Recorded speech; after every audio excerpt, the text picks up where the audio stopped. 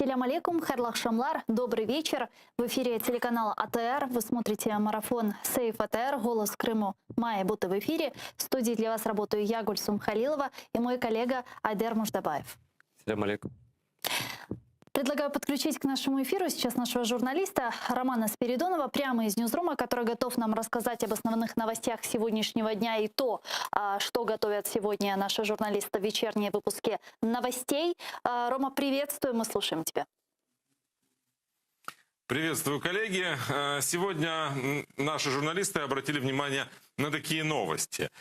Российские оккупанты готовят судебные иски из-за ущерба, причиненного Крыму водной блокадой. Об этом заявил коллаборант, так называемый спикер Госсовета Крыма Владимир Константинов. Сначала он хочет доказать ущерб в незаконных судах оккупированного полуострова, а потом жаловаться в международные суды.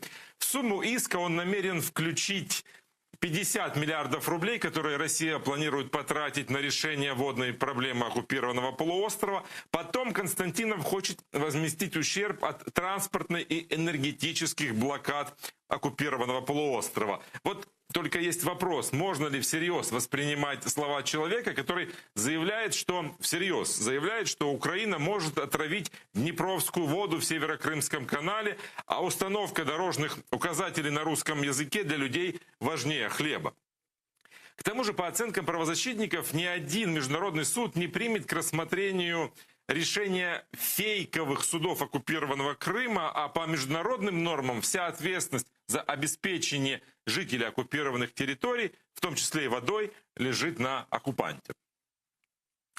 Выдают желаемое за действительное. В Кремле верят, что Турция рано или поздно признает российскую оккупацию Крыма. Об этом заявил пресс-секретарь российского президента Дмитрий Песков.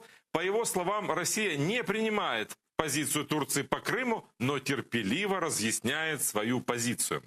Однако Турция неоднократно заявляла, что считает Крым неотъемлемой частью Украины, не признает его оккупацию. Турецкая республика также присоединилась к Крымской платформе, и ее представители будут участвовать в учредительном собрании этой платформы, которое состоится в августе этого года. В оккупированном Крыму выросло число смертей от коронавируса. По данным Роспотребнадзора, за неделю на полуострове зарегистрировали 36 летальных случаев.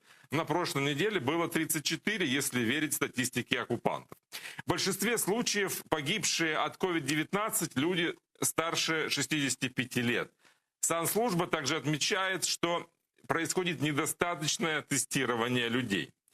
Кроме того, стало известно, что больше всего случаев заболеваний регистрируют на севере полуострова. И вот в связи с угрозой новой вспышки эпидемии коронавируса оккупанты даже отказались от масштабного празднования 7-й годовщины оккупации полуострова. Там ее отмечают 18 марта. Верность себе не преступление. В Министерстве иностранных дел Украины открылась выставка фотографий детей крымско-татарских политзаключенных. Каждое фото – это история ребенка, чьи родители, российские оккупанты, незаконно по политически мотивированным делам лишили свободы. Тех, кто из-за преследования оккупантов коренного народа остался без родительской опеки, на полуострове уже почти 200. Большинство из них нуждаются в психологической помощи, отмечают в Министерстве иностранных дел. А вот по словам заместителя министра иностранных дел Украины имени Джипар, стремление министерства в том, чтобы о страхе и политических преследованиях в оккупированном Крыму знал весь мир, и этому посвящена эта фотовыставка. Вот о таких новостях мы будем говорить сегодня в наших выпусках, как обычно, в 19:00 на украинском языке и в 21:00 на крымско-татарском. Спасибо, Рома. Это был наш журналист Роман Спиридонов прямо из Ньюзрума. Мы, конечно же, перейдем к обсуждению вышеупомянутых новостей с гостями, которые подключатся к нам в эфир. Но я хочу еще раз отметить, что мы продолжаем работать в прямом эфире, и мы продолжаем работать и вести марафон, который называется «Сейф АТР. Голос Крыма». Майя Бута в эфире, так как финансовые сложности телеканала АТР до сих пор не решены. Айдер, есть ли у тебя какие-то новости? Ну, я бы не сказал, что это новости. Я сейчас хочу обратиться к нашим западным партнерам, к представителям Европарламента, Литовского парламента, правительства, к представителям других государств, к которым мы обращались, к посольствам западных стран, перечисленных и других, с тем, что в последнее время ко мне приходят сообщения такие, что западные политики, дипломаты, министры, депутаты и так далее обращаются в Министерство по делам реинтеграции оккупированных территорий, и чиновники этого министерства, нашего украинского министерства, им сообщают, что проблемы телеканала ЭТР решаются, что, им кажется, что они выходят с нами на какие-то, я не знаю, как там, приходят к общему мнению, начинают с нами сотрудничать и решают проблемы телеканала ЭТР согласно 60-й статье соглашения об ассоциации Украины с ЕС от 11 февраля, в котором указано, что Евросоюз, Европарламент настаивает на создании устойчивого механизма финансовой и технической поддержки телеканала АТР до тех пор, пока он не находится на родине, в Крыму. Да? Я хочу сообщить нашим западным друзьям, что эти сообщения от чиновников правительственных украинских не соответствуют действительности. В действительности никто ни с момента резолюции, ни до этого ни разу не интересовался судьбой телеканала АТР. Не было ни одному руководителю, вообще сотруднику телеканала АТР, ни одного телефонного звонка с вопросом, как вы живете, сколько еще дней протянет вещание в долг телеканала для детского, что делать, чтобы запустить снова на Крым трансляцию радио Майдан, которая отключилась 2 недели назад, потому что у нас за долги ретранслятору, да, украинскому. Вот. Никто этим не интересовался. Мы обязательно этот кусок моих слов выложим отдельно во всех социальных сетях, чтобы и западные партнеры знали, что, по сути дела, их дезинформируют, а говоря простым языком, обманывают. Выполнять соглашение об ассоциации Украины с ЕС и в остальных, наверное, пунктах также примерно, но точно по 60-й статье никто никаких реальных шагов к этому не предпринимает. До данный момент, на сегодняшний день мне об этом ничего не известно, никому в телеканале об этом ничего не известно. Это пыль в глаза, это имитация деятельности, а на самом деле ее полное в реальности отсутствие. Также хочу сказать чиновникам Министерства по делам реинтеграции временно оккупированных территорий, что так вести себя нехорошо. Нехорошо вводить в заблуждение наших западных партнеров. Мы тоже с ними со всеми на связи. Нехорошо говорить неправду, но хуже всего говорить неправду, будучи государственным чиновником, потому что государственный чиновник — это немножко непростой человек. Вы отвечаете не за себя, а за державу, за государство, за страну Украину, за народ, который вас избрал и кормит на ваших чиновничьих местах. Не делайте так больше, или занимайтесь делом, или скажите прямо, что канал крымских татар вам не нужен, и не надо больше врать ни про какую крымскую платформу, что там будет рассматриваться какие-то вопросы на возвращение Крыма. Кому не нужно крымско-татарское телевидение, радио и детский телеканал, тому Крым не нужен определенно, потому что это унижение для нашего народа, это разрыв единственного моста связи с цивилизованным миром, который происходит сейчас на наших глазах всеми усилиями действующих чиновников этого правительства Украины, к сожалению, но все это правда. Я отвечаю за все сказанное своей репутацией, и я говорю как есть. Спасибо. Есть такая новость, я бы хотела, чтобы ты ее прокомментировал. И как тебе она вообще? Вчера на сайте Министерства реинтеграции по вопросам временно оккупированных территорий появилось такое сообщение, что Минреинтеграция инициирует усовершенствование системы государственной поддержки на вещателей по оккупированным территориям. И, в частности, Резников сказал, что они планируют разделить государственную поддержку на 2 важные составляющие. Это институциональная и конкурентная. Институциональная поддержка будет давать возможность обеспечить финансирование сигнала, доставки сигнала, полную или частичную оплату аренды, а также часть зарплат коллектива. И это все произойдет в обмен на производство установленного количества контента. варианта. Ну и по словам Резникова еще будет такая конкурентная основа, которая будет распределяться между вещателями. И там, значит, она будет распределяться на новые какие-то ток-шоу, на дубляж мультиков для коренного народа. Хотя я не знаю, правда, с кем можно проводить конкурсы. Не знаю, но может быть в министерстве есть отдел дубляжа, который может дублировать. То есть они продолжают настаивать на конкурсах? Но они продолжают пускать пыль в глаза. Они прекрасно знают, что основные расходы канала АТР — это, три, собственно говоря, основных расхода. Это аренда помещения, которая ни на каких конкурсах не решается. Это плата за спутники для канала Ляле, для канала АТР и для радио Мейдан на оккупированный Крым, которые тоже ни под какие конкурсы не подпадают. И что им мешает, если они действительно хотят поддерживать крымско-татарское вещание прямо здесь и сейчас, вчера оплатить эти все долги, которые образовались не по нашей вине, не очень понятно, да? Что тогда вы декларируете? Знаете, что говорите одно, делаете другое, вот и так далее. В каких конкурсах, сколько еще крымско-татарских телеканалов есть в Украине, которые будут участвовать в конкурсе на производство новостей про оккупированный Крым? Может быть, есть какие-то другие группы политических узников, которые будут конкурировать за сообщение о них на телеканале наш? Я не знаю, что это за конкуренция, да? Между кем и кем? Ну, или кто занимается дубляжом мультиков на крымстарском языке? Я даже не говорю. Но не в этом даже дело. А вот еще мне очень понравился момент про часть зарплат персонала. А другую часть зарплат, инженерам, монтажерам, журналистам, новостищикам будут семьи политзаключенных собирать в Крыму? Это как вообще? Или подразумевается, что канал АТР, единственный крымстарский телеканал в изгнании, может получать какую-то прибыль? То есть подразумевается, что мы можем получать прибыль какую-то, за счет этой прибыли жить. Но канал АТР не может получать прибыль. Мы не транслируем ничего прибыльного. К нам никто не даст рекламу в новости про политзаключенных, про обыски и аресты. Никто в такие новости рекламы не дает. Это абсолютно исключено. Об этом знает любой рекламщик, имеющий хоть какое-то отношение к медиа человек. Конечно, в Министерстве по делам оккупированных территорий, наверное, тоже кто-то об этом знает, да? То есть это идет разговор специально на уровне того, что, опять, несбыточные какие-то вещи выдаются за очевидные. То есть ситуация мирного времени применяется в мирное время. Да ради бога, слушайте, мы сейчас вещали бы из Симферополя, у нас было бы там по 300 тысяч долларов рекламных доходов в месяц. Вообще нам ничего не нужно совсем, да? И рекламу бы из Крыма давали, и со всего Крыма. А мы же не можем рекламу получить оттуда. Любой, кто даст нам рекламу, тот сядет в тюрьму сразу. Там люди по 14-15 лет сидят, которые видео для ТР снимали. Может, их тоже на конкурс выставим? Может, там конкурс операторов объявим? Лучшая съемка обыска с 5 камер, 6 с краном. Как там, что нужно сделать еще? Как нам победить в этом конкурсе? Вот. Это одна часть вопроса. Вторая часть вопроса. Скажите, а как они видят, вот эти люди, конкуренцию между украинцами и крымскими татарами в изгнании, что ли?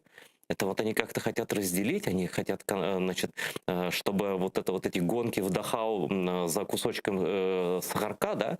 Значит, вот ты узник, беженец, вот бегите, и кто из вас, так сказать, с меньшей одышкой пробежит, значит, до министерства, и кто, наверное, там, не знаю, лизнет глубже или что-то еще сделает, с этим сахарком, вот тому он и достанется, да? Вот так это все выглядит, если называть вещи своими именами, а мы тут собрались для того, чтобы называть вещи своими именами. Я говорю то, что думаю, вот, и я думаю, что в этой системе, Гульсум, заложен элемент цензуры обязательно, потому что они будут рассказывать, как нам говорить о Крыме, они будут говорить, это не подходит, это слишком минорно, у нас все тут цветет и пахнет, значит, на крымской платформе все, значит, Крым возвращается, а то, что ни один закон по крымским татарам не принят, но об этом не надо говорить, это мы можем, так сказать, другие компании попросить. Никто не может нам диктовать, как нам говорить о Крыме. Ну уж нам никто не смог диктовать даже в Крыму. Конечно. Давай подключим к нашему эфиру сейчас адвоката Лилию Гемиджи из оккупированного полуострова. Сегодня на территории Крыма продолжаются так называемые судебные процессы по крымским татарам, по политическим заключенным. Сегодня, в частности, прошли судилища по делу Эдема Бекирова, а также рассматривают дела о так называемом терроризме третьей бахчисарайской группы, Белогорской группы. Лилия Ханум, селям алейкум. Алейкум селям. Лилия Ханум, расскажите, как проходят сегодняшние так называемые судебные заседания? Вы правильно заметили, что сегодня было судебное заседание по 3-й Бахчисарайской группе по так называемому делу Хизбут-Тахрир. Сегодня заседание проходило в 3 судах. Это Южный окружной военный суд в городе Ростове-на-Дону. Там присутствовали наши подзащитные, которые содержатся в ростовском СИЗО номер 1. Это Титумер и Осман, 2 брата. А также их родной дядя Ситмеметов Рустем. Из Севастопольского гарнизонного суда присутствовал мой подзащитный Амед Сулейманов. И из Крымского гарнизонного военного суда, из Симферополя был так называемый скрытый свидетель. Он уже ни для кого не является скрытым. Это латыш, зовут его Константин Тумаревич. Он уже являлся свидетелем по делу 2-й Бахчисарайской группы. Единственной причиной для сокрытия его личных данных, на мой взгляд, является то, чтобы он мог свободно громоздить одну ложь на другую, и для того, чтобы он мог снимать вопросы под предлогом того, что данные вопросы могут рассекретить его личные данные и таким образом угрожать его безопасности, его здоровью, его жизни. Сегодня он также давал показания лживые в отношении 4 фигурантов Бахчисарайской группы, которые находятся под мерой пресечения, в отношении корреспондента АТР Титумерова. Придумывал абсолютно несуществующие вещи, то есть придумывал именно те вещи, которые выгодны следствию. На вопрос, например, прокурора являлись ли субъекты, которые вменяются, скажем, в вину всем 4 фигурантам Бахчисарайской группы, открытыми он сказал, да, доступ в мечеть был свободный, но специально избиралось такое время, позднее время, ночное время, и чтобы люди уходили уже из этого времени, в это время из мечети, и потом уже никто в мечеть не допускался. Это абсолютно немыслимый ответ, потому что все мечети до определенного времени были общедоступными, имел доступ в любое время суток любой желающий. Мечеть это был центр для мусульман. И в нормальных, скажем так, в нормальном обществе это так и продолжает оставаться. Это центр, скажем, культуры, центр обмена информацией для мусульман. И проводить какие-либо запретные мероприятия в мечети это абсолютно немыслимо. Но тем не менее уже не первая группа, которая обвиняется в совершении преступлений террористического характера, именно потому что обсуждали в мечети исламские темы. Лилия Ханум, Ханум, вот по вашим прогнозам, как долго будет продолжаться этот цирк под названием «Судебный процесс» в отношении наших соотечественников, и какой срок может запросить оккупационный прокурор? Завтра как раз-таки уже год, как задержали эту 3-ю Бахчисарайскую группу, годовщина. Я думаю, суд еще будет идти не 1 месяц. Сроки будут очень жесткими. И учитывая последние тенденции, которые мы видим в продолжающихся процессах над крымскими татарами, помимо колоний строгого режима, прокурор запрашивает первые несколько лет содержания в тюрьме. То есть это еще более жесткие условия, когда продолжают находиться наши подзащитные в ограниченном пространстве. Время прогулок у них всего лишь 1 час. 1 час в день они имеют право подышать каким-то там свежим воздухом, который они могут иметь в этом так называемом дворике, крытом дворике, где осуществляются их прогулки. Учитывая то, что фигурантов 2-й Бахчисарайской группы, которые сейчас содержатся в СИЗО Новочеркасска, вывозят на прогулку с собаками, ожидать каких-либо послаблений мы не можем. Мы рассчитываем, что сроки из раза в раз увеличиваются, что доказывает абсурдность данных уголовных дел. Невозможно говорить о терроризме без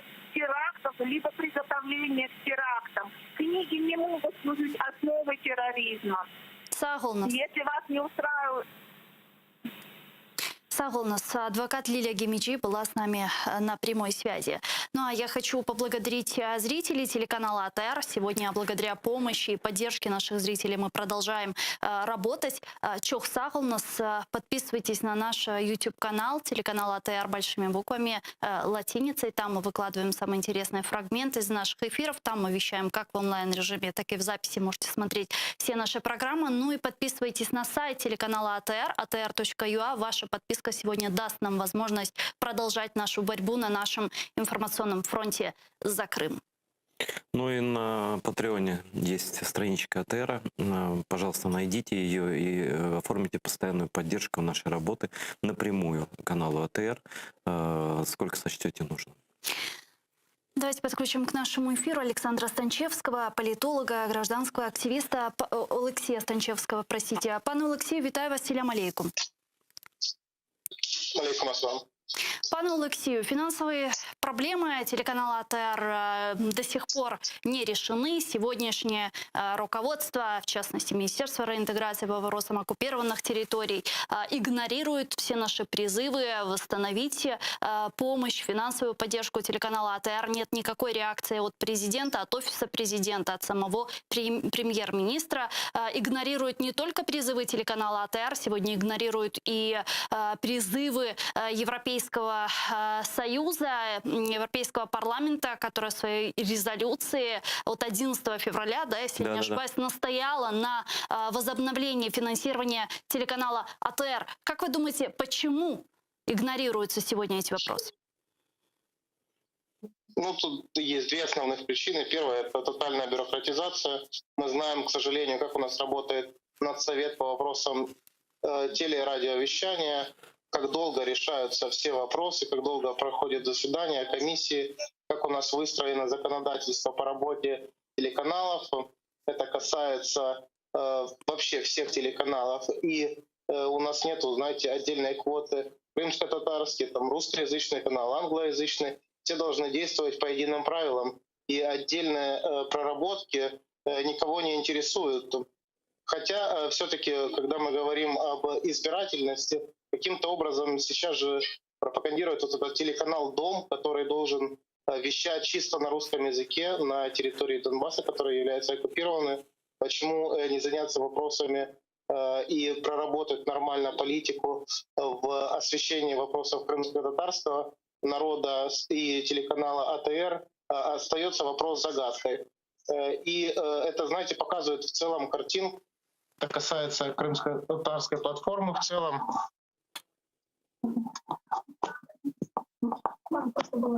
Так, вам нужно повернуть камеру. Да, вот сейчас хорошо. Связь пропала. Мы вас слышим хорошо. Да. Да, я вас тоже хорошо слышу. То есть это показывает в целом, что нету единой позиции по Крыму. Это касается и платформы крымской, которая нам заявляет, знаете, она переносится, что у нас, оказывается, уже год есть по заявлениям Резникова мирный план по урегулированию вопроса Крыма, который до сих пор не представлен. Он нам обещает, что он будет представлен как раз на крымской платформе. А кто будет ее участниками, в каком формате это будет проходить, опять же, этого ничего нет. Это показывает, что, в принципе, политика по отношению к Крыму, которая должна была быть разработана, она заявлена только на бумаге, и то эту бумагу нам не показывают. А по сути, по факту мы ее не видим. А как вы думаете, платформа по деоккупации полуострова отыграет ли практическое действие, или это просто такой информационный шум вокруг проблематики полуострова? Ну, и если взять конкретно вопрос крымской платформы как проекта имени Джапаровой, то это, конечно, такой большой пиар-проект. Но это может ложиться, конечно, на политические, внутриполитические и геополитические рельсы. Все зависит от того, какое большое представительство, насколько оно высокое будет именно в рамках проведения этой платформы. Если действительно получится даже в контексте пандемии пригласить каких-то больших политических мировых лидеров, чтобы они присутствовали на этом мероприятии, конечно, это будет совершенно другой формат. Хотя, опять же, то, насколько идет подготовка к этому вопросу и вообще общемировые сейчас тенденции, что политики мирового уровня не сильно ездят, свидетельствует о том, что пока это выглядит ситуация сомнительно. Хотя даже, знаете, в формате, если это делать сейчас онлайн-конференции и представительства каких-нибудь иностранных лидеров, это не должен быть уровень, знаете, там третьего секретаря посольства или министра иностранных дел. Конечно, нам нужны слова президентов, которые поддерживают политику в отношении Крыма, и должна быть, наконец, заявлена позиция. Где эта дорожная карта, каким образом она выглядит, мы ее не видим. Вы знаете, это Айдар Муждабаев, приветствую вас. Вы упомянули канал «Дом», как канал для оккупированных территорий. Вот если у вас есть интернет, и все, кто нас сейчас смотрит, просто зайдите в поисковик, забейте эфир телеканала «Дом». И можете посмотреть, что там сейчас идет. В любой момент времени можно посмотреть советское кино про жизнь в Советском Союзе. В основном это 30-е, 40-е, 50-е, 60-е годы. Это советские солдаты, объятия сына, мужика, уходящего на войну, со словами своей жене: вырастет сын, назови ее русским, родится сын, назови русским именем. Давайте обнимемся по-русски. Вот, мы же русские люди и все такое прочее. Сейчас, по-моему, идет фильм «Девчата». Вот, до этого шел фильм «Есть такой парень» про трудовые будни. Там нормально тоже все в СССР было хорошо.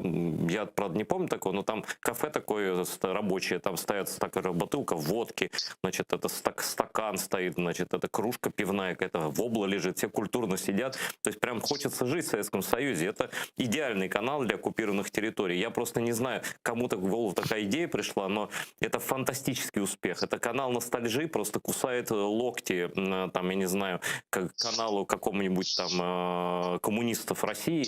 И, в принципе, это настолько вот весь русский мир, советский мир в украинском экране за украинские бюджетные деньги в сумме 300 миллионов гривен в год, что, в принципе, Россотрудничество могло бы стать коспонсором этого проекта, потому что больше русского мира нанести на оккупированные территории сложно. А при том, что они вещают еще же в спутнике сейчас. То есть любой украинский гражданин, который вот хочет подпитаться русским миром, он включает канал «Дом», я прямо сейчас рекламирую, и прям вот как будто дозу себе по вене пускаешь, и там сразу пломбир, вот это 20 копеек, все так просто. Я вот вам лично рекомендую, посмотрите. Это вот молодой человек, просто вы захотите там жить. Вот этот канал не показывает жизнь в Украине, он показывает жизнь в Советском Союзе. Причем это машина времени, это уникальный канал, таких больше нет в мире. Все эти Discovery отдыхают, все эти в мире животных, все полная ерунда, все эти исторические каналы BBC.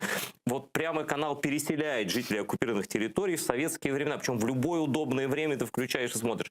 А как в Крыму это смотреть? Вот представляете себе, идут обыски у крымских татар, да? А тут телевизор работает, и единственный канал для оккупированных территорий — «Дом». Вот если крымстарская семья включает, а там пьянка на заводе имени Ильича, да? Или в колхозе празднуют победу доярки, там, которая больше сисек надергала у коров, да? А тут обыск, заходят люди, нет, подождите, извините, давайте присядем вместе, посмотрим. Тут как раз показывают сотрудников НКВД, который героически штурмует там какой-то ДОТ где-нибудь там в Воронежской области в 43-м году. Я совершенно вас не обманываю, это все так и есть. Поэтому я считаю, что как бы информационная политика достигла своего потолка просто. Тут дальше, выше, только я не знаю, что еще показывать.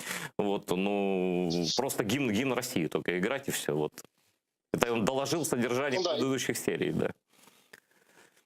С учетом того, что все-таки этот канал не подпадает под общие правила, вы же сами знаете, как получается лицензия, как там прописывается контент, процентовка, сколько такого, если это канал там информационный, если канал развлекательный, если семейного типа, все расписывается. Здесь создали особые условия.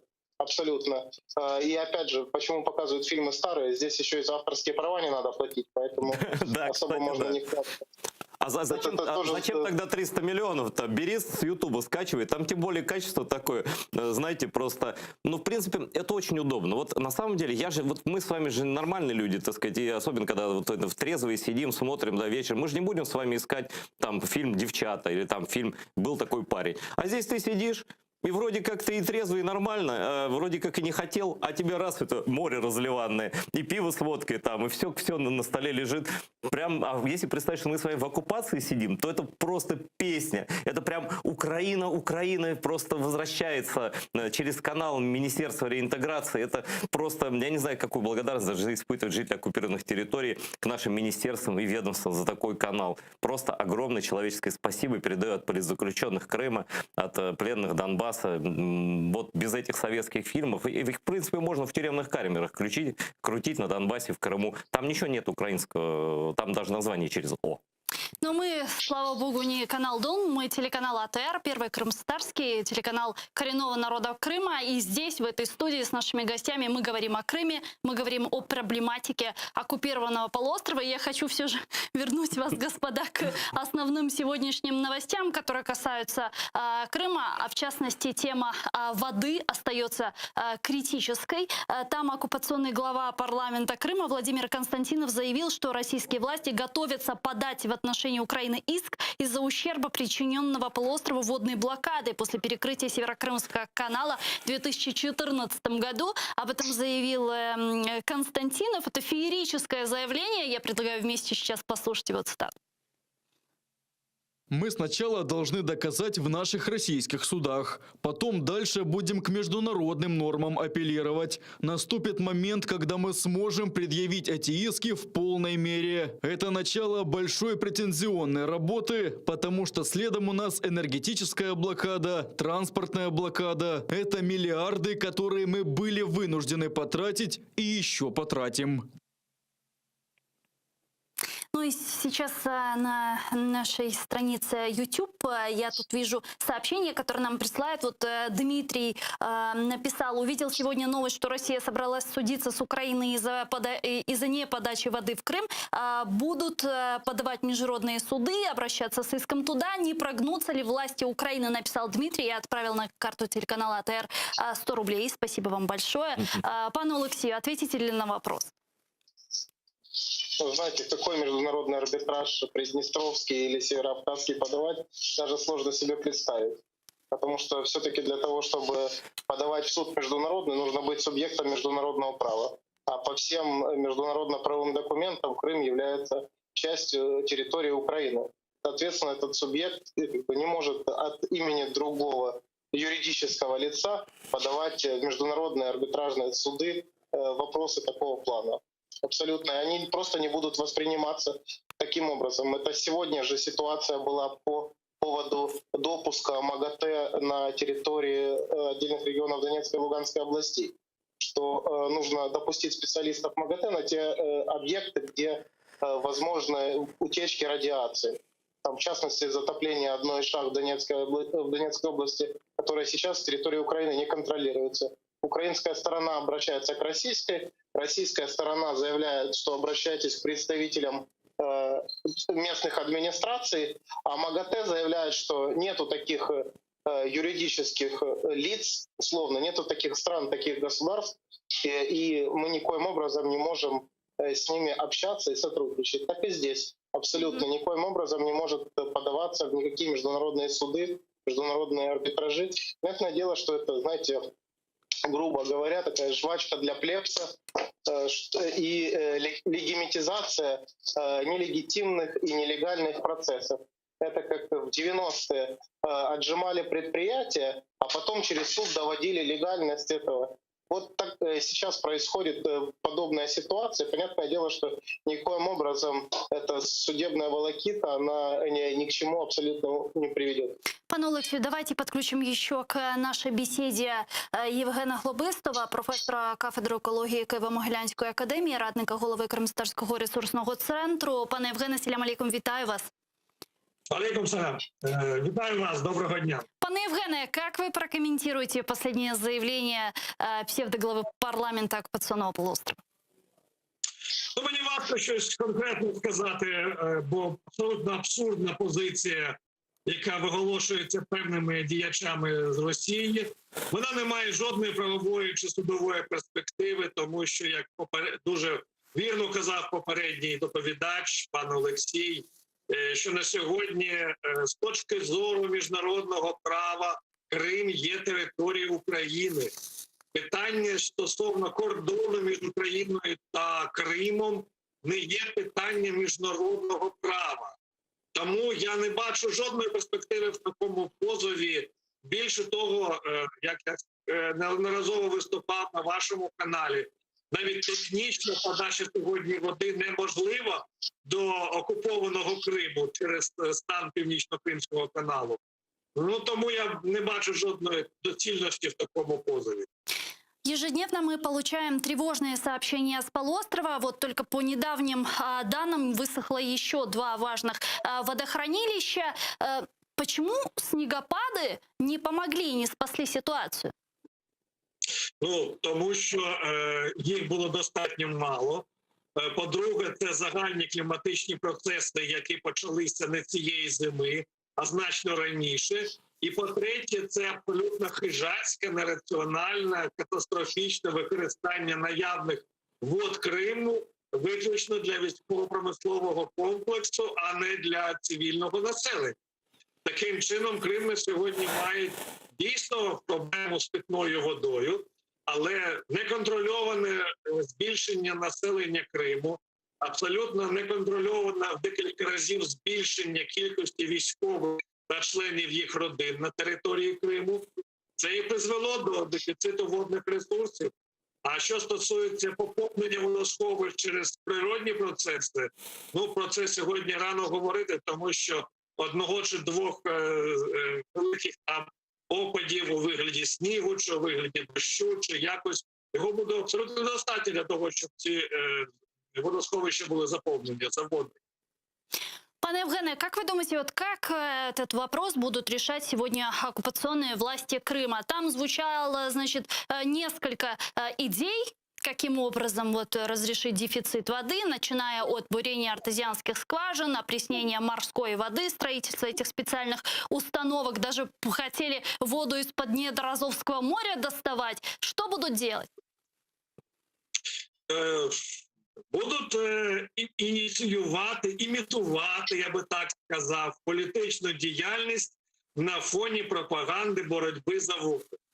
Направду на сьогодні, наскільки нам відомо, Росія не має жодного конструктивного рішення цієї проблеми, тому що буріння свердловин відбувається хаотично, кількості води там недостатньо, якість води дуже різна.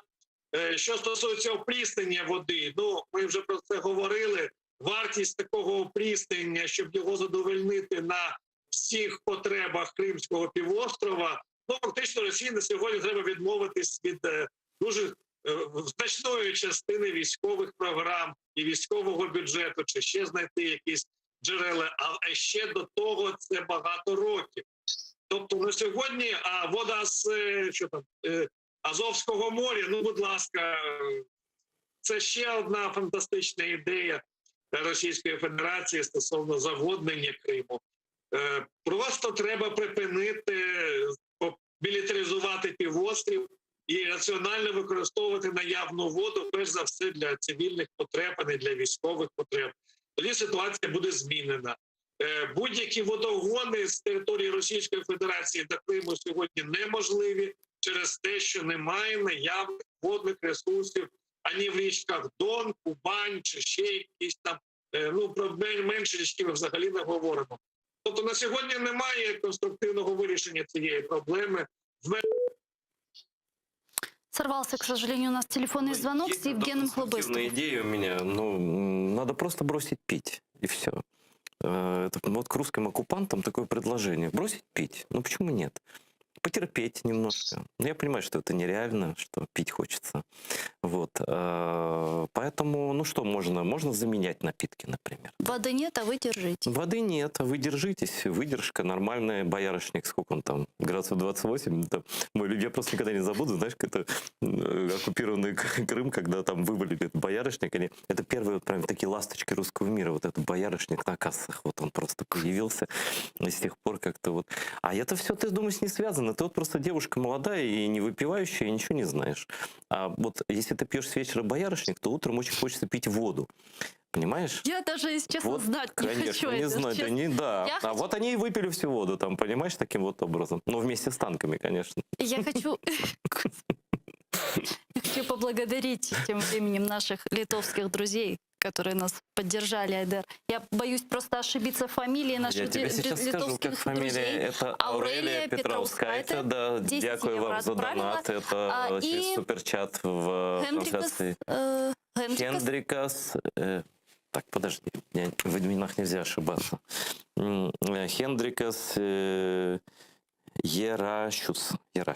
Да, отправил 10 евро на карту телеканала АДР. Спасибо вам большое, дуже дякую. Благодарим наших литовских друзей, которые продолжают нас поддерживать и находятся постоянно рядом с нами. Евген Хлобыстов вернулся к нам и готов закончить свою мысль. Пане Евгене.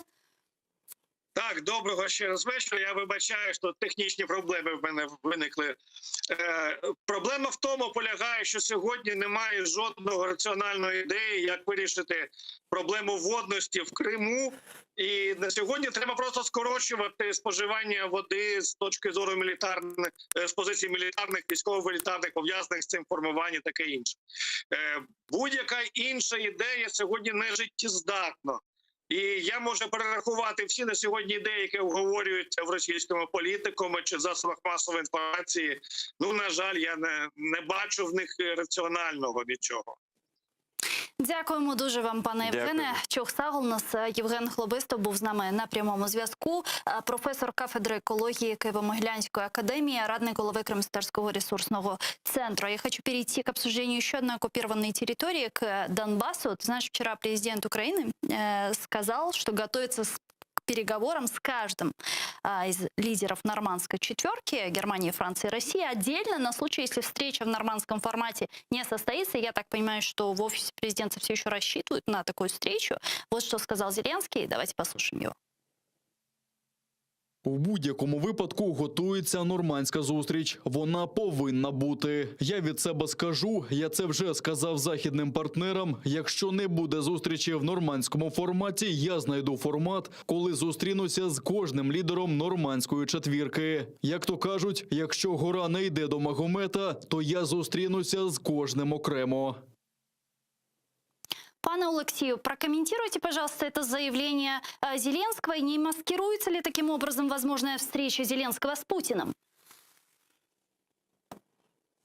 Ну, мы видим официальное заявление, ответ российской стороны, которое прозвучало, и на озвученную идею о том, что у нас есть мирный план, мы готовы работать дальше, готовы встречаться. О том, что впервые об этом слышит российская сторона, ничего об этом не было раньше. Что касается заявлений по встрече, и ранее российская сторона заявляла о том, что нету никаких, так сказать, продумов для того, чтобы эта встреча состоялась. Как обычно любят говорить представители Кремля, домашняя работа не проведена. При этом мы видим, как усилилась противостояние на Донбассе, мы видим обстрелы. Сегодня тоже обстрелы с применением стрелкового оружия и гранатометов. Сколько в последнее время раненых и убитых. 18 раз за эти сутки нарушили режим тишины. Вот. Кроме этого, мы видим, как усилилась борьба, условно говоря, с пятой колонной внутри страны. Это санкции, которые были наложены на информационные каналы, на отдельных физлиц, на Виктора Медведчука и людей из его орбиты, его клиентелу.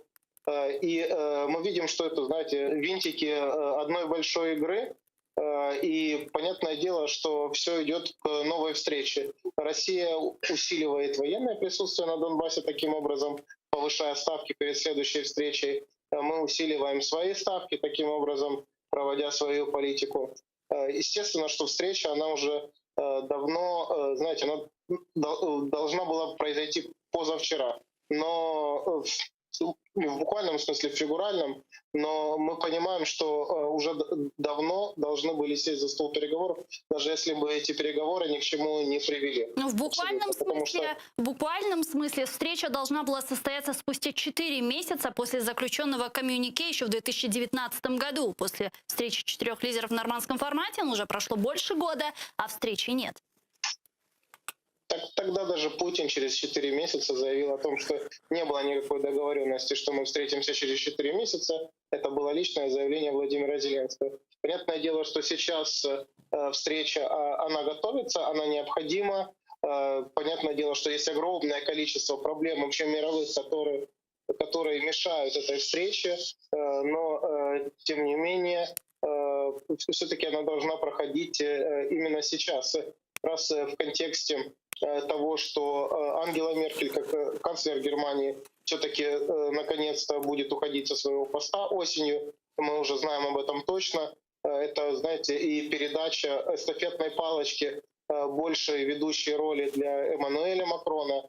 Должны быть закреплены определенные позиции. Должна быть озвучена позиция на этих переговорах лидеров, американского лидера, новой администрации, то есть должно быть заявлено лично Владимиру Путину через Ангелу Меркель или Эммануэля Макрона позиция американцев по этому вопросу. Действительно, если российская сторона на это не пойдет, то здесь достаточно механизмов, которые будут прорабатываться.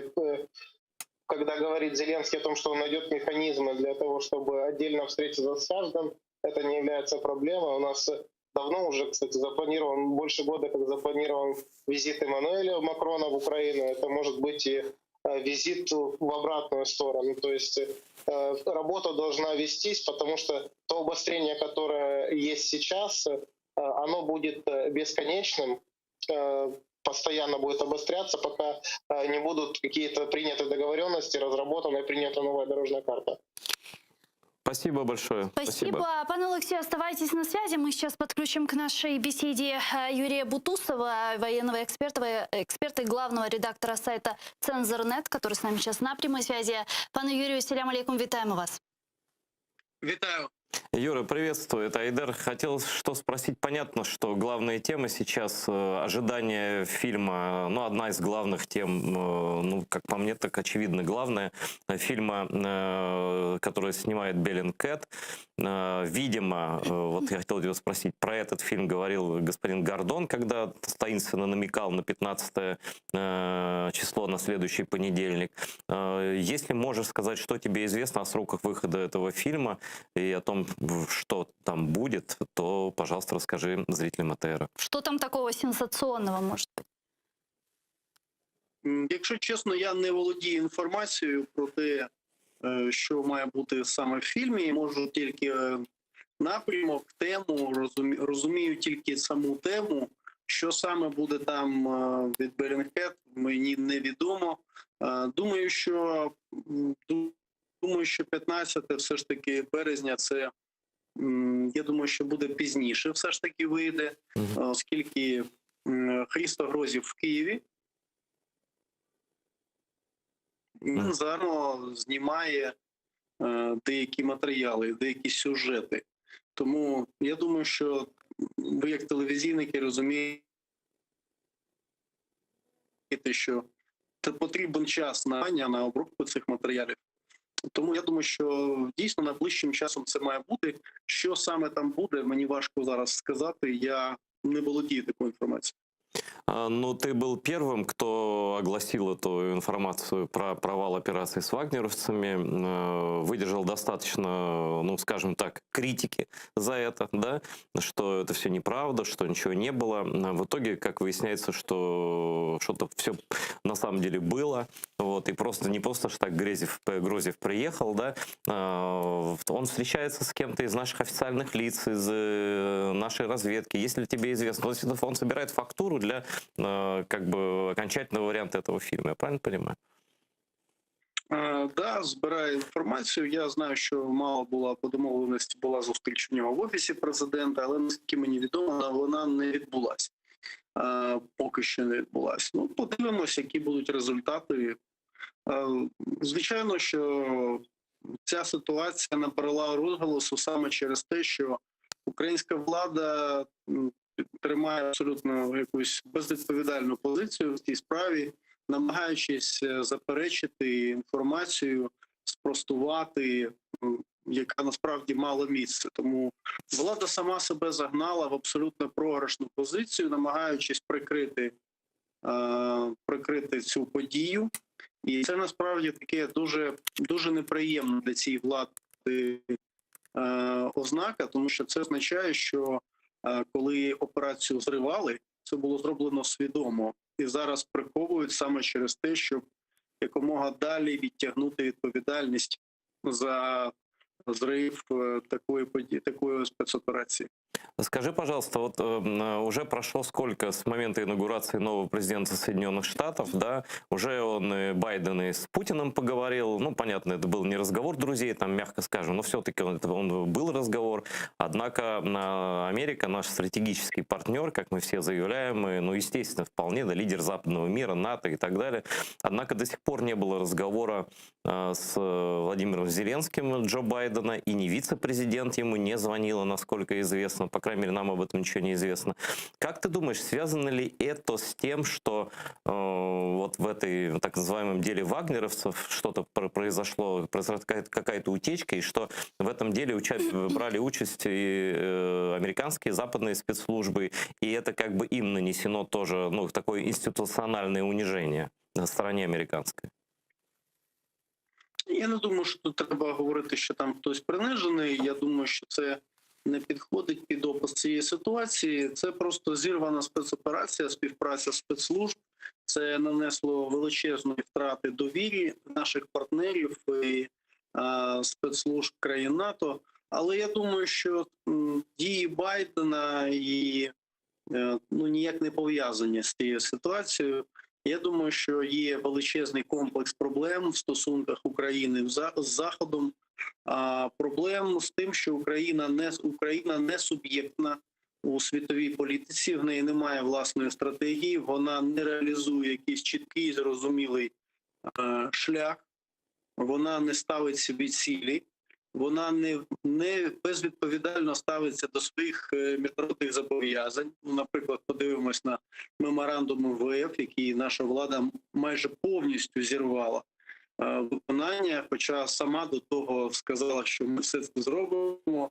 То, звичайно, є комплекс проблем, і оця слабкість держави, вона не робить спілкування з керівництвом України пріоритетом для Байдена. Байден розуміє, що Україна – це просто такий клубок проблем, за який, в принципі, немає такої потреби дуже швидко братися, бо там все так якось за інерцією буде пливти ще тривалий час. Ну хорошо, а если, это, я не говорю, что прямо это отдельное дело вагнеровцев является единственным препятствием. Вот какое домашнее задание должна сделать Украина, чтобы с нашей властью начали общаться на высшем уровне? Сколько должно пройти для этого времени, что должно быть сделано? Потому что мы знаем, вот ты сказал про МВФ, там не выполнена куча статей ассоциации с ЕС, да, вот за которые 11 февраля опубликовали, куча не выполнена всего, да, и никуда ничего не двигается. То есть это и дальше будет ситуация подвешена, или она как-то, что-то произойдет? Ну, звичайно, дивіться, деградація може відбуватися необмежений час. Від того, що йде час, державні діячі не стають розумніші і не ухвалюють кращі рішення. Час на це не впливає. Впливає воля застосовувати професіональні навички. Так ось Україні потрібна стратегія, що вона хоче зробити в цьому світі, чого вона прагне, в чому вона співпрацює з нашими союзниками, де вона рухається, що вона виконує,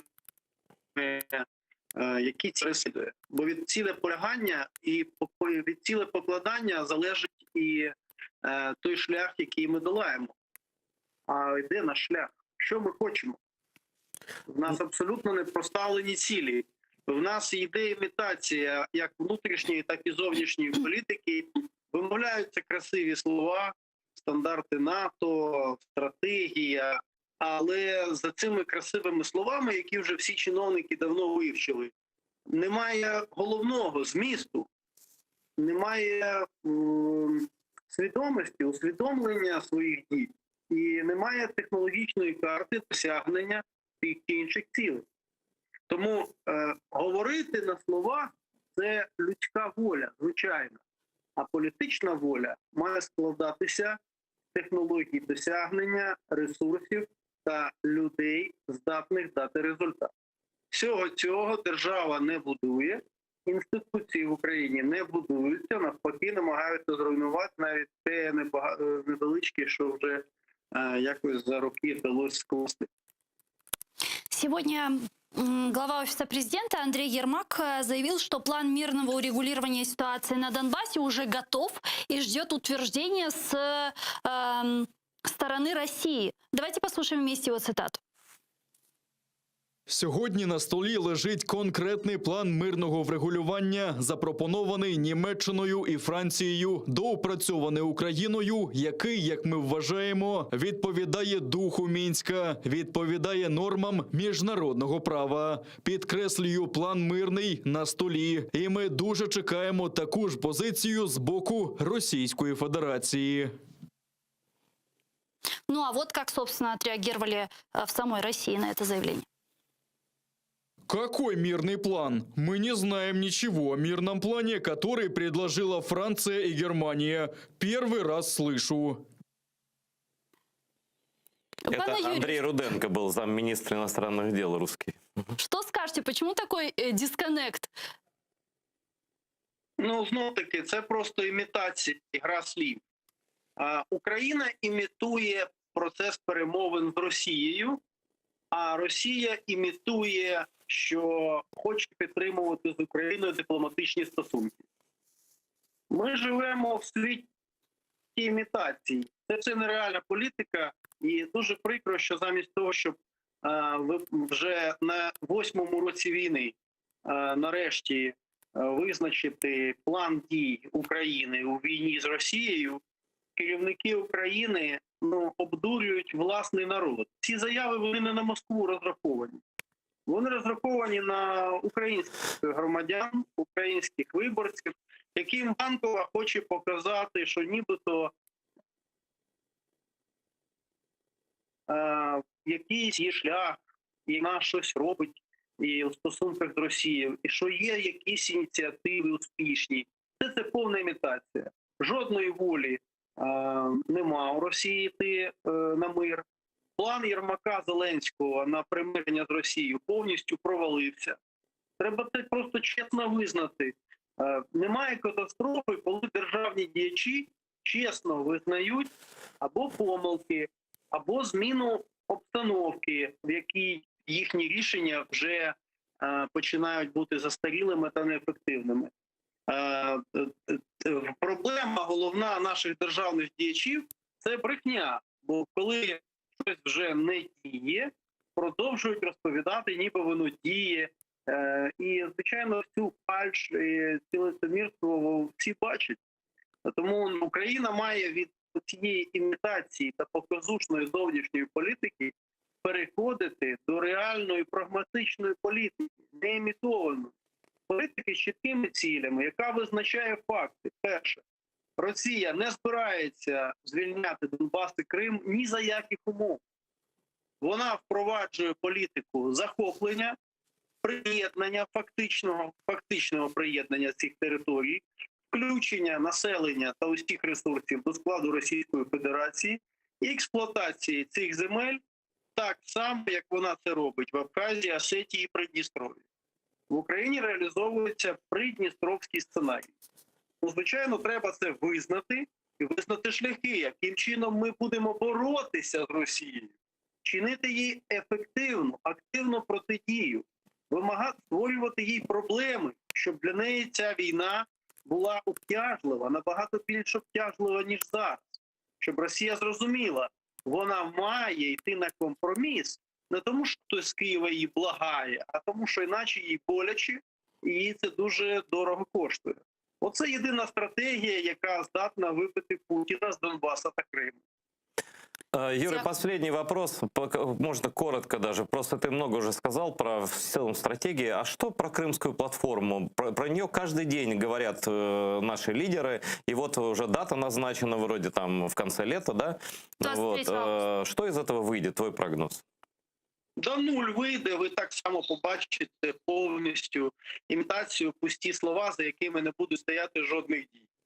Немає окремої в Україні, не може бути окремої Кримської платформи, не може бути окремої Донбаської платформи, не може бути окремої Придністровської та Чорноморської платформи. Має бути єдина, чітка зовнішньополітична стратегія у війні з Росією.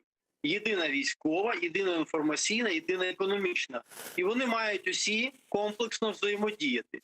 Поки держава це не визначає, всі ці події, вони мають культурологічне значення, інформаційне обмежено, дуже обмежено. І все. Ну, це просто такі фетіші. Створюються фетіші нібито в якихось рухів. А насправді держава туди не йде. Там, де вона розміщує, проводить ці конференції. Що робиться по Криму? Що змінилося в позиції України за ці 7 років? До чого призведе ця Кримська платформа? Які зміни вона може дати, коли російські окупанти нарощують військову присутність в Криму, нарощують конфронтацію і зміцнюють свої позиції в Криму?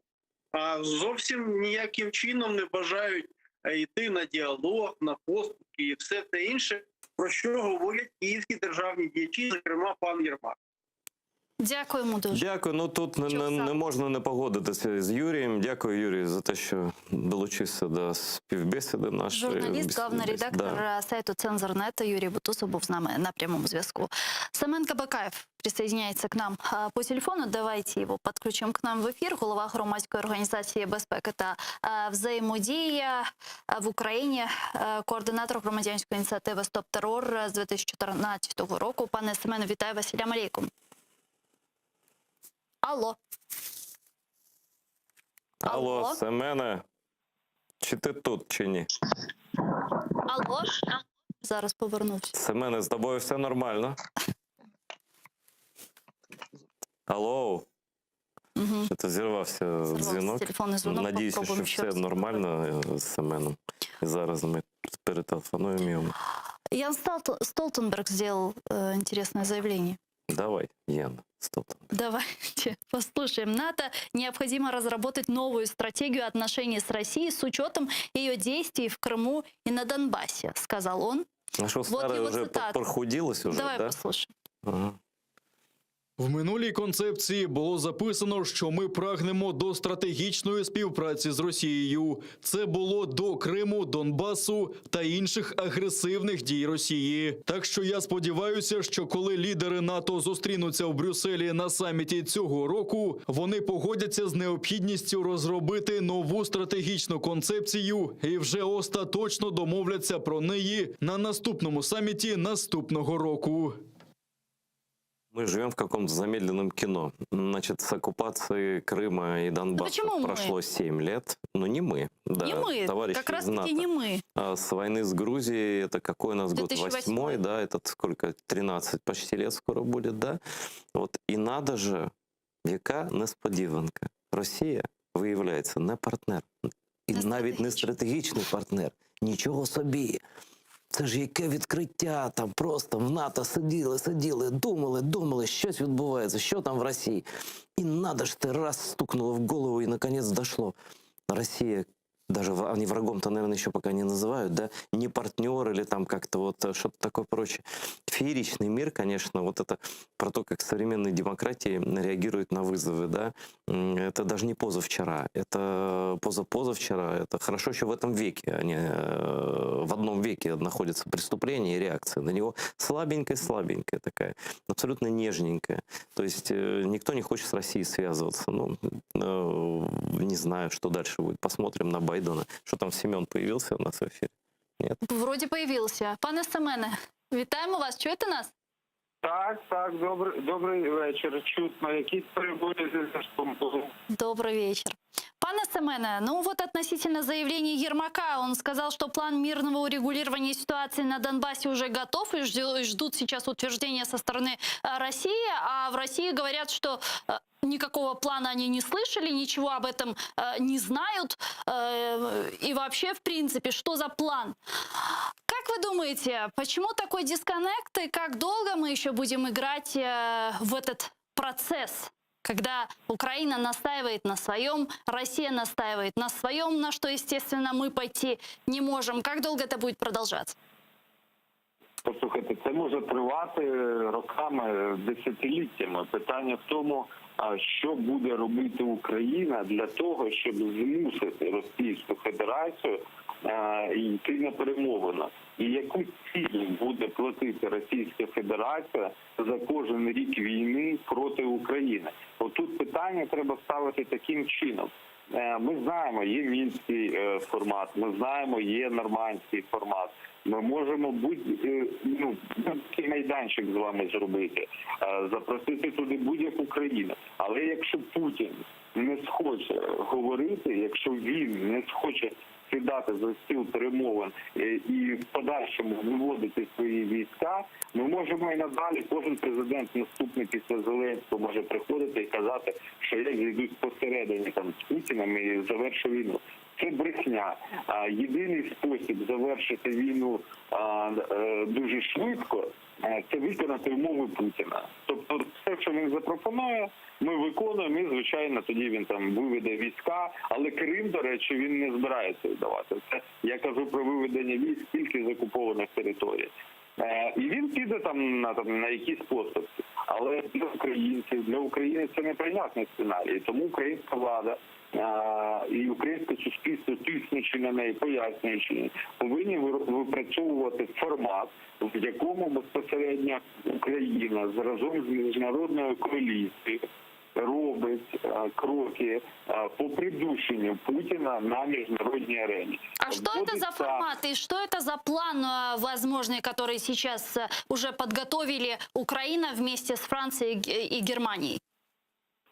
Послухайте, це все фікція, я вам ще раз скажу. Немає ніякого плану. От ми можемо з вами говорити, розробляти десятки планів. От якщо Путін на них не піде, яка різниця? Як це буде впроваджуватися протягом року, протягом півроку? Це абсолютно неважливо. Що першим буде проводитися? Вибори чи виведення військ? Послухайте, це все інтелектуальна гра, якась, але це неважливо. Є чіткі речі, які артикулює українське суспільство і до яких треба дослухатись. Спочатку виведення військ, потім деокупація цих територій, потім період на відновлення і потім тільки питання виборів. Тільки за таким шляхом ми можемо рухати, щоб звільнити окуповану територію Донецька і Луганська. Чи піде Путін? Я ще раз питаю на такий план. Ні, не піде. І він буде далі використовувати Донбас, він буде обстрілювати мирних громадян, він буде вбивати українських військових для того, щоб Європа, Сполучені Штати, Україна виконували всі його забаганки. Але ми не повинні дивитися, що робить Путін. Ми повинні самі для себе випрацювати план, зміцнити Збройні сили, закупити озброєння, готові бути відсіч давати в будь-яку секунду, зміцнити Збройні сили, зміцнити правоохоронну структуру і розвивати співпрацю з НАТО, робити реформу для того, щоб вступити в НАТО, робити реформи для того, щоб вступити в Європейський Союз.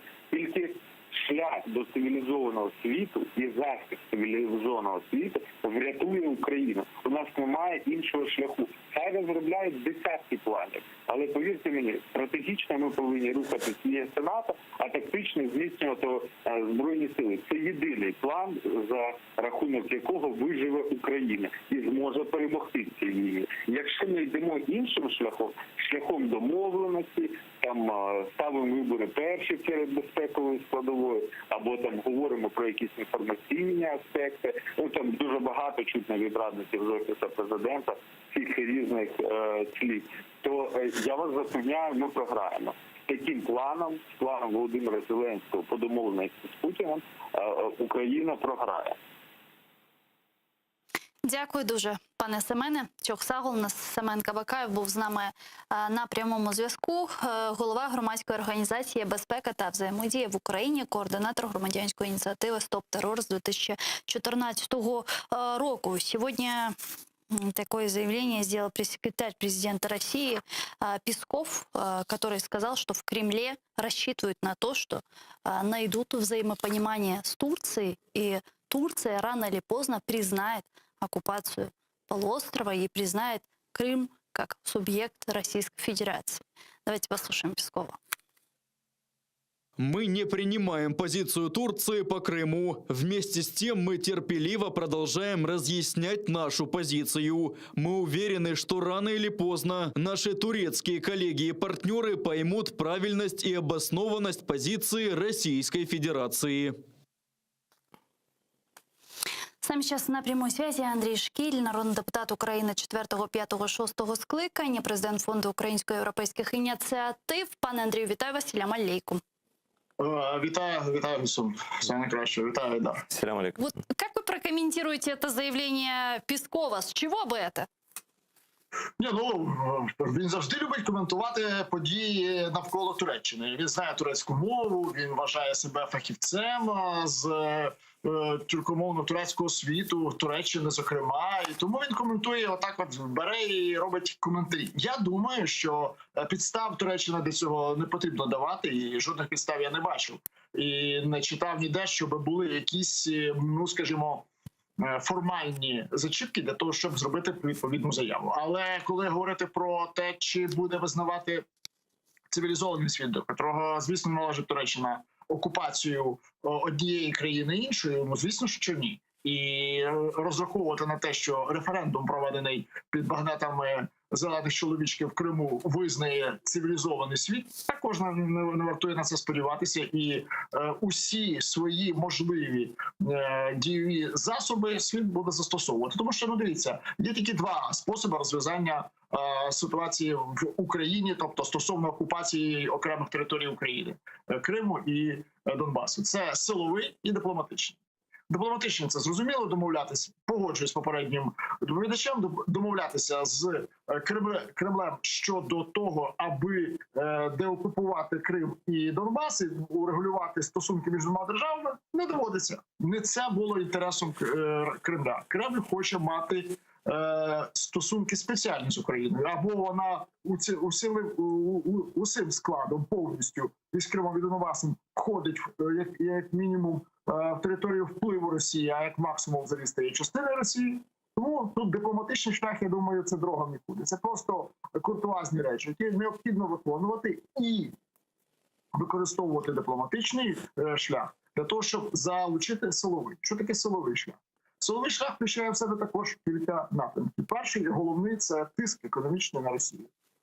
Якби не, скажімо так, підскакували забористи, підскакували в Кремлі з приводу того, що санкції заслаблі, вони надто точкові, вони не діють. Хто такі ці люди, проти котрих застосовані санкції?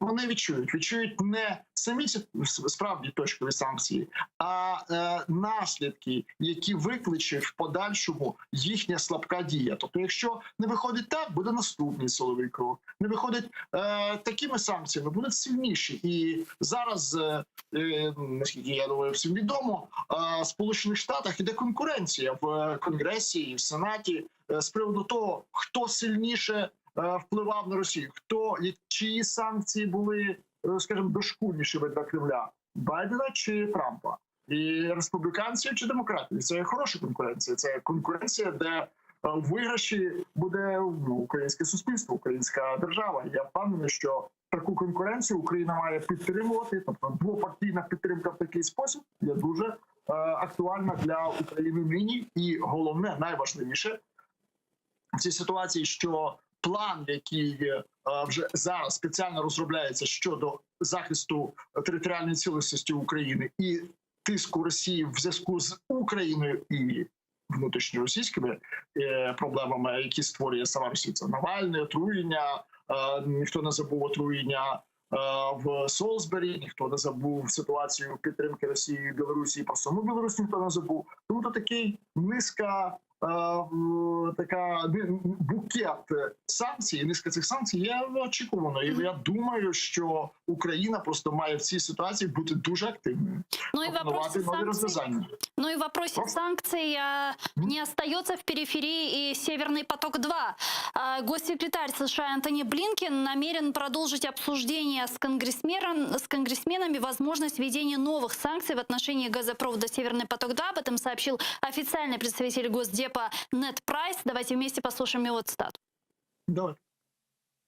Президент Байден назвав це поганою угодою, що розділяє Європу. У держсекретаря впевнений, завтра буде можливість продовжити обговорення цього питання з законодавцями. Він цінує їх розуміння питання і зворотний зв'язок з цієї та з усіх інших проблем, з якими ми стикаємося.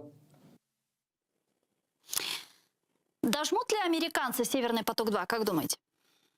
Дожмуть, звичайно. От дивіться, я вам просто короткий приклад. Ми тут з Кримом ми розуміємо, що таке вино. Що таке вино для Франції, правда? Це важливий туризм, вино дуже важливий. І що робить Трамп свого часу? Після того, як французька держава обклала окремим податком крупні компанії, Facebook, Amazon і інші, вони вводять зустрічні санкції, вводять 25% націнки на кожну французьку пляшку вина, яка буде приходити з Франції до Сполучених Штатів. Помінялася влада. Нічого не змінилося. 25%. Це дуже висока націнка на такі продукти, як вино. Така сама буде картина із Північним потоком. Так помінялися президенти. Так помінялися слова, якими звертаються до Німеччини президенти Сполучених Штатів. Трамп у своєму стилі хамив, запевняв всіх, що ніколи нічого не пройде, як я сказав, я відрубав, так і буде. Байден діє по-інакшому, це досвідчена людина в політичному істеблішмі Сполучених Штатів. Він спокійно каже, так подумаємо, ми розміркуємо, розглянемо, так дійсно, можливо, треба було б добудувати, але караються санкціями усі учасники процесу. І, звісно, Росія намагається хоч в якийсь спосіб зберегти міну доброміну при поганій грі, підфінансувати якісь видимість робіт, але навіть вони, навіть вже центральні канали Росії кажуть, що до кінця року, напевно, цього не вдасться добудувати, мало залишилося, але це в інтересі Німеччини. В інтересі Франції також не мати 25% націнки на своє вино, але це рішення Сполучених Штатів. В інтересі Німеччини мати цей газопровід, але не в інтересі Європи, світу, України, в першу чергу, і Сполучених Штатів. Тому що Сполучені Штати є гарантами дотримання демократії у світі. І треба дякувати, що гарант помінявся президент країни, яка гарантує демократичні права планеті Земля. І тому ситуація буде достатньо жвавішою, значно жвавішою у Вашингтоні щодо порушення чи Німеччиною, чи Польщею, чи Францією, чи Україною, чи будь-якої іншої демократичної держави. Реакція буде достатньо швидкою і значно швидшою, ніж раніше. А щодо Росії, Китаю, Північної Кореї та інших недемократичних країн, або псевдодемократичних країн, реакція буде не така рішуча, не така театральна, як при Трампові, але послідовна і впевнена. Почему Германии нужен «Северный поток», мы прекрасно понимаем, он им достается фактически бесплатно, просто так. Зачем «Газпрому» этот абсолютно экономически невыгодный проект, как оценивают многие эксперты по нефтегазовому рынку? Є такий добрий документ, зняли, мені здається, американці, називається «Gas Weapon», тобто газ зброєю є. Газова зброя для Росії – це не пістолет, яким колись використовується в самозахисту, з метою самозахисту. А швидше всього, звичайно, така ж сама зброя, якою було часом вбито Бандеру. Якщо ми пам'ятаємо, то також газ, тільки цяністий. Тут в даній ситуації Росія використовує газ пропан-бутан, тобто інший систему газу, але від цього не змінюється її бажання, тобто Росії, використовувати газ як засіб зброї, як впливу засіб. І тому «Газпром» не буде дивитися на втрати. Тут у них задача взагалі по другій ниці цього Nord Stream вийти на хоча б невеликі червоні цифри. Про прибутки там мова не ведеться. Ведеться мова про політичний вплив. Газ – це політичний вплив. Добре, що міняється порядок денний в Європі і в світі щодо спалювального палива, щодо вуглеводнів взагалі, але тим не менше газ лишається привабливою системою опалення помешкань, опалювання електростанцій, таке інше, зрідження його і заправляння автомобілів. Тому Росія це використовує. Росія використовує, скажімо, те, що Німеччині вигідно, вона використовує цей газ і вигоду Німеччини для того, щоб розколювати, розшаровувати Європейський Союз. І часами Росії це вдається. Але я думаю, що при зміні влади в Сполучених Штатах, зміни порядку денного в Вашингтоні, ситуація поміняється. Буде менше гарних слів, а буде більше чутливих для Росії дій з боку США. Дякуємо дуже, пане Андрію. Чуксаг, у нас політичний аналітик, Дякую вам, народний все депутат найкраще. України 4, 5 та Дякую. 6 скликання. Андрій Шкіль був з нами на прямому зв'язку. Чуксаг у нас. Ну а мы завершаем этот блок. С вами не прощаемся, мы говорим вам до свидания, буквально через несколько секунд. Мы вернемся, через несколько минут будет правильнее. Мы вернемся в эту студию и продолжим наш эфир, правда, уже на крымстарском языке. Не переключайтесь, оставайтесь первым крымстарским телеканалом АТР. Да, оставайтесь.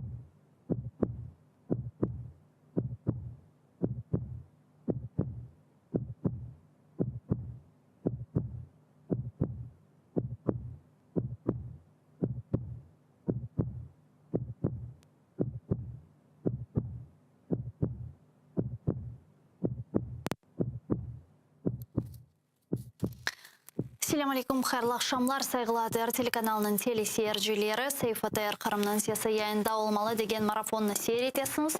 Студияда сізлер үшін мен Гульсум Халилова чалшам, невбеттеке 30-40 даққа девамында Қырым ве Қырым етрафында өзберген сонкеве ең актуаль хаберлерна ве Қырым иле бағлы мұйым меселерна музакер етмеге девам етежекміз. Сіз де біздің яйнымызға қошыла білесіңіз, экранларыңызға режиссерларыма телефон номерасын тақдим етем. 073 419 41 58 Вайбер вастасыйлы біздерге бедава шекелде судьямызға телефоншмаға имканыңыз бар. Еда скайп адресімізні де қолана білесіңіз. @tr.tv bizim адресіміз. Бұйырыңыз, телефонлар ачыңыз, суалейіңізні сеслендіріңіз. Мұсафырлерімізді семкен олған жоларға жауап берір. Мұсафырлерімізге кечмезден евел янымызға шамды Роман Спиридоновны бағламаға теклif етем. Заман информацион программаларында неяқта тариф етежеклеріні біздерге аңлатмаға азыр. Роман, салям алейкум, бұйыр. Алейкум селям. Сегодня мы будем в наших выпусках говорить о таких темах. Российские оккупанты готовят судебные иски из-за ущерба, якобы причиненного Крыму водной блокады. Об этом заявил коллаборант, так называемый спикер Госсовета Крыма Владимир Константинов. Сначала он хочет доказать ущерб в незаконных судах оккупированного Крыма, потом жаловаться в международные инстанции. В сумму иска он намерен включить 50 миллиардов рублей, которые Россия планирует потратить на решение водной проблемы полуострова. Потом Константинов хочет возместить ущерб от транспортной и энергетической блокад оккупированного полуострова. Вот только есть вопрос, можно ли всерьез воспринимать слова человека, который на полном серьезе заявляет, что Украина может отравить Днепровскую воду, которая идет по Северо-Крымскому, будет, возможно, пойдет по Северо-Крымскому каналу, или говорит, что установка дорожных указателей на российском языке для людей важнее хлеба. Ну, а если говорить серьезно, то ни один международный суд не примет иск, составленный в незаконных судах, да и по международному законодательству отвечать за жителей на оккупированной территории, в том числе и обеспечив их водой, должна страна-оккупант, и именно она несет полную ответственность за ситуацию, которая сложилась на полуострове. Выдают желаемое за действительное. В Кремле верят, что Турция рано или поздно признает российскую оккупацию Крыма. Об этом заявил пресс-секретарь российского президента Дмитрий Песков. По его словам, Россия не принимает позицию Турции по Крыму, но терпеливо разъясняет свою позицию. Однако Турция неоднократно заявляла, что не признает оккупацию полуострова, выступает за территориальную целостность страны. К тому же Турция присоединилась к Крымской платформе, и представители Турецкой Республики примут участие в установочном саммите Крымской платформы, который состоится летом этого года. В Украине выросло количество смертей от коронавируса. По данным Роспотребнадзора, за неделю на полуострове от COVID-19 умерло 36 человек. На прошлой неделе их было 34, если верить статистике оккупантов. В большинстве случаев погибшие это пожилые люди за 65.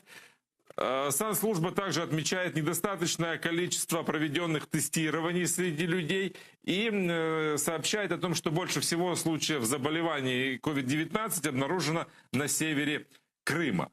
В связи с опасностью возникновения новой эпидемии оккупанты даже отменили массовые масштабные гуляния по случаю так называемого праздника оккупации Крыма, который они называют присоединением, и отмечают 18 марта. Верность себе не преступление. В Министерстве иностранных дел Украины открылась выставка фотографий детей крымско-татарских политзаключенных. Там каждое фото – это история ребенка, чьи родители, российских оккупанты, незаконно посадили в тюрьму по политически мотивированным делам, чьих родителей лишили свободы.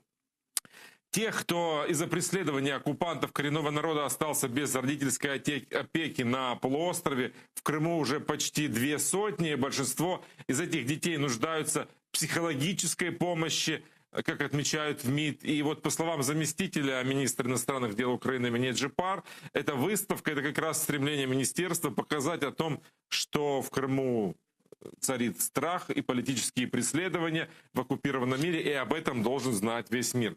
Вот об этом и не только об этом мы будем говорить сегодня в наших выпусках. Следите за эфиром, мы обязательно обо всем этом вам расскажем. Гульсум. Çok sağ ol Роман, bu bizim muhbirimiz. Роман Спиридонов еді. Ньюзрумдан сонки хаберлерінен ақшам зама информацион программаларыны сейретіні сайғылар қадашылар, ең сон вейін актуаль хаберлер анда. Бізісте бұл хаберлерінің музакерлеріне кечеміз, ве садыже бұл хаберлерінің дегілде, башқа дегер меселерде бүгін бізім күнден мымызде, хусусан işgaltilgen Қырымда, Қырым татарларының махкемелері девам ете. Бізім сияси мабуслеріміз бойынша бүгін Лили ханым Гемичінің бізлерге тариф еткенні кебі анда саяси мабуслерімізге қаршы олмайжақ бойле қабатлавылар сөзде махкеме даваларында девам ете. Бізлешімді жанлы бағда işgal etilgen topraklar интеграциясы назирлігі бойынша назирінің муавины Снавербей Сетхалил. Селям алейкум, Снавербей. Хайырлы ақшамлар олсын. Алейкум селям. Хайырлы ақшамлар. Снавербей, саяси мабуслеріміздің Қырымда бұл махкеме, сөзде махкеме давалары девам етмекте. Бұнен бераберлікте сізін де білгенізге көреді бір қачақта евелсі да 6 семердешімізні яқалап шымды терроризмде қабатламақталар. Қытада бұлынған işgaltilgen топрақлар бойынша назирлікнің бұл өңелішінде фаалиеті недені барет, насыл етіп саяси мабуслерге ве оларның қоранталарына дестек беріле? Пек мой бір мәселе, әлбет қоранталарына назирлік бойынша дестек программасы девам ете. Бұл ел бұл программа бойынша мұражатлар бақылды, комиссия топланды ve бұл сененің ilk destek kararları alındı. Onun için bizim vatandaşlarımızdan müracaat etmeyenlerini yanında müracaat etmelerini çağıramız. Nazirlikten bu tür davalara, korantalara destek programması devam ediyor. Koranta başına bir sene içinde 100 bin гривнелік destek programması var. Ямына базалары белки білмейдір ве біздің білгенімізге көрешті. Яны саяси мабуслер пейда ола қайда ве насыл шекілде мұражат етмелі, яны насыл етіп бұл программаға қошыла біле саяси мабуслерінің қоранталар? Şu anki процедура içde öyle kıyın değil. Aslında adamların ya da özlerin yani akrabaların özlerin bunda gelip ya da bir tan adamların nazirlik adresine belli bir belgelerini yollamak gerek. Belgelerin içinde bu siyasi mahpuslarımızın, vatandaşlarımızın hakkındaki bilgiler ve onların bu kayısı belki bir mahkeme kararları vardır.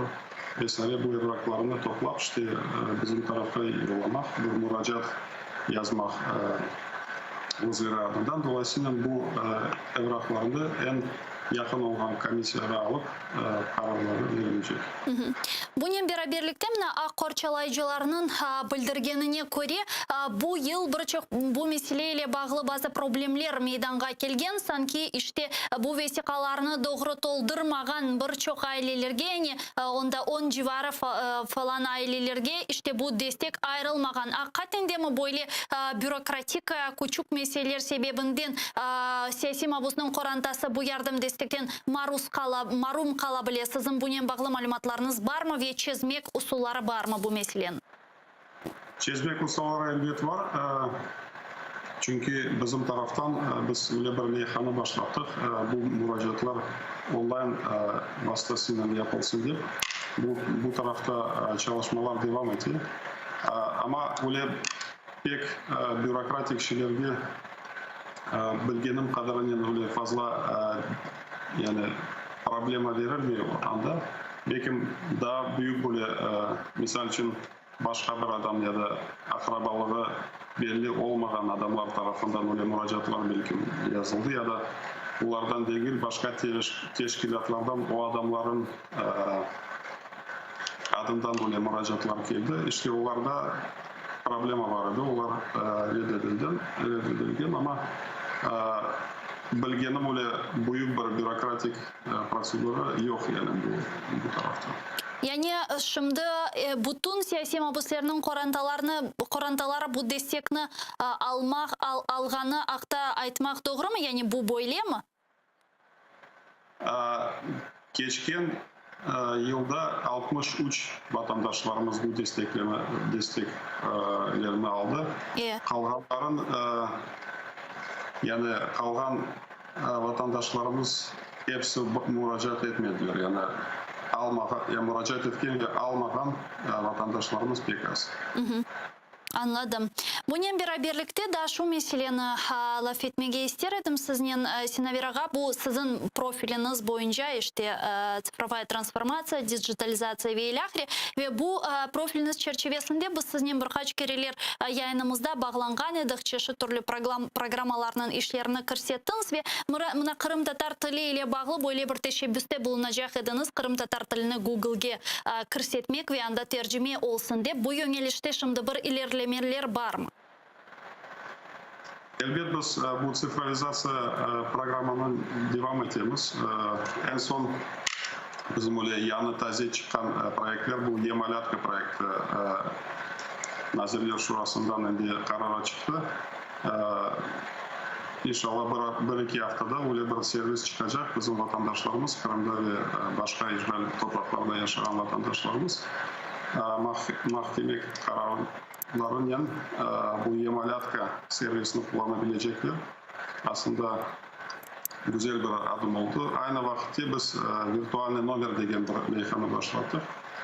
Misal için Simferopol'de Başsaray'da yaşayan bizim vatandaşlarımız Ukrayna nomerlerini kullanmaları için şu an bir imkan ve büyük operatörler tarafından verilen bir imkan yoktur. Biz nazirlik boyunca operatörlerimize müracaat ettik. Bazılarına öyle bir hazır bir produkt olanına bize cevap verdiler. Bazıları hazır olmadanlarına cevap verdiler ama hazır olanları elde başladılar bu virtual nomer servislerini sunmaya. Dolayısıyla bizim vatandaşlarımız Kırım'da yaşar. Hem de işte Ukrayna nomerlerini kullanabilme imkanları oldu. Bu gibi bir projekt var, güzel bir projekt. Aynı vakitte sizin arkanız bizim pek mühim olan Kırım Tatar dili inkişafının alakalı strateji boyunca çalışmalarımız devam ediyor. Biz o projekt boyunca bilirsiniz Cumhurbaşkanı tarafından ukaz alındı. Şimdi bu ay sonuna kadar ya da maksimum gelecek ayın başında Nazirler Şurası'ndan bu konsepsiyanın kararı çıkacak ve karara göre bizim yazın sonuna kadar bu stratejiyi hazırlamak ve kabul etmek gibi bir vazifemiz var. İşte o stratejiyanın içinde biz stratejiyanı beklemeden başka projektlerini elbette başlatmaya devam ettiğimiz Google'da yazganımız cevap daha gelmedi bizim nazirlikte ama elbette bilemiz ki bizim başka yaşlardan da alıp varılan projektler var o Google tarafı boyunca. Dolayısıyla biz onlarla da konuşuyoruz. Onları nasıl desteklemek, nasıl yardım etmek gibi görüşmelerle devam ediyoruz.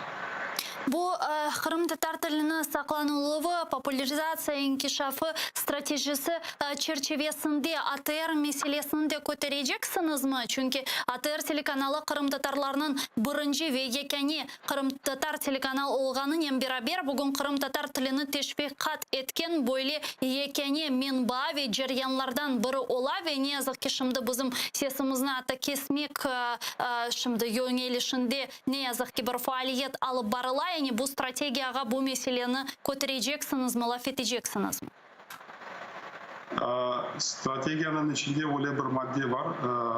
Dördüncü madde olarak da işte yani bir stratejiyanın içinde 4 basamak projektler yazılan. İşte dördüncü basamakta işte popülarizatsiya yazıcı tarafında elbet medya desteği vesaire. Bunun içinde elbet ATR'nin birinci yeri vardır. Aslında bu nazirliğin pozisyasını elbet siz de bilirsiniz. Yani bizim için ATR pek mühim bir kanal ve devlet tarafından desteklenmeli ve desteklenecek. Elbet bu desteğin belli bir formatı vardır. Bilirsiniz o konkurs meselesi. Bu format şimdi tizildi. Bundan evvel bu format hakkında hiçbir şey aytılmagan edi. İşte o nasıl olsa da öyle bir yani format şu anki vaziyette var ve o format boyunca yani ilerlemek ve anlaşmak gerek olacak. Elbette yani hem nazirlik boyunca hem de şahsi benim görüşüm boyunca bu yani ATR kanalımızla desteklemek gerek. Yani bunun başka bir opsiyası yoktur. Sadece işte bu format boyunca bir anlaşılması görüşülmesi gerek. Onun için yani bizim taraftan Reznikov'tan başlayıp yani bütün ilgili muavinler hazırlar yani bu tarafta oturmak, laf etmek, belli bir formatlar yani bu format boyunca belli bir çözümlerine bakmak. Onun için yani bu tarafta çalışmak ve ilerlemek gerek. Yani başka bir opsiya yok yani desteklemeyecek bir opsiya yok yani. Sadece formatı belli değil әлі да бүгінге kadar. Çünkü айталар ki sanki bir yarışlarda iştirak etmek gerek ki ATR телеканалының bu mesele boyunca siz pozitsiyasını bilesiniz. ATR телеканалы birçok kere biz xadimler o'zlarimizning yayınlarda icbir boyli fake yarışlarda iştirak etmeyeceğimizni açık aşikar şekilde aytgan edik. Çünkü zaten bu ayrılgan paralar ATR telekanalına ketmesi gerek edi. Başka bir programmaga geçirildi ve bu sebepten bir konkurent şekilde koymak doğru olmaganını endi birçok siyasetçiler, birçok memurlar aytıp geçti. Bugün Tunev'in men yanlışmasam böyle miraklı bir haber peyda oldu.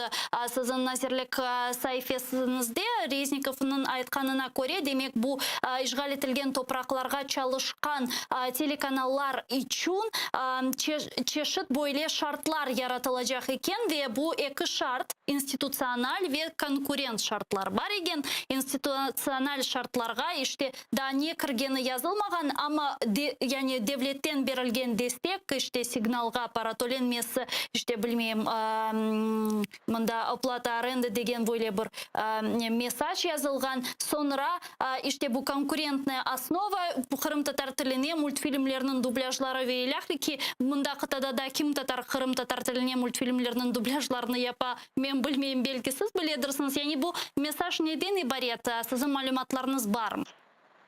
Ne demek institusyonel ve konkurent nasıl bölünecek bu? Aslında bizim konkurent degenimizde aslında bir konkurs yapılacak. Misal için bir yarın yani aslında yarın değil de işte bu ayın sonuna kadar ya da bir gelecek ayda konkurs açılacak.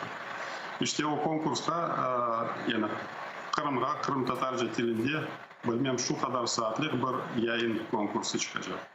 İşte men de misal için ben zannetmeyeyim o konkurska sizden başka birisi müracaat edileceğini ama öyle bir format içinde bu konkurs yani isteyenleri müracaat ederler ama belki de hiç kimse istemez.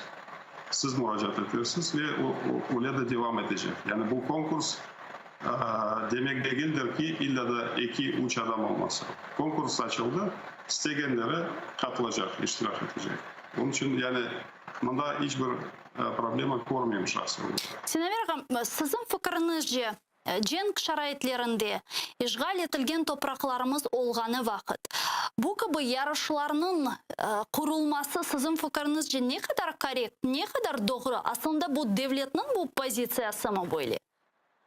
Doğru mu sizce cenk şaraitlerinde kıtadan, yarımadadan koçmege mecbur kalgan matbuat vasıtaları arasında böyle yarışlarını tizmege bu doğru mu?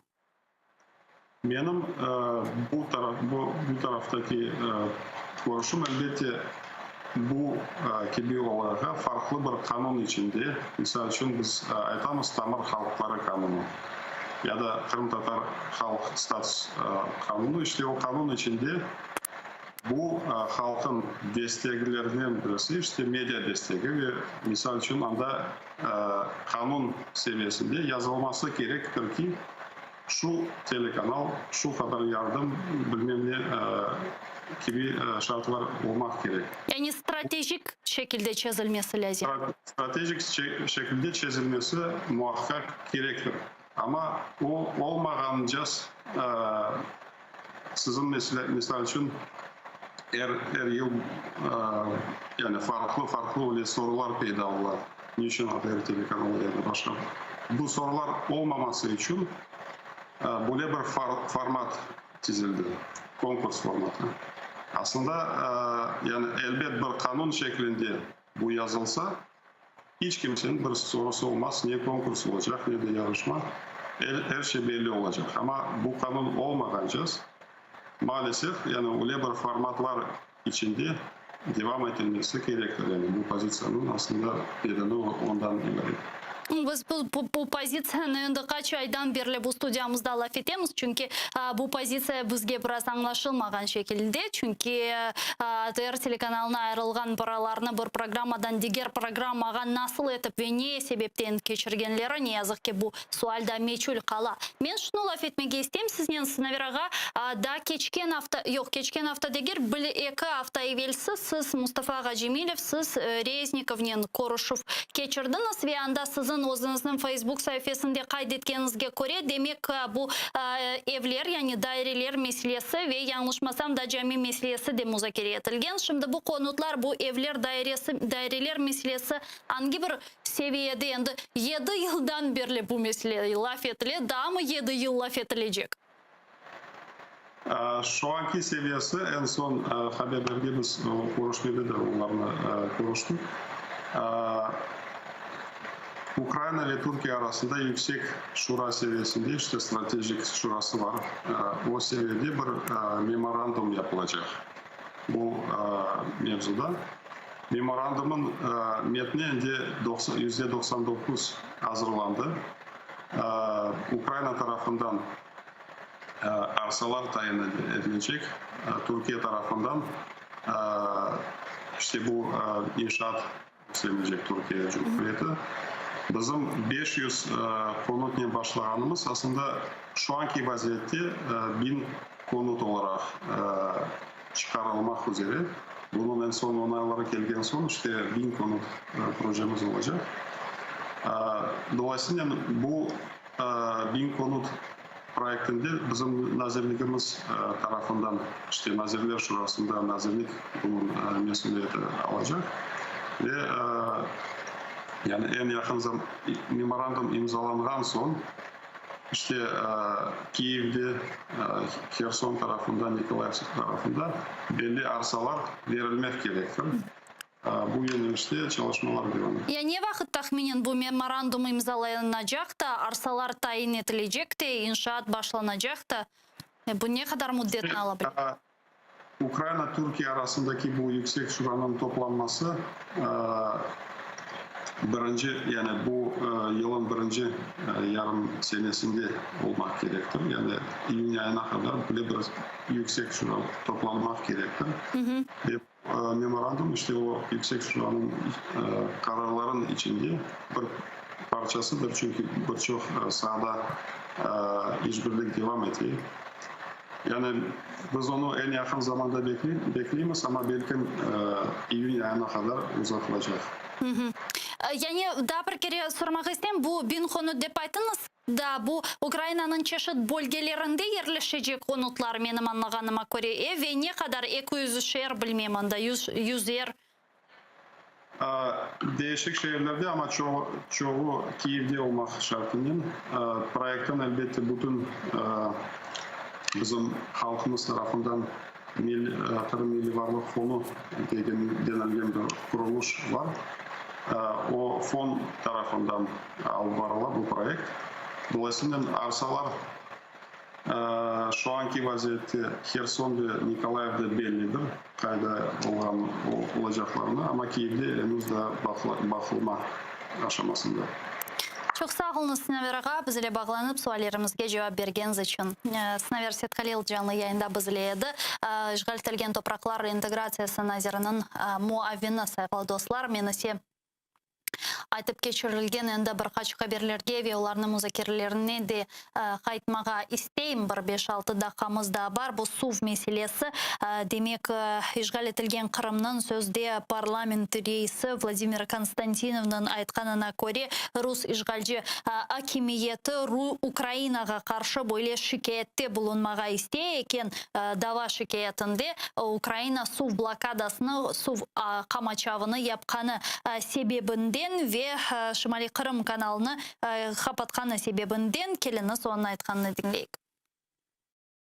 Мы сначала должны доказать в наших российских судах. Потом дальше будем к международным нормам апеллировать. Наступит момент, когда мы сможем предъявить эти иски в полной мере. Это начало большой претензионной работы, потому что следом у нас энергетическая блокада, транспортная блокада. Это миллиарды, которые мы были вынуждены потратить и еще потратим.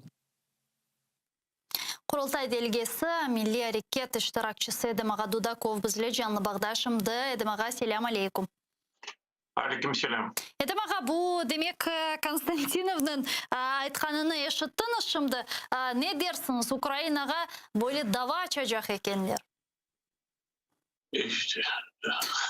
Onlara çok uydurmalar aslı kulak asmaya gerekmiyor. Çünkü o siyaset, o işte mutlak halkara bir institutlarga müracaatının çıkmayı. O zoa bu Kırım'da yaşayanlar için bir aynı bir hareketler yapkanını göstermek gerek o kadar. Onun için ben bu şeylerge kulak asmayın çok. Bu boş laflar. Aslında boş. Sizin bölgenizde, siz yaşayan civarlarda su ve kıtlık problemi mevcut mu şimdi?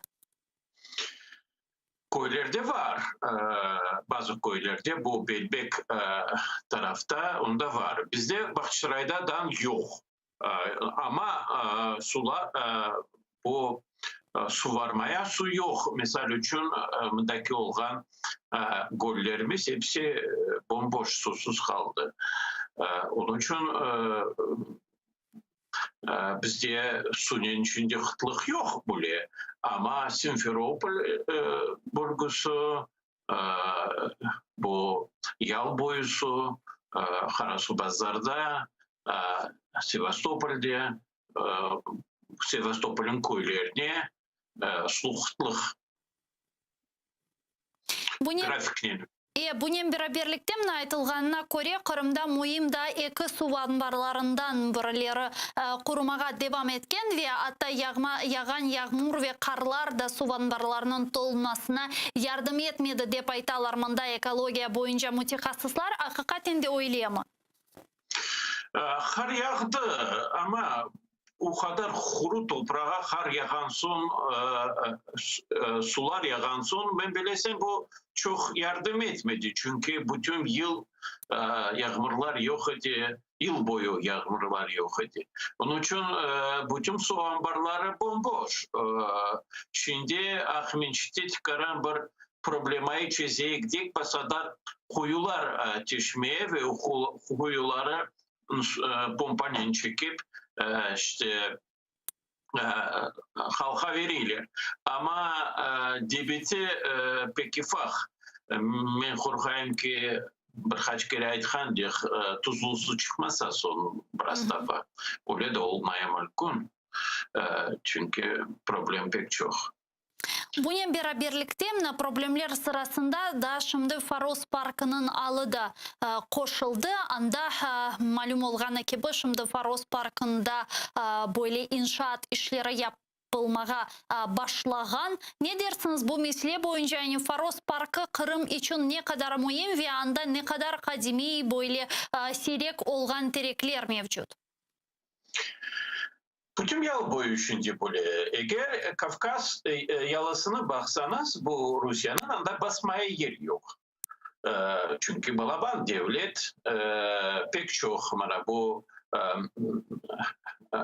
devletki çalışkan teşkilatlar için anda pek çok toprak alındı. Putin'in daçası da anda.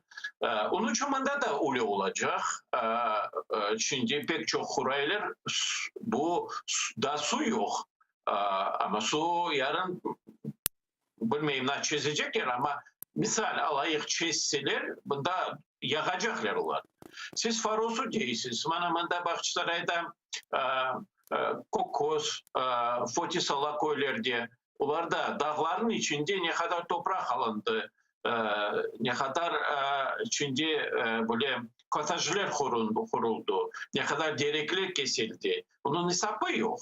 Çünkü yerli hakimiyet degen şey, yerli şuralar degen şey Rusya'da yok. Evvelden bu koy nelerini, starostalarını işte seysetlerin başlıklarını adamlar uzları saylardı. Ama şimdi deputatlar saylar. Bu partiye Единая Россия sayılanıyla. Onun için toprağı bu parti strukturasının çekip alırlar. Kime ne gerek olsa yaparlar. Onun için Faros meselesi o yakında çıktı. Bir kimse anda protest şeyler yapmayın. Bu Ukrayna vakti olganda anda binlerce adam çıkardı. Ama şimdi biri çıkmayın. Bu internetteki olan nasıl aytayım sizge davalar. Divanın üstüne yatıp dava yaparlar. Çünkü çıkıp anda çıksalar aman hepsini kapatacaklar. Ama merak etmeyin ki bu davalara kulak asmayın. Hepsine değil. Bazılarına asaylar. Mesela için yazsalar bir yerde bir yol yarama ya da bir şey yapma deseler bir şeyler yaparlar. Ama özlerine gerek olmasa evet de aslı kulak asmayın. Siz Faros'u değilsiniz. Abdal'ın toprağını çekip aldılar. Tamam 7 hektar toprağını çekip aldılar. Ya nege çekip aldılar o toprağını? Ne yapmağa isterler anda? Ve ne için Abdal'ın toprağını? Ruslara kabristan yapacaklar. Onların toprağı bitken iken. Onun için bu da birkaç ay evvelisi muftiyattan böyle bir işte bu problem bir çıkan idi. Aynı yersin onda gelip konuştular ve anlaştılar. Lakin eğer sizge vaktince toprak gerek mi 15 hektardan 7 hektarı çekip almak ne gerek sizge? Hayda bir sıra indi alıp bıraksanız olacaktı. Açınız olar dediler bir haysi yerde bir kabristan kuracaklar. Lakin o kabristanı kurmayacaklar. Onun için bizim topraklarını çekip aldı. Ondan başka yarın da bizim halkı işte Ahmetçik'te işte meftalarımızı alk içimiz biz her 100 kilometre başka yerlerge. Öyle olup kalacaklar. Çünkü bu hükümetin nasıl diyeyim, burada bir kanun degen şey yok. Telefonla prava degen şey bana bu oluyor. Onun için bir struktura, bir parti bana yakında işkeniz gibi bu başta bizim mecliste muayyin olup çalışan Remzi Bey, Aythan gibi İlyasov işte toplaşarak bir şeyler yapayık. Bir şey toplaşılmayacak. Bir şey yapılmayacak. Çünkü evvelden niçin bu şeyler çizilirdi?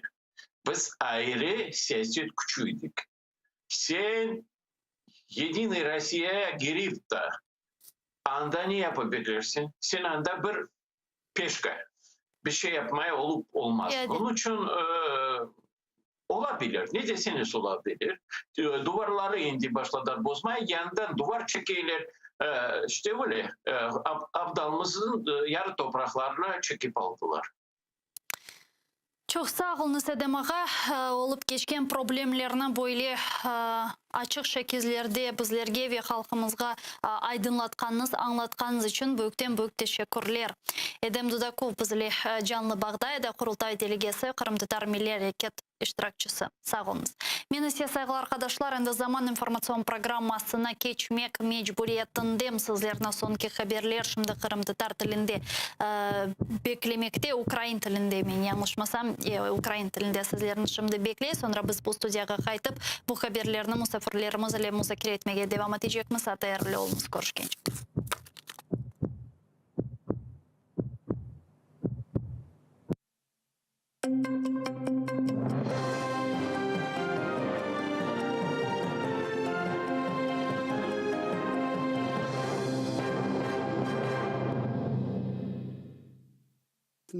Сфальшованими звинуваченнями в тероризмі окупанти хочуть принизити корінний народ. В цьому переконані учасники кримсько-татарського національного руху зі Старого Криму та сіл Грушівка, Долинне, Курське, Холодовка та Веселе. Кажуть, ще 10 років тому жили в мирі та спокої. Тепер же не знають, до чиєї оселі прийде наступна облава. Тому закликають народ до єдності в скрутні часи, але попри репресії надалі підтримуватимуть бранців на судилищах та допомагатимуть їх родинам. Раніше з такими промовами звернулися учасники національного руху з Білогірська, Бахчисарая, Судака, Джанкойського та Красногвардійського районів.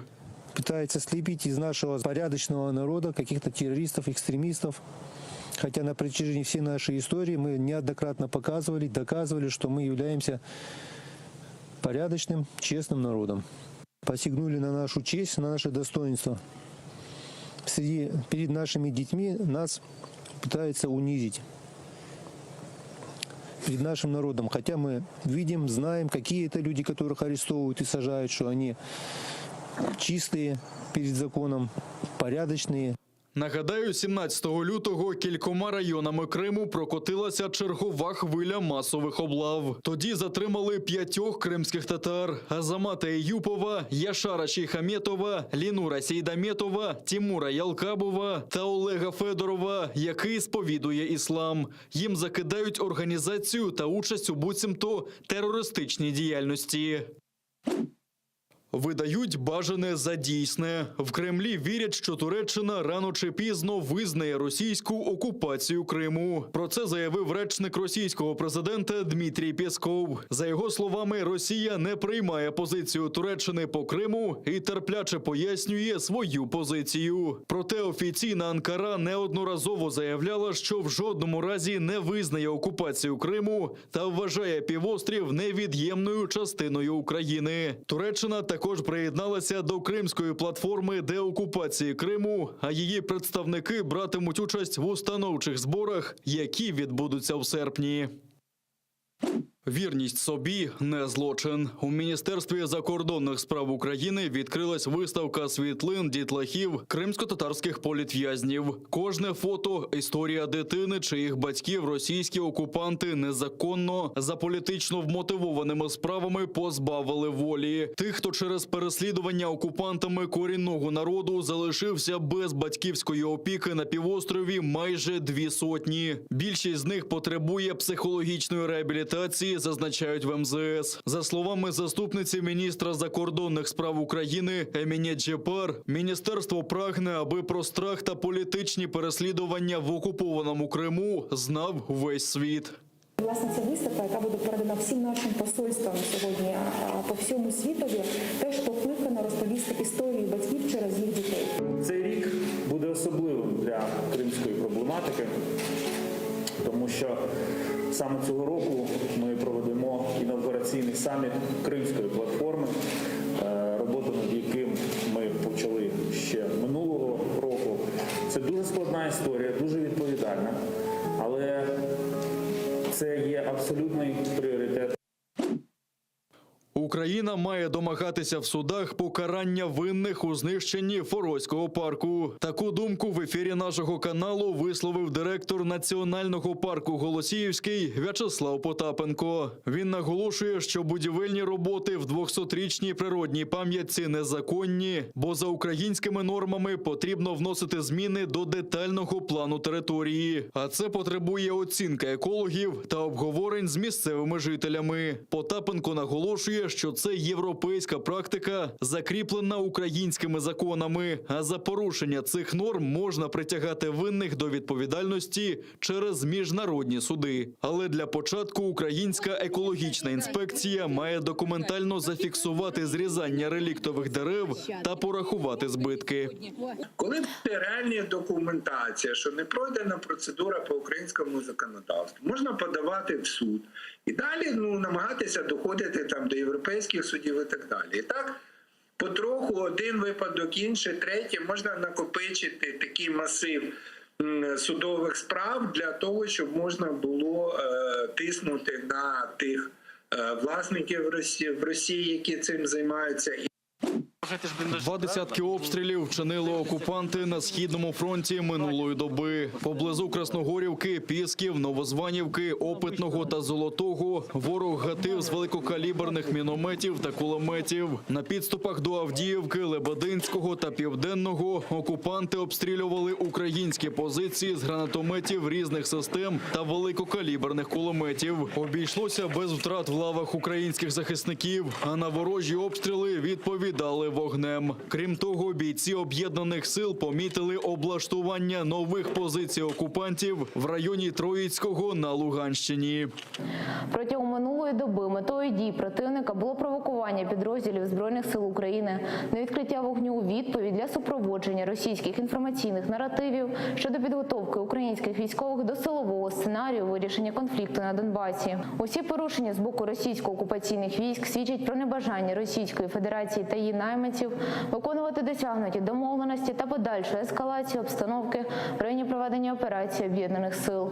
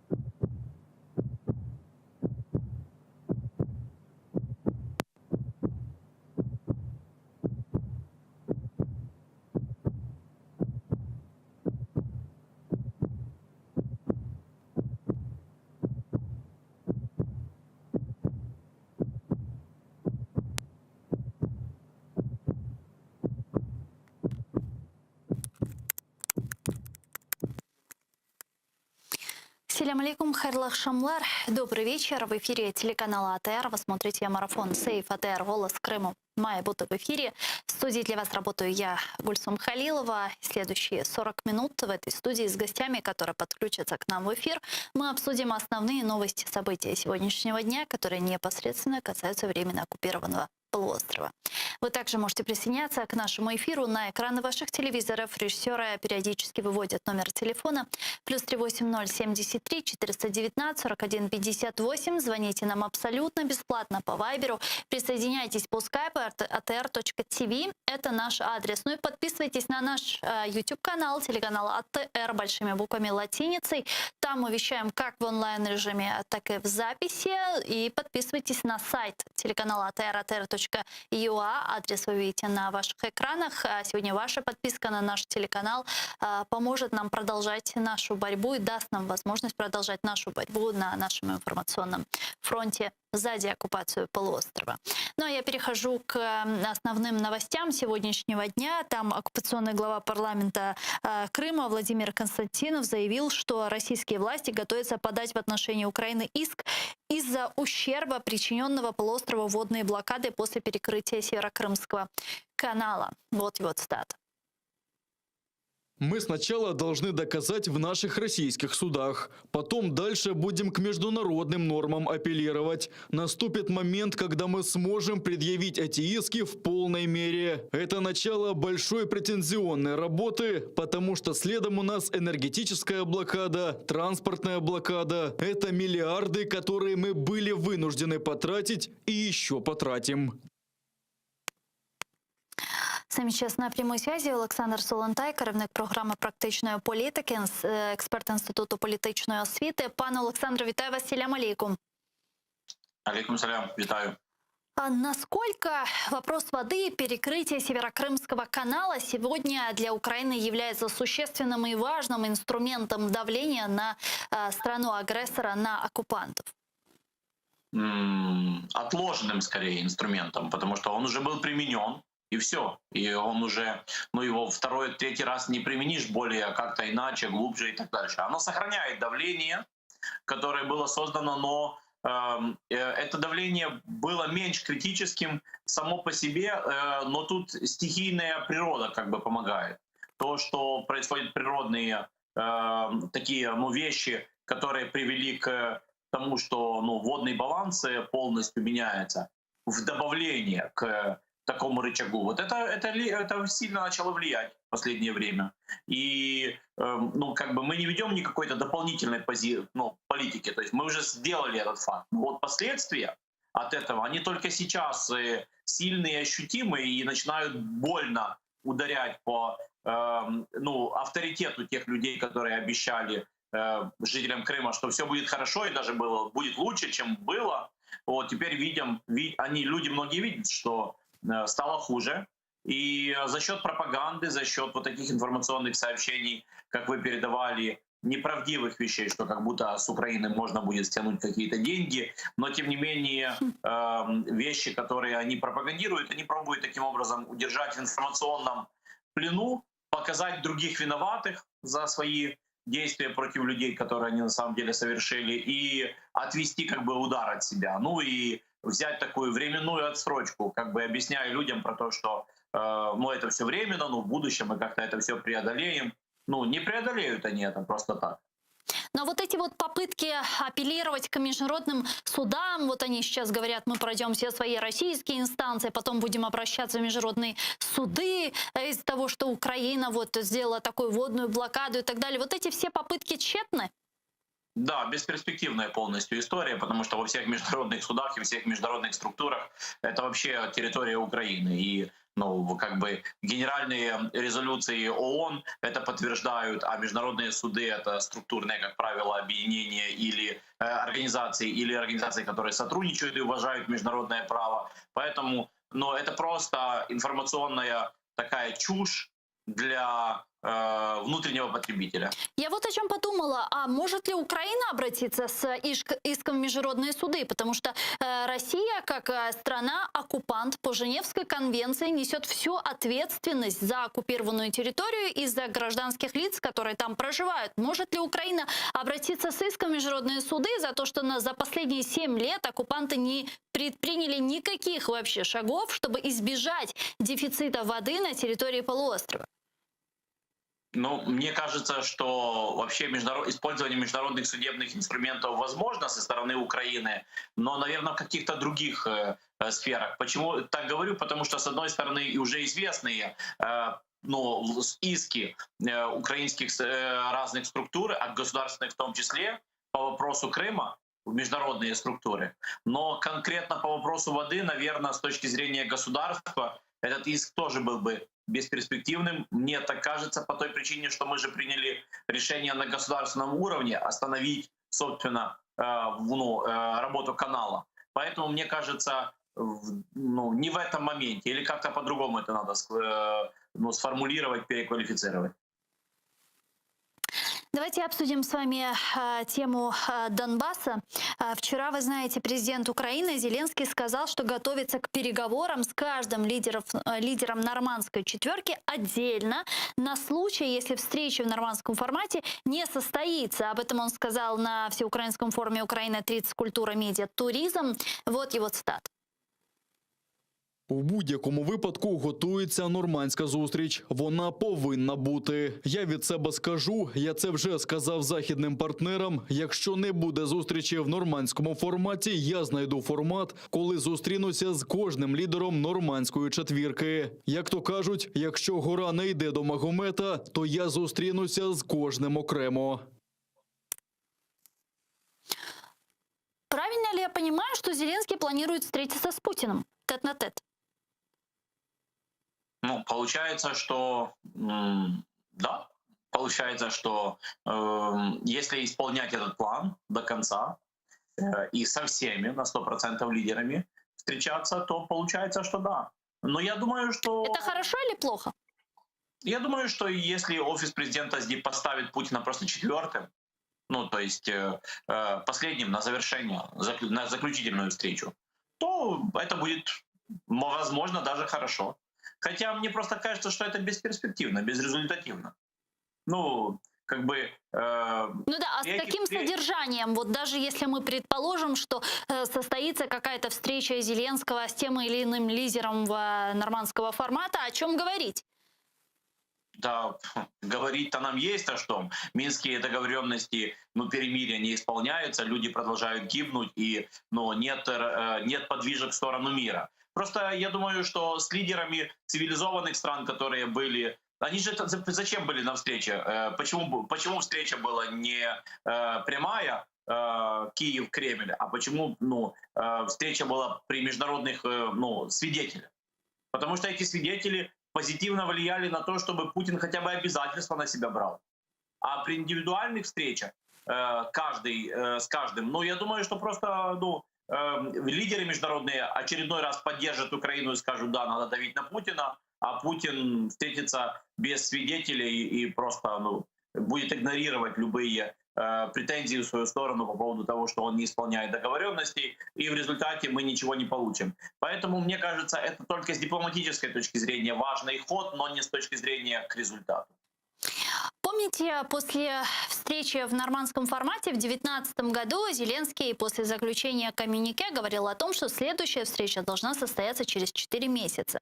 Но уже прошло больше года, а вот такой встречи не состоялось. И вот на протяжении вот этого года мы слышали сообщения с офиса президента, где нам говорили, что вот-вот готовится, там уже состоялась встреча советников нормандской четверки, готовится встреча министров иностранных дел нормандской четверки, и готовится встреча президентов, но так или иначе эта встреча не состоялась. Как вы думаете, почему? Я думаю, что у Кремля нет интереса, у Путина нет интереса к таким встречам. Тогда, в 2019 году, у него были проблемы, связанные с энергопоставками в Евросоюз. Ему надо было перезаключать договора транзитные, ему надо было решать его вопросы. И поэтому под эти вопросы они и встретились по нашим вопросам. А в 2020 году, в 2021 году у него нет вопросов, которые ему очень важно решить в ближайшее время. А без Путина, эта встреча не имеет никакого, собственно, значения. И еще тогда, в 2019 году, когда Зеленский сказал о том, что он бы хотел такой встречи через пару месяцев, многие отметили, я в том числе, о том, что не будет этой встречи. Потом, правда, были карантинные эти нововведения. Это давало легальную возможность отложить многие мероприятия или забыть о них. Но мы забыть об этом всем не можем, потому что у нас война, потому что гибнут люди. А так многие международные такие площадки, многие такие международные встречи, они были отложены, забыты. Это нормальный был процесс для 2020 года и даже сейчас для начала 2021 года. В условиях этого карантина и вакцинирования. Но Украина вынуждена снова и снова возвращаться к этому вопросу и снова напрягать европейских и других лидеров, хотя им хочется это забыть, отложить куда-то вообще, чтобы это все пропало. Но мы вынуждены постоянно поднимать этот вопрос и обращаться к ним как страна, потому что гибнут люди. Что тут еще говорить?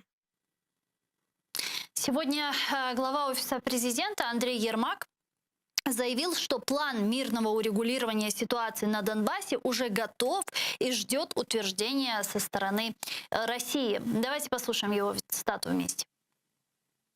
Сьогодні на столі лежить конкретний план мирного врегулювання, запропонований Німеччиною і Францією, доопрацьований Україною, який, як ми вважаємо, відповідає духу Мінська, відповідає нормам міжнародного права. Підкреслюю, план мирний на столі. І ми дуже чекаємо таку ж позицію з боку Російської Федерації. В свою очередь, заместитель министра иностранных дел России Андрей Руденко утверждает, что ничего об этом не знал. Какой мирный план? Мы не знаем ничего о мирном плане, который предложила Франция и Германия. Первый раз слышу. Пане Олександр, почему такой дисконнект? И вообще можно ли это назвать дисконнектом? Потому что мы уже говорили о том, что в Кремле и в Москве не принято исполнять договоренности. Когда они там раньше встречались, обсуждали, говорили о том, что давайте сделаем какой-то мирный план, как-то будем думать, двигаться и так дальше, они кивали головой, да. А когда дошло до какого-то серьезного обсуждения, они в кусты. Потому что, зачем им это? Они мира не хотят, понимаете? Им мир не нужен. Поэтому и любые оттяжки временные. Если, конечно, европейские лидеры будут настаивать, они рассмотрят этот мирный план, очередной мирный план. Но с точки зрения Кремля им не нужны никакие мирные планы, потому что им мир не нужен. А насколько на серьезном этапе сейчас находится план по урегулированию войны на востоке Украины, о котором говорит Андрей Ермак? Это план, как он говорит, который был разработан Германией и Францией, доработанный Украиной. Что это за план, о котором мы не знаем? Каким образом он может урегулировать ситуацию, войну на востоке Украины? Это какие-то непопулярные решения или что? Да нет, я не думаю, что этот план может как-то повлиять и в ближайшее время, и это скорее набор дипломатических информационных ходов, которые так и не будут в ближайшее время осуществлены, поэтому оно все разрабатывалось, я думаю, дипломатами и не нуждается в каком-то там широком каком-то там обсуждении. Это не то, что можно себе придумать, надумать о том, что они там собираются какой-то референдум провести, что Украина от чего-то отказывается, о Крыме забывает. Нет, это не об этом. Это о том, что есть потребность в офиса Зеленского, в Ермака, в команды Зеленского постоянно подчеркивать свое стремление к миру, постоянно продуцировать сообщения о том, что мы хотели бы мира, мы напоминаем гражданам Украины о том, что мы хотели бы мира и готовы делать все, надо план, надо встречаться, мы все готовы встречаться и делать план, и все, что хотите, но видите, вот ничего не получается. Вот, это все в Украине это все для внутреннего потребителя. Внешне это для того, чтобы постоянно показывать, что наши дипломаты и наше государство, все работает и готово идти на любые мирные переговоры в любой момент и даже постоянно инициирует новые встречи. Вот это для этого делается. А в реальности я не верю, что в ближайшее время что-то изменится и что-то будет осуществляться. Давайте подключим к нашему эфиру сейчас Яну Зинкевич, народного депутата Украины, фракции «Европейская солидарность». И продолжим с ней еще нашу беседу. Пани Яна, витаю вас. Доброго вечера. Добрый вечер. Как вы прокомментируете последнее заявление главы Офиса президента Андрея Ермака, который сказал, что план по мирному урегулированию войны на востоке Украины уже есть, и он разработан Германией, Францией и одобрен и доработан Украиной, всего лишь осталось дождаться утверждения со стороны России. В это время российские представители говорят о том, что они ничего об этом не слышали и вообще не знают, что это за план. Как вы это прокомментируете? Чесно кажучи, мені здається, що, мабуть, все ж план не до кінця сформований. А очікувати відповіді від Росії – це, в принципі, взагалі дивно. Я думаю, що вони ні на яке мирне врегулювання не підуть. Це потрібно розуміти. Вчера Зеленский говорил о том, что если не состоится встреча в нормандском формате, то, в принципе, он готов, как Магомед, пойти к горе и с каждым из лидеров нормандского формата говорить по отдельности. Как вы думаете, что это даст и даст ли это что-то? Возможно ли переговоры с Зеленским тет-а-тет с Путиным и с другими лидерами? Уже как год готовится встреча Макрона в Украину, но ее все же нет. Дуже багато ситуацій, звісно ж, ускладнив коронавірус. Це також на це потрібно зважати. Якщо говорити про безпосередню зустріч з Путіним, уже колись нам пан Зеленський розповідав, що він погляне в очі, зрозуміє, що там насправді, чи можна домовитись. Але вже скільки часу пройшло. Ось уже зовсім скоро буде 2 роки, як Зеленський президент. Чогось ні війна не закінчилася, як він раніше маніпулював, що за день все закінчиться і все буде гаразд. А також, якщо говорити стосовно зустрічі з міжнародними лідерами, там Німеччина, Франція, я не знаю, чи це дасть результат, тому що все ж вони також втомлені від ситуації в нашій країні. Як не крути, війна триває уже 7 років. Я не думаю, що якщо Зеленський не буде включати всі дипломатичні ресурси і знання, які має, що йому цього буде просто достатньо. Некоторое время назад, в особенности во время визита Шарля Мишеля в Украину, многие эксперты, журналисты начали замечать за Зеленским, что уже он не озвучивает такую двузначную позицию, а уже четко декларирует определенные вещи, называет войну войной, что что амбиции России это не только Украина, что санкции должны продлеваться, и Украина будет работать в этом направлении.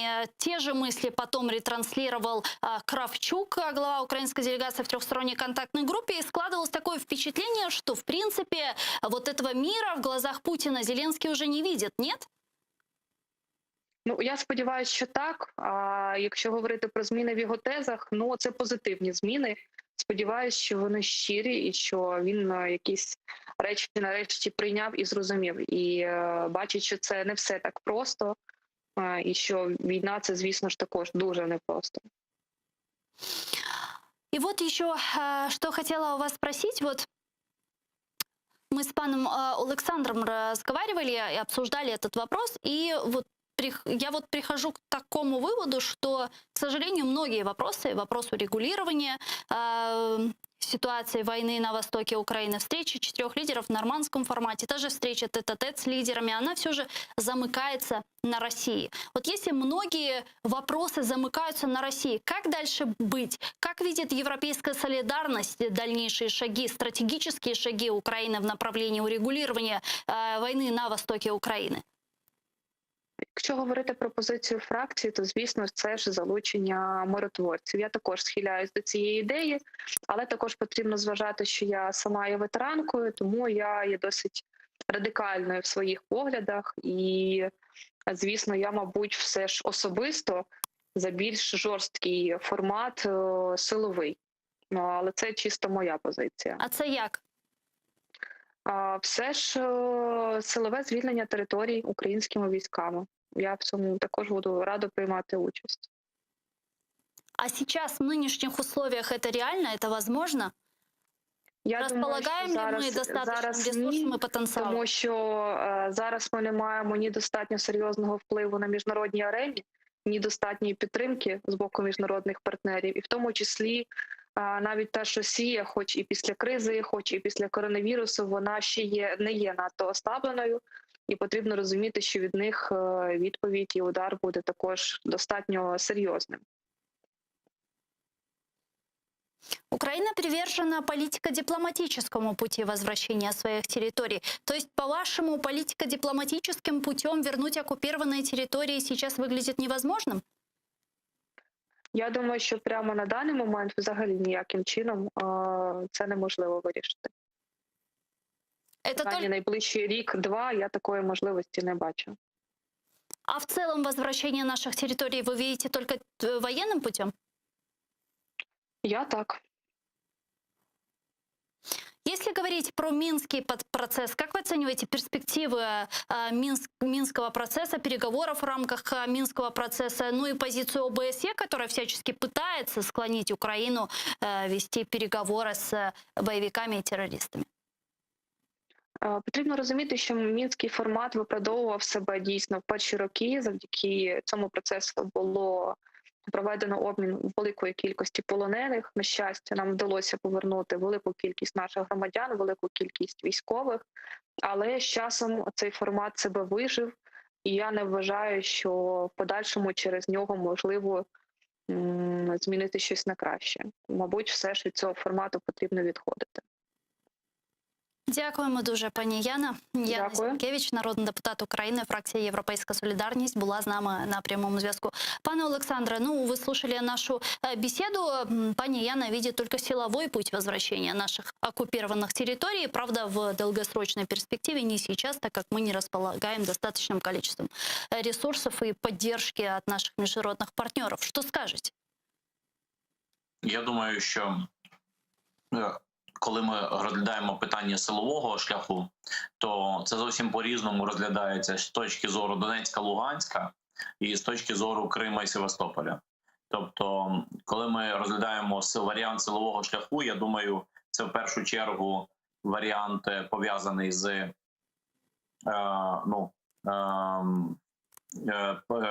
Донецьком, Луганськом за умов сприятливих обставин. Коли ж ми розглядаємо варіант про власне,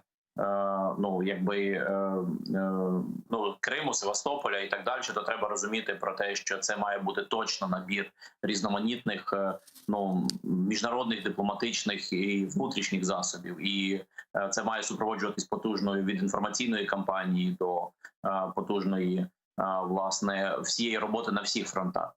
А з приводу Донецька-Луганська, можливо, в майбутньому буде такий період, що можна буде застосувати. Цей сценарій називається хорватський сценарій.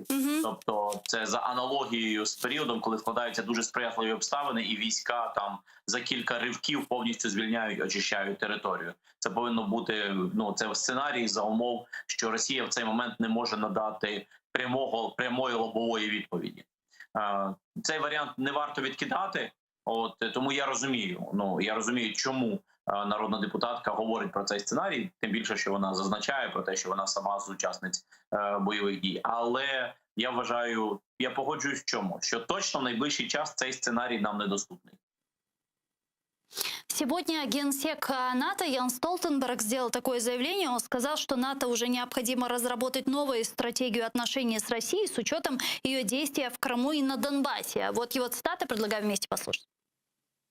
В минулій концепції було записано, що ми прагнемо до стратегічної співпраці з Росією. Це було до Криму, Донбасу та інших агресивних дій Росії. Так що я сподіваюся, що коли лідери НАТО зустрінуться в Брюсселі на саміті цього року, вони погодяться з необхідністю розробити нову стратегічну концепцію і вже остаточно домовляться про неї на наступному саміті наступного року. Также сегодня появилась такая новость, что США должны сотрудничать с Украиной для достижения интеграции Украины в НАТО и достижения конечной цели Киева – членства в Североатлантическом альянсе. Об этом говорится в украино-американском обращении к правительствам двух стран, которое инициировал Киевский форум по вопросам безопасности. Соавторами обращения стали бывшие послы и авторитетные институты, такие как Атлантический совет, Львовский форум по безопасности, Украинский кризисный медиа-центр. Пане Олександре, может ли НАТО уже в преддверии принятия новой стратегии хотя бы предоставить Украине ПДЧ? Как вы оцениваете перспективы нашего вступления в Североатлантический альянс? Это тоже в долгосрочной перспективе?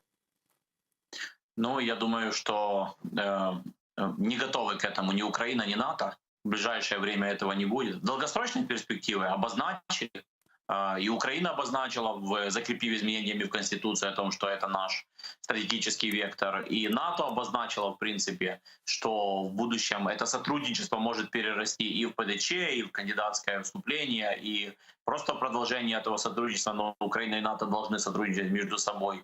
И это в разных формах проявилось. Я думаю, что в ближайшее время этого не произойдет, а то, что НАТО может предвидеть в своих стратегических документах развитие такого сценария, но это тоже, думаю, очевидно. А какие страны сегодня могут попрепятствовать вступлению Украины в НАТО? Я думаю, что в ближайшее время нам препятствует фактор внутренний. Это в первую очередь Украина. Никто больше Украины не препятствует вступлению в НАТО. Почему так, это что говорю? это означает? Вот, я помню, Порошенко, бывший президент Украины, говорил о том, что к 2020 году Украина уже будет соответствовать всем стандартам НАТО. Правильно ли я понимаю с ваших слов, что мы как бы не приблизились к этим амбициозным заявлениям? Правильно. То есть мы... вопрос не в том, что Порошенко не сдвинул Украину. Вопрос в том, что при Зеленском мы существенно как-то по-другому сдвинулись. Вопрос в том, что глобально, я не привязывался бы к заявлению конкретного политика, потому что, смотрите, и политики, которые пребывают при должности, и Порошенко, и Зеленский, они должны декларировать, что какую-то мечту, свой вектор, куда они ведут Украину. Порошенко говорил о том, что мы к НАТО приблизимся, или приблизимся к кандидатскому ступеню в Европейский Союз. Зеленский говорит о том, что мы к миру приблизимся, мы как-то порешаем вопрос. Но это политики. А есть объективные вещи. Объективные вещи заключаются в том, что Украина до сих пор коррумпированное государство, и так просто перестать быть коррумпированным мы не можем. Мы бедное государство, которое так просто начать выделять нормальную сумму денег на армию, когда экономические проблемы. Это не так просто. Установить гражданский контроль за настоящий гражданский контроль. Формально мы даже это сделали по многих документах. Но реально и формально это две разные вещи. То есть есть целый набор вещей, некоторые из них даже реально было сделать на это время. Но надо не забывать экономическое и социальное состояние нашей страны. В таком состоянии принимать страну в НАТО просто невозможно. И надо не забывать репутацию Украины. Украина до сих пор стоит с протянутой рукой, по миру собирается, побирается деньгами. Как бы нам это неприятно всем, но это так есть. Мы страна, которая постоянно одалживается, которая постоянно под внешними факторами для того, чтобы одолжиться второй раз, снова думает, что мы исполним то, что требуется извне. Хотя очевидно, что это давным-давно надо было сделать для нас, а не для кого-то. Потому что нам это надо было давным-давно изменить. И в таком состоянии, какая репутация Украины? Плохая. А теперь что такое НАТО? НАТО — это блок, при котором все друг друга страхуют, подстраховывают. Если на кого-то напали, то все за него воюют. Благодаря этому никто никогда ни на какую страну НАТО не нападал. И благодаря этому они никогда не воевали друг за друга, потому что они так постоянно об этом думают и так постоянно об этом работают, чтобы этого и не произошло. Молодцы. А на нас уже напали. У нас уже оторвали Крым. У нас уже оторвали половину Донбасса. Ну и эта война не закончена, и у нее нет подведенного какого-то итога. Даже перемирия нет. И как в этом состоянии Украина может быть серьезным кандидатом на вступление в НАТО? Чтобы что? Чтобы все другие страны НАТО начали за нас воевать с Россией? Это нереально. Ну и плюс, как говорят многие эксперты, пока на той или иной территории идут боевые действия, то НАТО не может принять эту сторону. Есть хуже экспертное заключение. Вот. Оно дискуссионное, но если уже говорить об этом, что пока на территории есть нерешенные территориальные споры, а даже в случае освобождения Донецка, Луганска, прекращения боевых действий, территориальный спор за Крым и Севастополь все равно останется, то в таких условиях под сомнением вообще возможность вступить в НАТО. Но с позитивного в таком случае точно можно добиваться ПТЧ и кандидатского вступления. А там уже в другом статусе пребывать в взаимоотношениях с НАТО. Так что тут есть и хорошие, и плохие новости. До сих пор, как вам известно, не состоялся телефонный разговор президента Украины Зеленского с новоизбранным президентом США Джо Байденом. Хотя несколько недель назад в офисе президента заявляли о том, что такой телефонный разговор готовят. Как вы думаете, почему он до сих пор не состоялся, и это хорошо или плохо? Какой это сигнал для нас? Ну, я думаю, что Байдену еще не до этого. У него там своих проблем хватает. Но он уже с Путиным поговорил. То есть с Путиным поговорить было до этого, а с нами нет?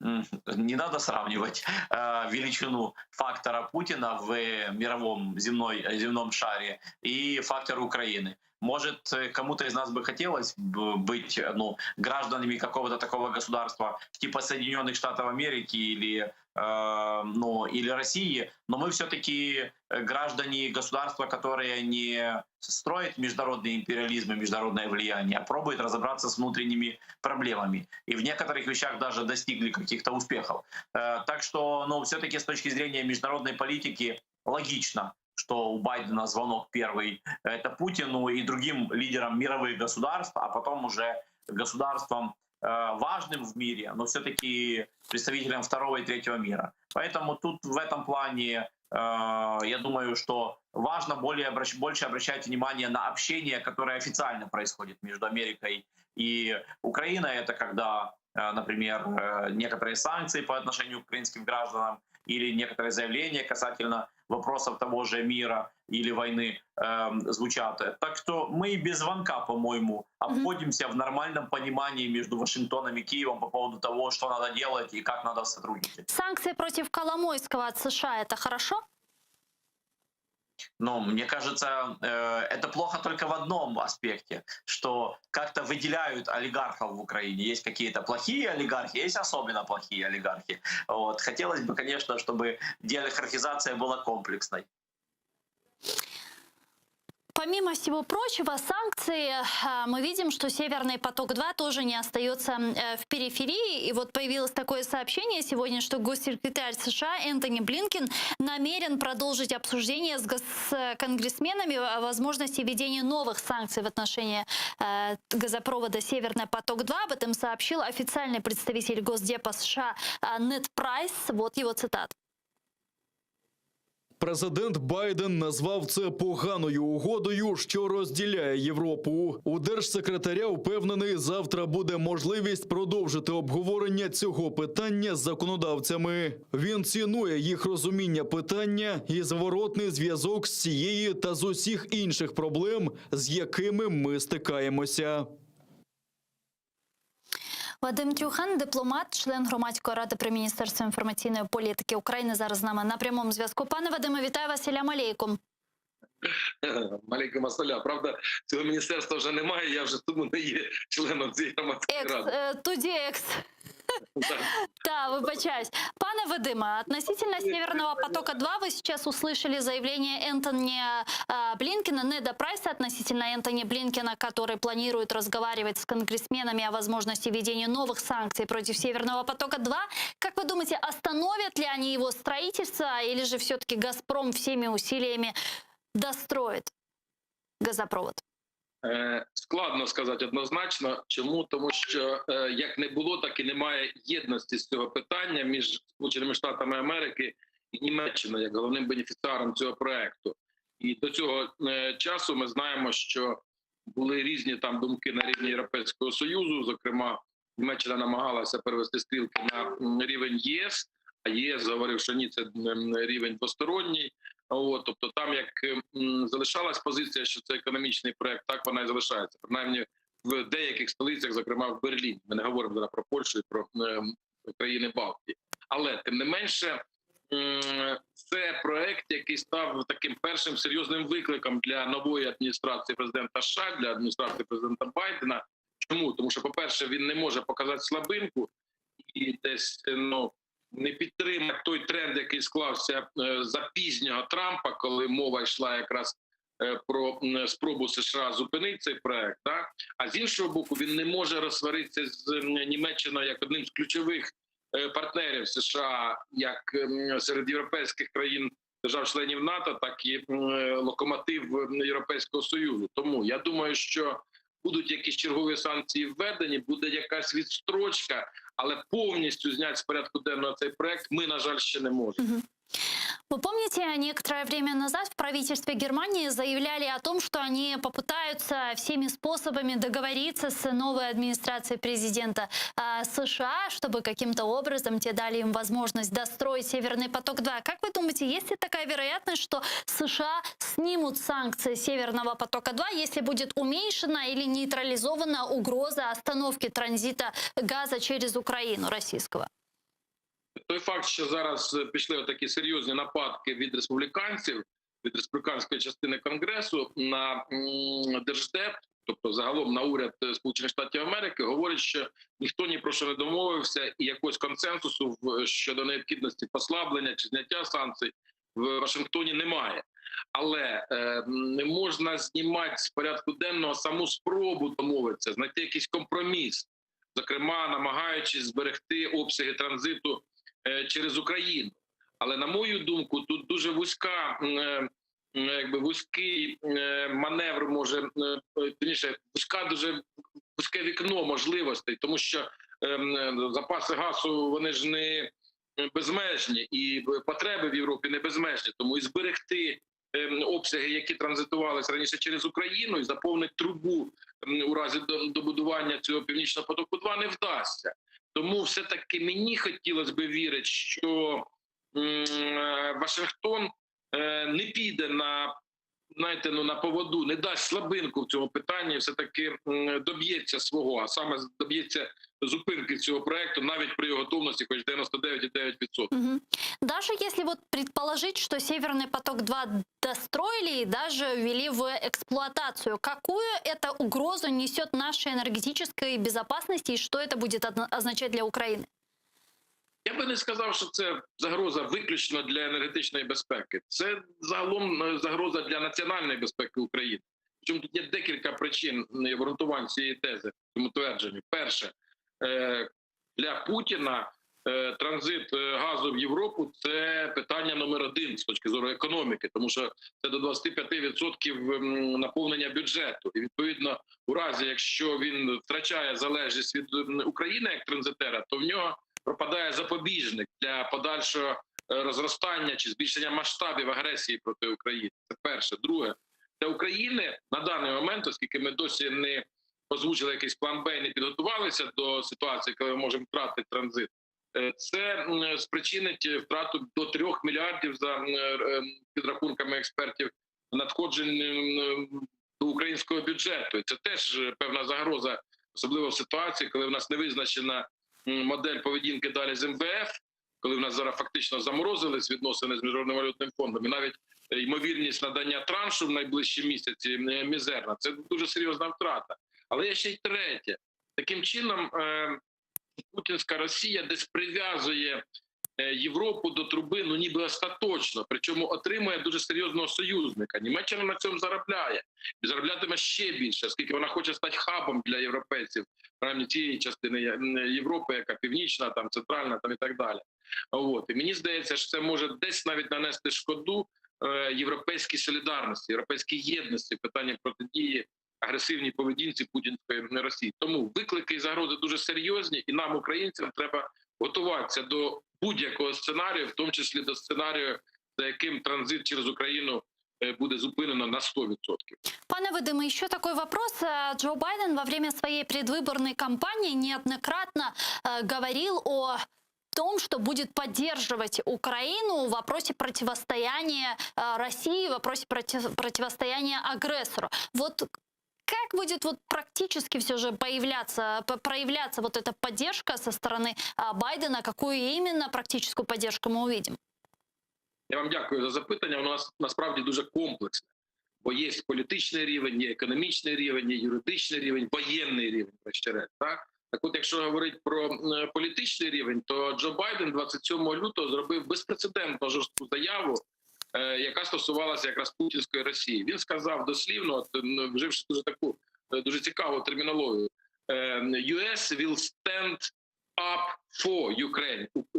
Росія буде стояти для того, щоб захистити Україну проти російської агресії. Да, жоден американський оговорився. США будуть стояти поруч з Україною, щоб захистити її від російської агресії. Жоден американський чи європейський високопосадовець не дозволяв собі таких жорстких формулювань по відношенню до Росії. До речі, поруч приблизно теж тільки не про захист, а про визнання Росії стороною конфлікту. Russia is a part of this conflict, сказав Шарль Мішель, перебуваючи на Донбасі в щасті. Відповідно, це призводить до ситуації, коли росіяни мають зняти рожеві окуляри. Вони думали, що через Мінську площадку вони все-таки всадовлять Україну за один стіл переговорів і відведуть стрілки з себе на своїх донецьких, луганських маріонеток. Але не вийшло. Ні в США, ні в Європі, не говорячи вже про Україну, ніхто їм не вірить. Це один момент. Другий момент. При Джо Байдені вже виділено додатково $150 мільйонів на воєнну допомогу. Причому навіть є певна номенклатура зброї, яка буде поставлятися. Зокрема, йдеться про декілька катерів Марк-6. Це новітні катери, не ті, що Айленд, які 80-х років розробки, а новітні, сучасні. Йдеться про контрбатарейні системи там, і так далі, і так далі, і так далі. Але я зверну увагу на те, що днями, здається, позавчора, я вчора знайомився з цим документом, вийшов аналітичний документ під назвою «Україна і Байден. Стратегія для нової адміністрації», підготовлений Atlantic Council. Там проглядається дуже серйозна участь і українських фахівців, в тому числі Олексія Гончарука, який там працює як феллоу в даний момент. І там якраз уже рекомендується адміністрації Байдена підняті обсяги військової воєнної допомоги до 500 мільйонів на рік. Раніше було 250 плюс-мінус. 2 мільярда загалом за 6 років війни перед цим. Цьому це ще не рахує. І відповідно в воєнному плані американці можуть піти набагато далі, аніж до цього року. І я дуже розраховую, що йтиметься і про системи Петріот, які нам потрібні, щоб захиститися від військового, як вони називаються, воєнно-космічні сили РФ, да? Військово-космічні сили Російської Федерації, які вони застосовують завжди при серйозній ескалації. І вдасться себе захистити. Але крім цього, це питання економіки. І тут мені би дуже хотілося побачити... У нас минутка времени, просто ефірне время, к сожалению, закінчується. Мені би дуже хотілося побачити відновлення роботи міждержавної комісії, як була Кучма-Гор. Мені би дуже хотілося побачити початок переговорів про зону вільної торгівлі. Мені дуже хотілося б побачити прямі іноземні інвестиції зі США. Отут американці можуть дуже серйозно підтримати Україну. Тому фактор США, фактор Байдена, він архіважливий в даній конкретній ситуації. Дякую дуже, пане Вадиме. Дипломат Вадим Трюхан був з нами на прямому зв'язку. Пане Олександре, резюмируя нашу беседу, что вы ожидаете от новой администрации Джозефа Байдена, и так ли вы позитивно и оптимистично смотрите на перспективы наших отношений, как пане Вадиме? Я думаю, якщо коротко підвести підсумок, то наразі стосунки між Україною і Сполученими Штатами Америки в найближчий час все ще під знаком запитання. Чи буде краще нам, чи буде так, як було? Єдине відчуття, що гірше не буде. Ну, на всякому разі, індикатори всі ті, які зараз є, свідчать про те, що якогось погіршення в найближчий час ставлення не повинно бути через те, що прийшли, наче якби до керівництва в Сполучених Штатах Америки люди, які добре розуміють нашу ситуацію і добре розуміють, чому це вигідно, в тому числі і їм з точки зору їхніх національних інтересів. А от чи буде покращення, це все ще залишається знак запитання. Дякую дуже. Сагулнас, что были с нами на протяжении часа. Олександр Салантай, керівник програми «Практичної політики», експерт Інституту політичної освіти. Ну, а я вам говорю до свидания. Оставайтесь первым крымстарским телеканалом АТР. Буквально через несколько секунд смотрите информационную программу «Замана». Далее в этой студии вас поприветствует с программой «Прайм» Айдар Муждабаев. Не пропустите, Коршкенч.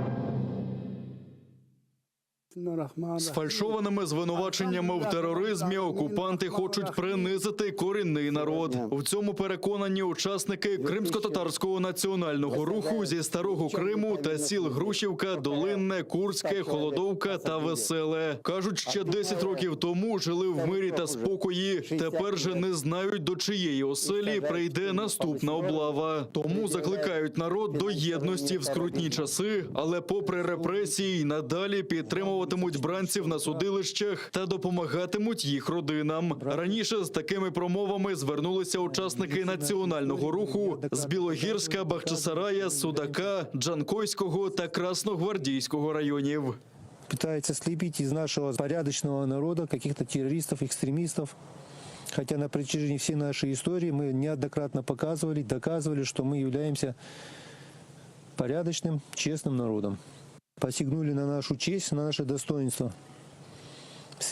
Перед нашими детьми нас пытаются унизить.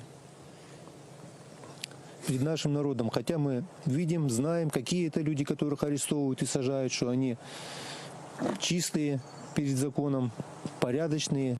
Нагадаю, 17 лютого кількома районами Криму прокотилася чергова хвиля масових облав. Тоді затримали 5 кримських татар – Азамата Еюпова, Яшара Шейхаметова, Лінура Сейдаметова, Тімура Ялкабова та Олега Федорова, який сповідує іслам. Їм закидають організацію та участь у буцімто терористичній діяльності.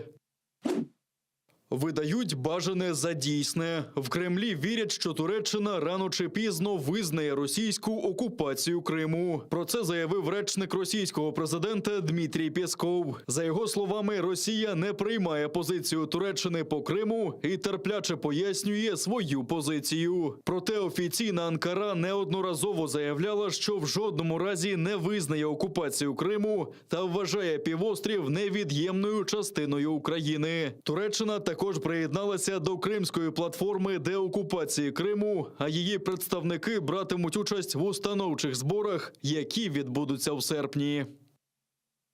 Вірність собі – не злочин. У Міністерстві закордонних справ України відкрилась виставка світлин дітлахів кримсько-татарських політв'язнів. Кожне фото – історія дитини, чиїх батьків російські окупанти незаконно за політично вмотивованими справами позбавили волі. Тих, хто через переслідування окупантами корінного народу залишився без батьківської опіки на півострові майже 200. Більшість з них потребує психологічної реабілітації, зазначають в МЗС. За словами заступниці міністра закордонних справ України Еміне Джепар, міністерство прагне, аби про страх та політичні переслідування в окупованому Криму знав весь світ. Власне, ця виставка, яка буде передана всім нашим посольствам сьогодні по всьому світові, теж покликана розповісти історію батьків через їх дітей. Цей рік буде особливим для кримської проблематики, тому що саме цього року ми проведемо інавгураційний саміт Кримської платформи, роботу над яким ми почали ще минулого року. Це дуже складна історія, дуже відповідальна, але це є абсолютний пріоритет. Україна має домагатися в судах покарання винних у знищенні Форозького парку. Таку думку в ефірі нашого каналу висловив директор Національного парку Голосіївський В'ячеслав Потапенко. Він наголошує, що будівельні роботи в 200-річній природній пам'ятці незаконні, бо за українськими нормами потрібно вносити зміни до детального плану території. А це потребує оцінки екологів та обговорень з місцевими жителями. Потапенко наголошує, що це європейська практика, закріплена українськими законами, а за порушення цих норм можна притягати винних до відповідальності через міжнародні суди. Але для початку українська екологічна інспекція має документально зафіксувати зрізання реліктових дерев та порахувати збитки. Коли буде реальна документація, що не пройдена процедура по українському законодавству, можна подавати в суд і далі намагатися доходити там до європейських судів і так далі. І так потроху один випадок, інший, третій, можна накопичити такий масив судових справ для того, щоб можна було тиснути на тих власників в Росії, які цим займаються. 2 десятки обстрілів вчинили окупанти на Східному фронті минулої доби. Поблизу Красногорівки, Пісків, Новозванівки, Опитного та Золотого ворог гатив з великокаліберних мінометів та кулеметів. На підступах до Авдіївки, Лебединського та Південного окупанти обстрілювали українські позиції з гранатометів різних систем та великокаліберних кулеметів. Обійшлося без втрат в лавах українських захисників, а на ворожі обстріли відповідали вогнем. Крім того, бійці об'єднаних сил помітили облаштування нових позицій окупантів в районі Троїцького на Луганщині. Протягом минулої доби метою дій противника було провокування підрозділів Збройних сил України на відкриття вогню у відповідь для супроводження російських інформаційних наративів щодо підготовки українських військових до силового сценарію вирішення конфлікту на Донбасі. Усі порушення з боку російсько-окупаційних військ свідчать про небажання Російської Федерації та її найманців виконувати досягнуті домовленості та подальшу ескалацію обстановки в районі проведення операції Об'єднаних сил.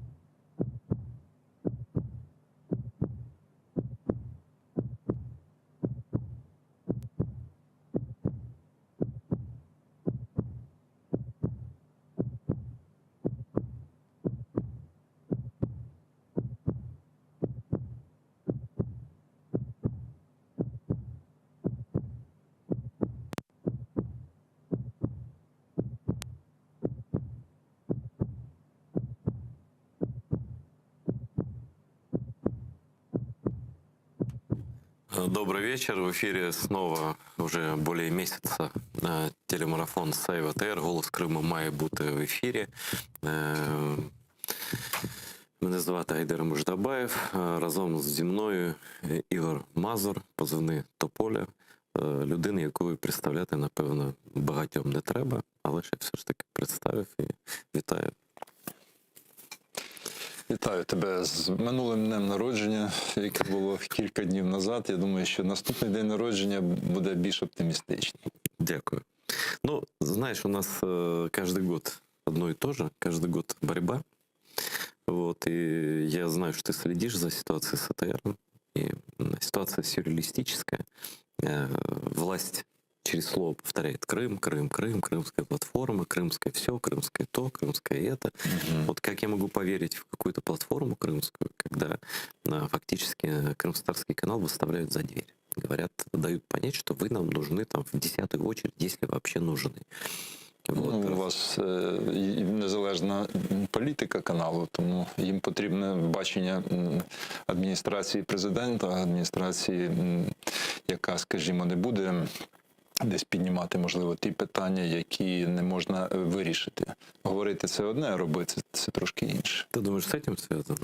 Ну, так, були б ви залежні від них, тоді б, я думаю, можливо, би і двері відкривались би ширше. Але хочете бути вільними, треба бути готовим до тих всіх випробувань. Ну, тут дело вот в чем. Ты, скорее всего, ты прав, потому что мы же не будем показывать перерезание лент. Мы все готовы показывать, но там, на самом деле, плохо все в Крыму, да? И там уже настолько много политзаключенных и настолько тяжелая ситуация с семьями, ну, вообще все плохо. То есть включаешь новости, и все плохо, да? И они нам говорят, что, ну, вы же должны как-то подразумевать, что мы какие-то коммерческие каналы должны зарабатывать. Подскажите, на чем заработать? Вот на чем? Устраивать конкурс песни и пляски семей политзаключенных телемостом з Криму или що? Продавати воду, мабуть, Дніпровську. Тоді і за вилучені гроші там таке. Ми розуміємо цинізм цієї ситуації, на чому справді може заробляти кримсько-татарський канал. Ни на чем. Вы просто даже, знаете, даже мысли о том, что мы можем на чем-то зарабатывать, включайте наш эфир в любое время дня и ночи, и вы увидите, что мы производим, что мы показываем. Да? И если держава говорит, что, ну, наверное, не надо действительно мозолить глаза политзаключенными этими обысками, против которых ничего сделать невозможно в реальности, да, пока. Вот, а картинка такая нехорошая, тут праздничных слов не особо поговоришь. Вот, наверное, хотят, чтобы мы ролики какие-то записывали, Крымца, Украина, вот это, знаешь, такое, ну, жизнеутверждающее, чтобы все такое было. Вот. Ну, я думаю, тоді цей канал буде з нульовим рейтингом взагалі. Так як у вас все ж таки постійно питання, які ви піднімаєте, це болючі питання. Тому ті, хто не байдужі до долі України, до долі Криму, вони дивляться цей канал. І вони реально, якщо навіть будуть якісь проблеми у вас, як у незалежного каналу, люди вийдуть і підтримають. Ви державний канал, державницький канал, на відміну від інтерів, від 112, від Ньюсванів і тому подібних, які грають гібридно під Москву. Я напомню, что у нас есть телефон в студии, и даже по Вайберу можно звонить, задавать свои вопросы, высказывать мнение и так далее. Вот он сейчас на экране, и по скайпу можно звонить. У нас такая неторопливая, подробная беседа с очень интересным человеком, которого я просто испытываю некий трепет, что даже рядом сижу, потому что этот человек вот просто в историю Украины вписал сам себя. Вот. И как раз сейчас годовщина, как это правильно назвать? Ты имеешь на увазі Украина без кучмы? Украина без кучмы, да. Это вот, по сути дела, начало вот революции вот этой не знаю, як антисистемність. Та система, яка десь формувалася. Ну, я навіть не думаю, що її Кравчук формував. Кравчук був якийсь певний момент переходу від тої української, совєтської, соціалістичної до тої олігархічної, скажімо так. Яка досі існує, да, в тому чи іншому вигляді. А от олігархія вже голову підняла при Кучмі реально. І коли там Донецьким віддали Донецьк, кримським вашим башмакам там, і іншим там дали Крим, Харківський, там Добкіни і тому подібні Харків там прихопили. На Закарпатті там були свої, там були вже і Медведчук там вже вліз, там і Балога. От. Тобто навіть не в цьому питання. Питання в корупції, яка от реально почала процвітати, це був період Кучми. Кажуть, що Україна в цей час була досить таки сильною державою. Ну, можливо, якийсь порядок він і навів, але цей порядок нагадував десь в деякій мірі те, що зараз і в Білорусі. Коли є батько дає добро тому, ти там, кожен має заплатити чи 20%, чи там скільки. А якщо хтось про це говорить, того можна вивести в ліс, можна відрізати голову, як це зробили Гонгадзе, тому що там десь треба було замітати сліди вбивства.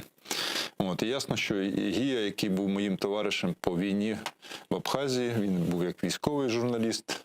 От, ми були як добровольці, які приїхали. Ви там познайомилися? Так. Да, є фільм «Тіні війни», хто захоче, подивиться його, він зараз трошки, може, якість не сама краща, але «Тіні війни», де там і я 20-літній, де Гія молодий ще і живий, де той самий Коля Карпюк, який потім разом зі мною сидів за Україну без Кучми, а потім 5 років сидів уже в російських тюрмах, як бойовик. От, ну, по сфабрикованій справі ми розуміємо, як росіяни роблять заручник. Як зараз проти кримських татар. От. І 9 березня, якраз от вчора було 20 років, коли наші були ці протистояння під адміністрацією президента, коли на Шевченківські дні, скажімо, були теж певні дії провокаційні з боку влади. І після цього були масові арешти, більше 300 чоловік було заарештовано. На ЖД-вокзалі, автовокзалах заарештовували тих хлопців, які роз'їжджали з акції протесту, просто через те, що він був в вишиванці, чи через те, що в нього була там якась прив'язана жовто-блакитна ленточка на рюкзачку. От. Ну, а нас 18 чоловік не по адміністративній, а по кримінальній справі. Ви бились там? Ну, ми як чоловіки, ми не привикли, як в Росії, там, коли твого товариша б'ють і кричать «позор». Наших 8 чоловік були заарештували біля пам'ятника Шевченка, ми пішли вимагати їх звільнення. І коли вийшла ця бійка під стінами адміністрації президента, то ми не відступали. Удар був на удар. Ми не діяли підло. Ми були, як чоловіки, тримали удар. Хоча різні передягнуті хлопчики в наші ряди заходили і казали, вон там автобус стоїть без гальмів, давайте цим автобусом таранити Беркут. Тобто їм потрібна була кров.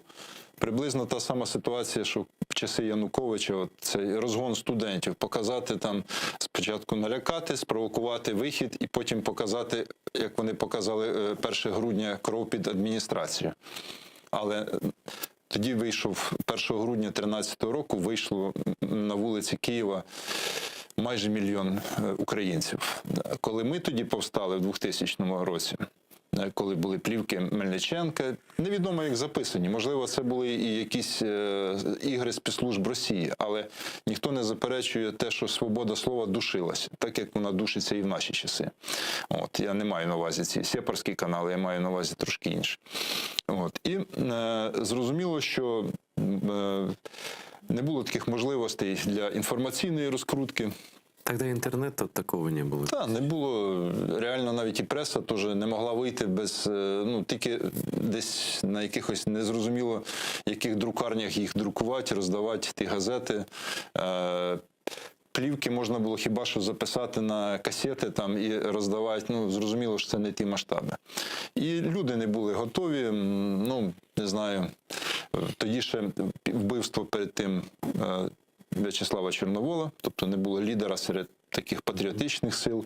Ющенко ще не вийшов так на політичну арену, він ще щось трошечки чекав, коли, можливо, не буде така гостра ситуація. І ясно, що нас тоді змогли через репресії перемогти. Але ми програли, як кажуть, бій, але не програли війну всю системою. Свои чувства тогда. Вот действительно, убийство Черновола, это ты наставишь. 99-й рік, це так само березневі дні тоді. А прийшов там той рік, вибори, які без вибора, де був Кучма і Симоненко. Ну, понятно. Тоже с кого выбирать. Вы как бы действительно, вот формально вы проиграли, да? Это вот на самом деле были черные ощущения такие, да, что людей активных пересажали, народ не вышел в большом количестве, да, как. Але без нас, я думаю, що можливо і не було би помаранчевої, розумієш? Ні, Треба точно було, не було. це якби була певна така проба сил. Проти системи. Система показала свої сильні сторони, але й показала слабкі. Те, що вони самі, я думаю, знищили Кравченка, як людину, на якій було багато чого зав'язано, ну, пізніше вже трохи, але зрозуміло, те, що вони тоді знімали того ж самого Деркача з голови Служби безпеки, Потебенько, який розказував те, що генеральний прокурор, що це на 97% Гангадзе, а на 3% не Гангадзе, що можна знайти багато таких людей з такими ж аналізами крові, біологічних там різних даних. Тобто система показала свою, ну, деградацію, і та тріщина пішла, і та тріщина привела до перемоги помаранчевої революції. Потім знову ці всі ігри за участю олігархів, за участю певних там бізнес-кругів інших закордонних привели до того, що повернувся Янукович. Знову настає той певний момент, коли активна частина суспільства повстає. Ми повстали в 13-му, перемогли. І на сьогоднішній день у нас вже йде війна не стільки з внутрішнім ворогом, скільки зовнішнім. У нас ці проблеми українські зараз ніби трошки відійшли на другий план, тому що є Росія, яка атакує різними шляхами. Через церкву, через культуру, через мову, через економіку, своїми там кібератаками, там, ну, про війну вже взагалі не говоримо.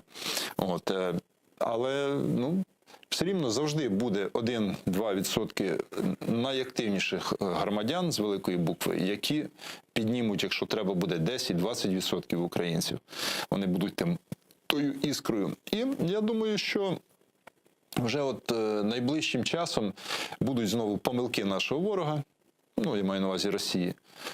Якщо будуть помилки нашої влади, ну, вона так само тільки спровокує якийсь протест проти неї серйозний. Думаю, вистачить, може, в Зеленського розуму все ж таки зайняти позицію патріотичну і свою команду сформувати більше з патріотів. І реально ну, виконувати ті обіцянки, які в нього були. Тому що ну, іншого виходу в нього немає. Ну, у него обещаний-то много разных было. Например, мир на Донбассе. И вот сегодня Андрей Ермак заявил, что у нас, или даже вчера он заявил это, что у нас готов план, разработанный Францией и Германией для полного мирного регулирования, который должна рассмотреть Россия и типа согласиться или не согласиться. В России там какой-то зам этого, ну, министра их, значит, говорит, а какой такой план? Мы вообще ничего не знаем, и ничего об этом не слышали. То есть у нас политолог, я не помню просто кто же в эфире сказал, но скорее это сказано для внутренней аудитории, чтобы было видно, что мы там ну, что-то в чем-то участвуем, а русские как бы и не собирались ничего подписывать в принципе, да. И вот эта игра словами в мир, она же на самом деле, вот все же понимают, что в реальности ну, невозможен мир, и границу они не отдадут. Мир с крокодилом взагалі неможливо. Но это не в их интересах. А потом русские не так ослаблены сейчас, чтобы поступаться чем-то. Нет еще таких санкций, нет ничего такого. Серьезно. Осінню вибори.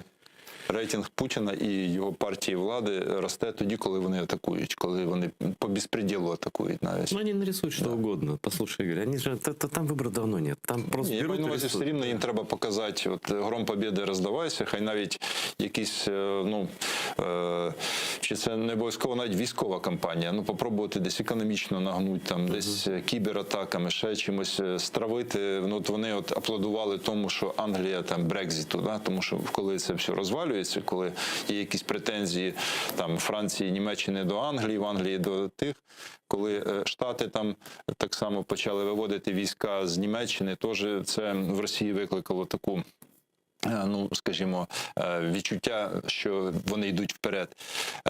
Хочеться надіятися, що адміністрація Байдена зараз буде робити більше правильних кроків. От єдине, що в них там зараз внутрішні вирішують питання розстановку сил, там людей своїх. І в Росії все ж таки є певний час, десь до, я думаю, так, весна і літо, на те, щоб ще десь попробувати якусь провокацію організувати і попробувати собі рванути чи кусок території, чи якісь позиції інші завоювати. З перспективою виборів на осінь. Ну і просто показати, що сідайте з нами за стіл, домовляйтеся, бо ми сильні, ми можемо там в Європі дестабілізувати ситуацію, у нас там є своє лобі там, своє там. От, ну, надіюсь, основна все ж таки в мене надія на нову адміністрацію Сполучених Штатів, що все ж таки вони, хоч вони і демократи, ніби як демократи завжди були не такі, як республіканці, яструби, але я думаю, що Байден повинен, як старша людина, яка знає, що таке Росія, розуміє, що Україна в цій ситуації – це союзник, стратегічний союзник, що все ж таки ми для них будемо справді другом, і не буде оцих торгів, віддайте нам Сирию, а мы вам віддамо Украину и тому подобное. Ты слышал, что сегодня, 8 марта, просто это до нас не так быстро дошло, заявил, такой есть товарищ, внук такого Евгения Примакова, помнишь такой? Евгений Максимович, такой монстр советской разведки. Да, и вообще, ну он такой спецслужбистский человек. Так вот, внучок у него, как русский говорит, внучок, он тоже Евгений. Вот, и он, значит, РИА Новости дает комментарий, чем может завершиться для Киева блицкриг в Донбассе. То есть они, во-первых, говорят о каком-то блицкриге. То есть они придумывают, что сейчас Зеленский отдаст приказ перейти... Ну, вони думають, що як Саакашвілі в свій час, скажімо, трохи повівся на провокації, так само і Зеленський. Ну, у нас даже об этом никто не говорит в данный момент, да, о военном решении, окей, да. Дальше, если Киев решит прийти в наступление, для Украины это может закончиться не только новыми котлами, значит, но и потерей важных промышленных предприятий и объектов инфраструктуры. Если Киев готовится туда-сюда, решив расплеваться с Минскими соглашениями, ну, лексика тут такая еще, и прочими сантиментами, то полагаю, что Россия не сможет оставить российских граждан на съедение карателям. Каких российских граждан здесь не собираются карателям оставлять на съедение, я не знаю, каких русских. Но вот, по его мнению, в числе прочих инструментов в России должно быть подавление военной командной инфраструктуры и режима, в том числе и вне района непосредственно боевых действий. И если Киев, это цитата, не очень хочет, жаль, потерять своих солдат в новых котлах, то потерять, например, узлы связи, аэродромы, электростанции, мосты, железнодорожная развязка, крупные промышленные предприятия и так далее, киевскому режиму будет очень больно. То есть он фактически, тут речь идет о бомбардировке Киева. То есть это прямая угроза. Если Украина попробует вернуть часть территории своей оккупированной, то будет бомбежка, ракетные обстрелы Киева. Насколько вообще, на твой взгляд, это возможно? И ты как человек военный, ты же в запасе все равно же, да? Ну, але ми, як кажуть, перша хвиля... Якщо... Ну, я ж кажу, да. Тобто перша хвиля мобілізації в будь-якому випадку. Що ти думаєш про ці висказування? Я думаю, ну, от Росія, вона діє завжди методами старими, які були і раніше проходили. Да? Тобто всі ці моменти, там, що Придністровський, що Карабах, що Осетія, всі вони були розіграні приблизно по одному сценарію. От, ну, ясно, що там десь влізали, десь є кордон з Росією, десь нема кордону з Росією, десь треба було гратися теж в якихось добровольців, які приїхали з Росії. Вчора він ще був там офіцером Збройних сил Російської Федерації, а сьогодні він доброволець там зненацька, отак щастя йому посміхнулось. Тобто ці всі цирки ми розуміємо, є там, як кажуть, різні сценарії, але вони АБЦ там нема. 4, 5, 6. Я думаю, це все ж таки більше по варіанту осетинського сценарія. Тоді теж, якщо взяти провокація, гарячий Саакашвілі якби реагує. В цей час вони не тільки серед... Вони грузинські села обстрілювали 2 неділі. Так, да, вони просто хотіли, щоб була ответочка. Ответочка прилетіла, вирішили навести порядок. От якби грузинські війська на своїй території. Це все Росія потім як агресію подає, паралельно заходить з Абхазії, де не було ніяких там проблем на той час, але вони і там атакують. Бомбить Горі, який в другій країні знаходиться. Есмінець, чи що він у нас там називається, Москва, виходить з Севастополя, йде і обстрілює Потім, яке, в принципі, це взагалі... Ого, за скільки від лінії фронту, літаки, аеропорт Тбілісі. Тобто це те, про що говорить цей от синочок чи внучок Примакова. Тобто ті самі моменти, просто масштаби. 4,5 мільйона грузинів і 40 мільйонів українців. Война с Украиной, это вообще совершенно другой этап будет, если такая война, как он говорит, да, с бомбардировкой. Це може бути, як вони, знаєш, у них є таке, це теж тема, принуждення к міру, да? Тобто нанести удари і вимагати сідати за стіл переговорів і якби на їхніх умовах. Ну, то, що називається така русская поговорка, держите мене 7, да, я сумасшедший, я зараз пойду бомбить тут і так далі. І надія на те, що вони вже влізуть, вже, в принципі, навіть Штати чи інші не зможуть їм сказати, що ну, задню вони не будуть уже давати. Там зараз так само гуляє тема, що вони миротворців ведуть. Миротворців. Паралельно в цей час може включитися тема, чому я згадав ще за Абхазію, може включитися тема Крима, тобто той похід на Таврійськ, щоб уже якби, розуміючи, що другого шансу не буде, бо вже тоді, як кажуть, Мінськ-3, якого, я думаю, не буде, я надію, що цього не станеться, то вже Мінська-4 точно не буде. Вже американці, інші там... Ну, тобто війна буде названа війною, скажімо так, да? Ну, це вже буде, скажімо, пряма агресія, але це вони подадуть як принуждення к міру, як зарвавшийся режим київський, значить, вирішив в тому числі громадян Росії, яким вони там вже 500 000 на Донбасі отримали паспорта, вони кажуть, що там вже 600 з чимось тисяч. І оці громадяни покажуть якісь тіла вбитих там бабушек, дітей, не знаю, де вони їх знайдуть, в принципі. Они сделать могут. Да, можуть і самі їх обстріляти і картинку зробити. Русський обиватель в це повірить. Європа знову буде в паніці, що щось земля з-під ніг виходить, і вона їм може в деякій мірі навіть пробачити з умовою, що це там закінчиться післязавтра. На якихось там умовах трохи кращих за нинішні, да? Краще вони не будуть. Для русських, да. Надія на те, що все ж таки, по-перше, що це не буде локально. Якщо вони вже влізуть, то це буде війна. Якщо ми не будемо відступати, як грузини, в нас сильна армія. Я думаю, що і партизанські дії в тилу ворога почнуться, тому що реально є і в Донецькій, і в Луганській області.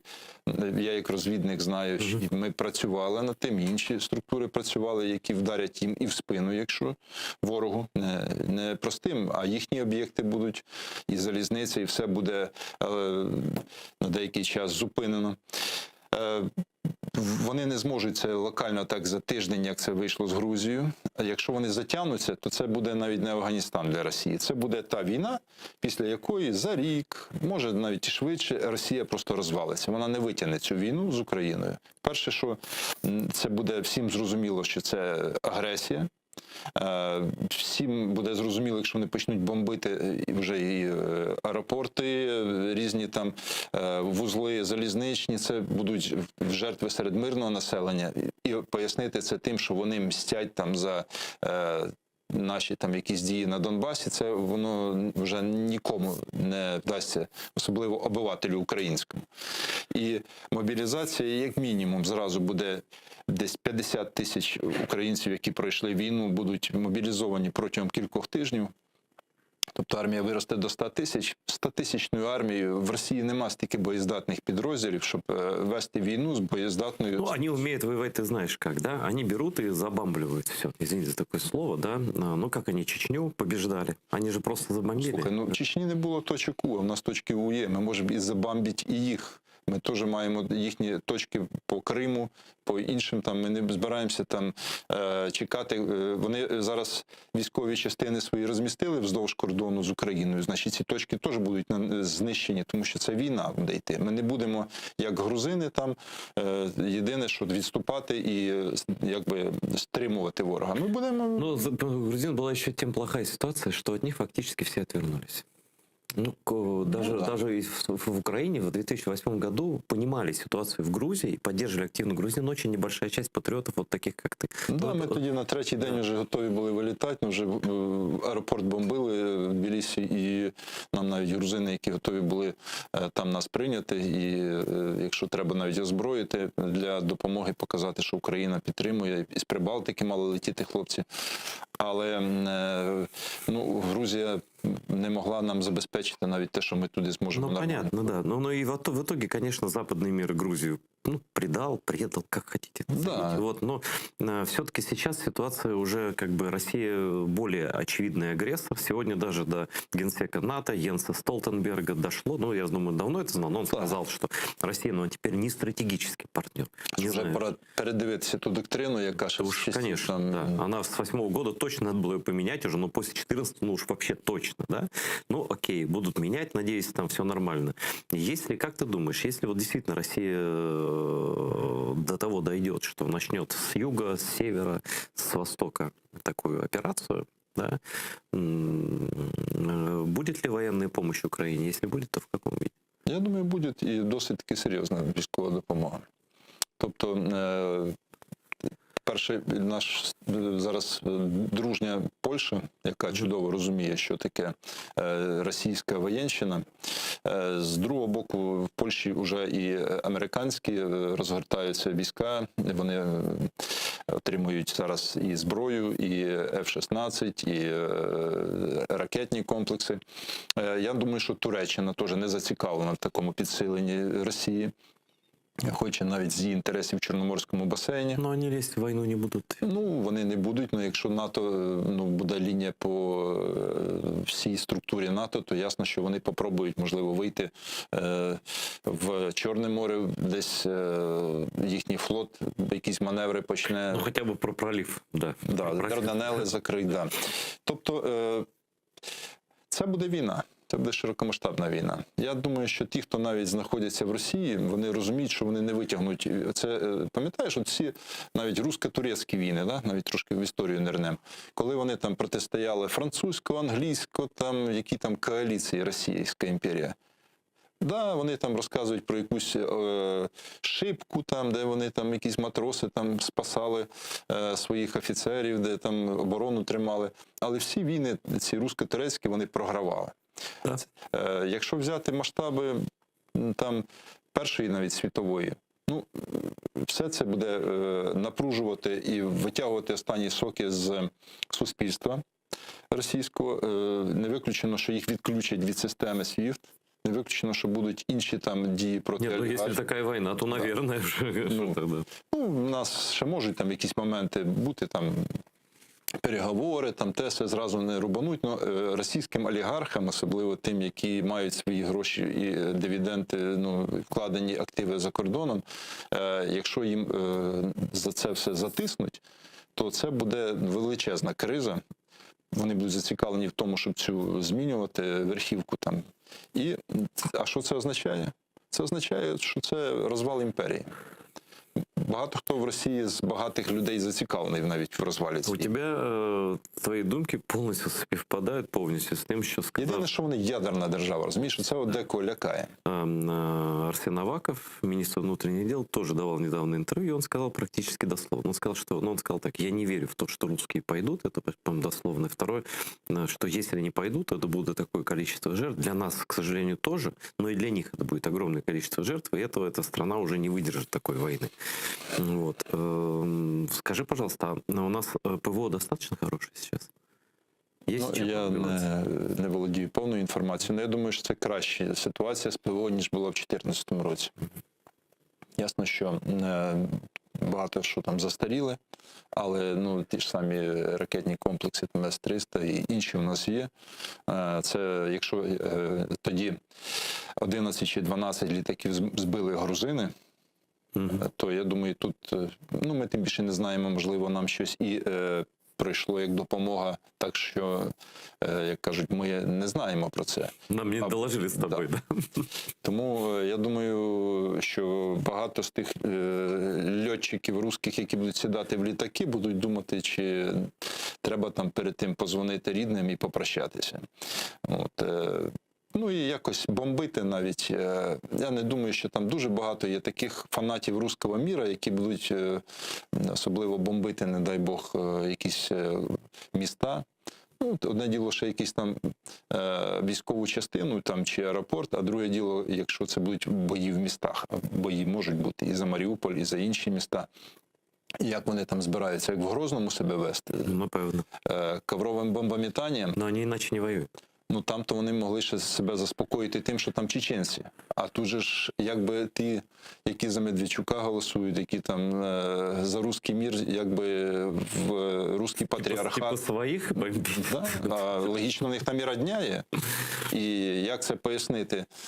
Буде потім там, нас, мы офицерами виконували свои... Я, знаешь, вспомнил, хорошо ты вспомнил про Мариуполь. Я помню 2014 год, не помню месяц, правда, когда был, лето, по-моему, когда обстреляли русские ракетами микрорайоны. Ні, це була зима. Я був на похоронах тих, це був січень. Да. Вот. І причому знову-таки, знаєш, знову ці от варіанти символізму. Це було теж на День Злуки, здається. 22 січня. Вони це люблять, русські це люблять. Да. От чеченці, вони коли вивозили? 23 лютого, тобто на День Совєтської армії. там по вас, по кримським татарам, там травневі ці всі свята, да, в деякій мірі теж, якби, коли бої під Іловайськом, День Незалежності України, коли перших хлопців вбили на Майдані, 22 січня, на День Злуки. Тобто таке враження, що це черти там сидять такі, які от якісь такі, ну, святі для людей дні або святі для них дні. От, вони, тому десь теж чекати. В цьому році що у нас ще? 80 років початку Великої Отечественної війни. Червень. Да. Против фашистов. Тобто тут знову, типа, от Україна ведет себя как фашисти, надо то, що діда не завершили. Надо иметь в виду тоже, это важная вещь для них. Оцей от певний символізм, там їхні всі Дугіни, там інші мракобеси, які сидять, там, які мозги у російському суспільству, навіть і інтелігенції, таким як Міхалкову, там вони загадили. Інтелігенція. Ну, я маю на увазі, вони ж себе вважають, якби біла кость, голубая кров. Є десь найближчих півроку є загроза того, що Росія може знову попробувати нанести удар. Який це буде удар, наскільки? Але це не той час, коли 100 років назад, коли Українська Народна Республіка там проти цієї армади стояла сама, і що навіть в спину били там поляки. Сьогодні поляки наші союзники. Сьогодні там Ты на Польшу не обижаешься, кстати? Ні, в мене друзі поляки. Да? За тот епізод. І Боболовича Павла, ти дуже знаєш, наш друг, і Малгажата Гашевська, ти за неї сьогодні говорив. Да, я просто знаю, нет, про те, що ти напомниш, що тебе задержали. Ну, вони ж не тому, що я якісь, ну, скажімо, маю якісь антипольські погляди. Я навпаки вважаю, що нам, двом народам, яких є по 40 мільйонів, треба бути єдиною силою проти Росії. Тоді цих навіть 150 мільйонів. Нам ще литовців, і це вполне хватить. І грузини. Ми прекрасний Балто-Чорноморський союз, маючи союзниками там ще з їхніми там хоч мухами, але тих самих румунів, чи там чехів, чи хорватів там. Знаешь, какие бы кто ни был, но видеть рядом русских с их оружием никто не хочет в итоге, да? Помнят лязг гусениць русских танків, пам'ятають той безпреділ і пам'ятають ту зверхність відношення до того, що ми тут вершимо вашу історію, а що ви про це думаєте? Ну, в Чехии немножко подзабыли, на мой взгляд, но русские могут напомнить. Я думаю, не всі подзабили. Те, що там собі дозволяє їхній сьогоднішній президент, чи там прем'єр Словакії, який дозволяє... Чукнутий абсолютно. Ну, вони, Росія працює, вона свою колонну... Они просто, знаешь, любой мерзавец в мире знает, где взять деньги. Это обычно адрес посольства или Дома культуры Росії в какой-нибудь столиці. Скільки в них там на рік? Десь в районі 500 мільйонів доларів передбачено на вирішення. На подкуп. Да. І проросійські, там, скажімо, там і преса, і все інше. Я почему вспомнил про Мариуполь, хочу договорить. Я тогда работал в московской газете, и у меня там на сайте была редактор, девушка по фамилии Маранди. Она гречанка из крымских греков, которых туда когда-то при Екатерине. Ми з ними пересікалися, да. Там Чермалик, там грецкий вот да, и вот у нее родственники живут в Мариуполе. И их прям вот обстреливают, да? И она при мне им звонит. Она говорит, что там по вас Россия бьет? Нет, это Украина нас обстреливает. Откуда, типа, удары? Да вот отсюда. Но это же Россия. Нет, это Украина. Она им пытается объяснить, что зачем Украине обстреливать город, который находится под ее контролем, то есть свой город, стрелять себе за спину. Логика не работала тогда. Вот настолько верили российскому телевидению, что видели ракету оттуда, а все одно вважали, що українська армія стріляє. Біда в тому, що зараз також якась частина буде в це вірити. Тобто, якщо навіть вони обстріляють самі ж наші міста і будуть закидати, що це Україна зробила, тобто логічно виходить, що наші війська мали зайти на нейтральну полосу там і насипать туди, або не знаю, яким чином це мало відбутись, тому що ти ж реально пам'ятаєш, як деякі нерозірвані снаряди. Так там видно все було, там по зйомкам було видно все. Да? І все рівно частина, я був на похороні тоді, коли хоронили, тоді ж біля 30 чоловік загинуло. А у нас загинув наш хлопець в Донецькому аеропорту, але він родом був з Маріуполя. Андрій Миронюк. І ви якраз привезли хоронити його? Да, і ми на цвинтарі хоронили ми його, а привезли тих, хто загинув. От, пам'ятаєш, там вся сім'я загинула, дідусь там один загинув, живий лишився, і маленький хлопчик, і його м'які іграшки там клали на могилку. І я хлопцям кажу, давайте підійдемо, співчуття покажемо, бо так відстань між нами була 50 метрів, могилка тут їхня, а там ми підійшли, ну і так же ж дід там, да, я все розумію, ребята, я все розумію, бо там ви ж там розумієте, хто за цим стоїть, да. А дехто там теж, даже совести нету, крови сколько на них, они еще сюда подходят, там. Я кажу, так, а що ви там маєте на увазі? Ну, якщо б ви сюди не прийшли, то б не було цієї війни. Я кажу, почекайте, це ми прийшли, да? А Росія, значить, тут була вже у вас, да? Тобто ви вже себе відчули частиною Росії, а те, що от вони собі дозволяють вбивати ваших людей, так це просто ви списуєте, що це війна, що, значить, це можна вважати, що це не агресія Росії, а це якби, ну, промахнулись немножко ребята, хотіли вбити військових, а вбили мирних. А в Донецьку тоді, коли вони між собою почали були і цей тролейбус там загинули, вони розказували, що це українські війська. Хоч вони з дворів стріляли. 35 кілометрів було від бойових позицій. Да. Їм пояснювали, що ну, не могло нічого прилетіти за 35 кілометрів. І все рівно обиватель Донецький вірив в те, що це українська армія вбиває.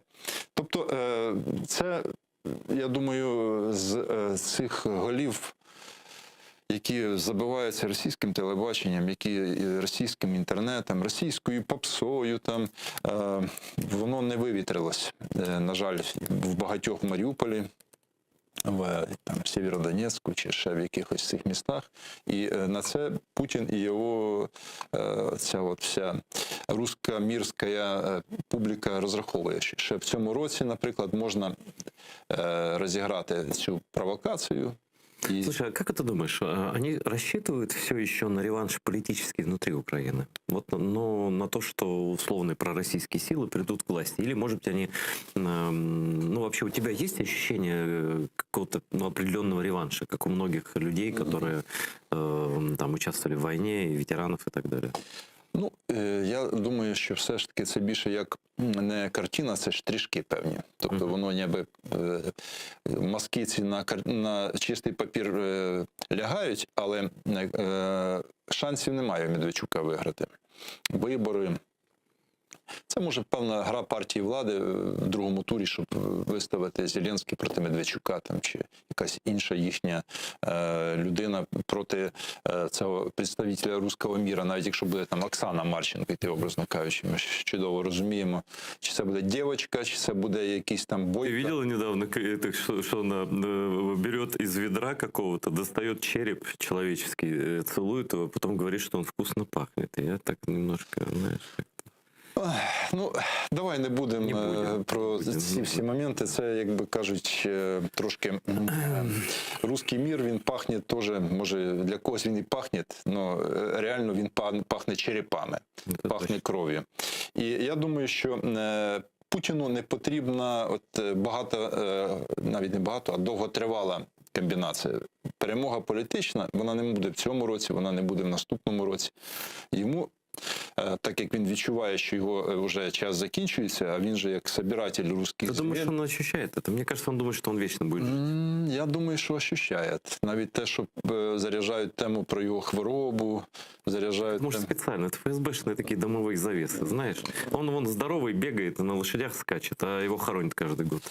Ну, можливо, да. Це, я все ж таки думаю, що все ж таки там уже готують йому заміну, готують певні... Есть, что ли, есть, только он об этом не знает, потому что он не хочет никуда уходить, я в этом абсолютно. Ну, все ж таки, ну, людина, яка більше 20 років при владі, я думаю, це як ми, знаєш, коли нам уже скоро буде по 50, і ми відчуваємо, що ми Слушай, вже... диктатор Зимбабве правит 50 лет.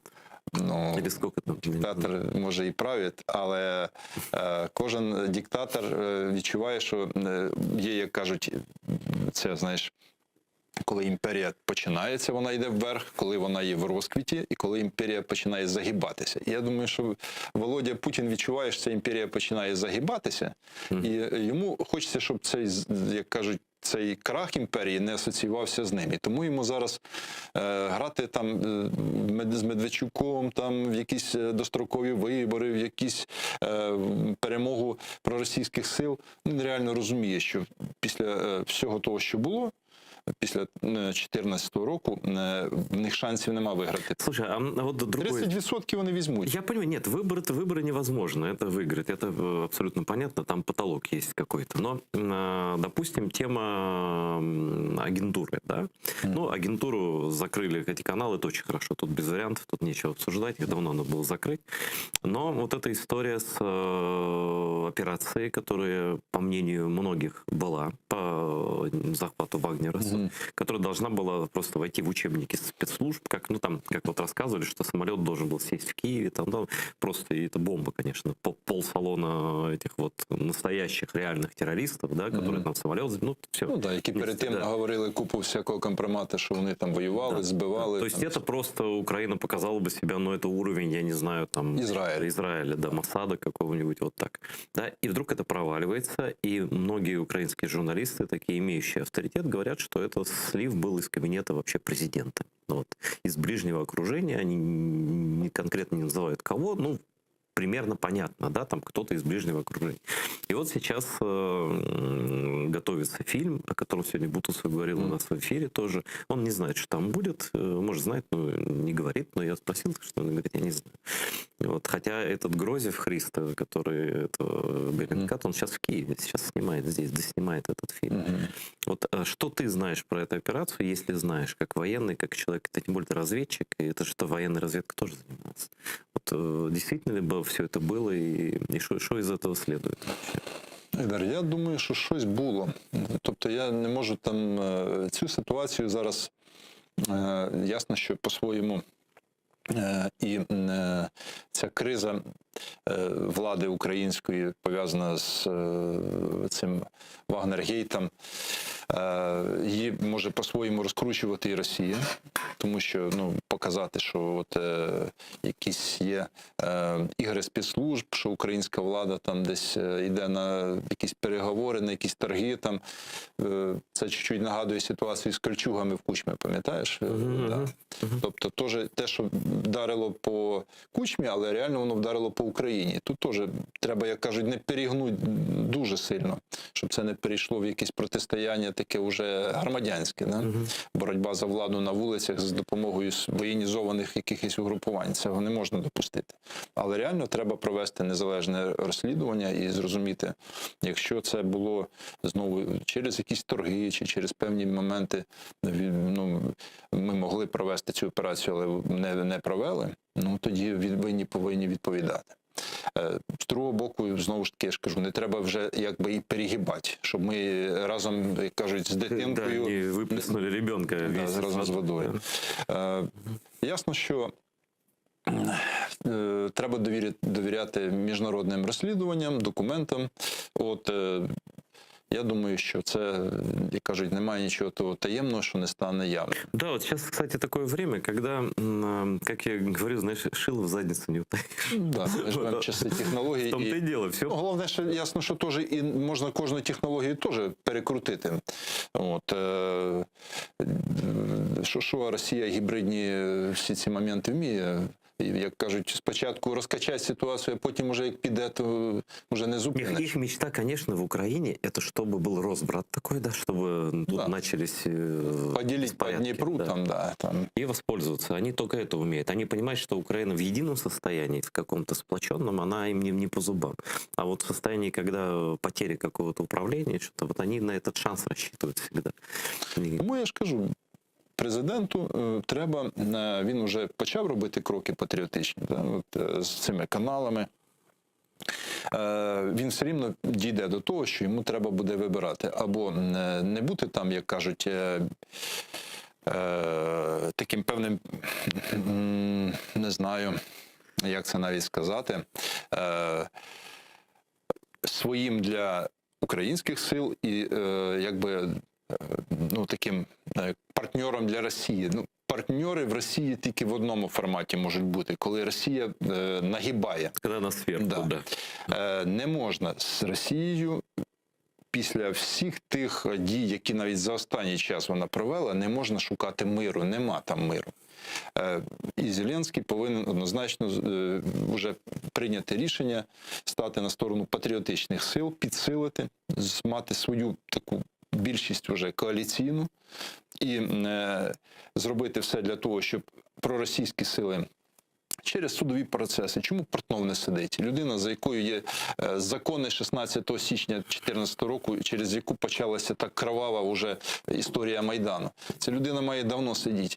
Чому Медведчук не сидить? Чому Шуфрич, за яким стояла тема тітушок, який це організовував, Калашнікова вони там ліквідували, який був трошечки тупіший, скажімо так. А тих, які десь в певних играх олигархов, ты, які вот когда я говорил про ощущение реванша, я тебе как раз имел в виду вот этих людей. Потому что когда в разных стадиях под подозрением или как-то сидят патриоты, люди, которые явно проукраинские, да, и одновременно эти не просто не сидят, на них и дела-то нет. Да. А некоторые сидят на постах. Товарищ Портнов может себе заявлять, что вот мы там Стерненко уже там чин, да, еще будут 2-3 процесса, да. ну типа как по его графику там и дальше. Он дает как бы ощущение того общества, что он рулит судебной системой. Да? В стране, которая идет в ЕС, которой надо судебную реформу делать.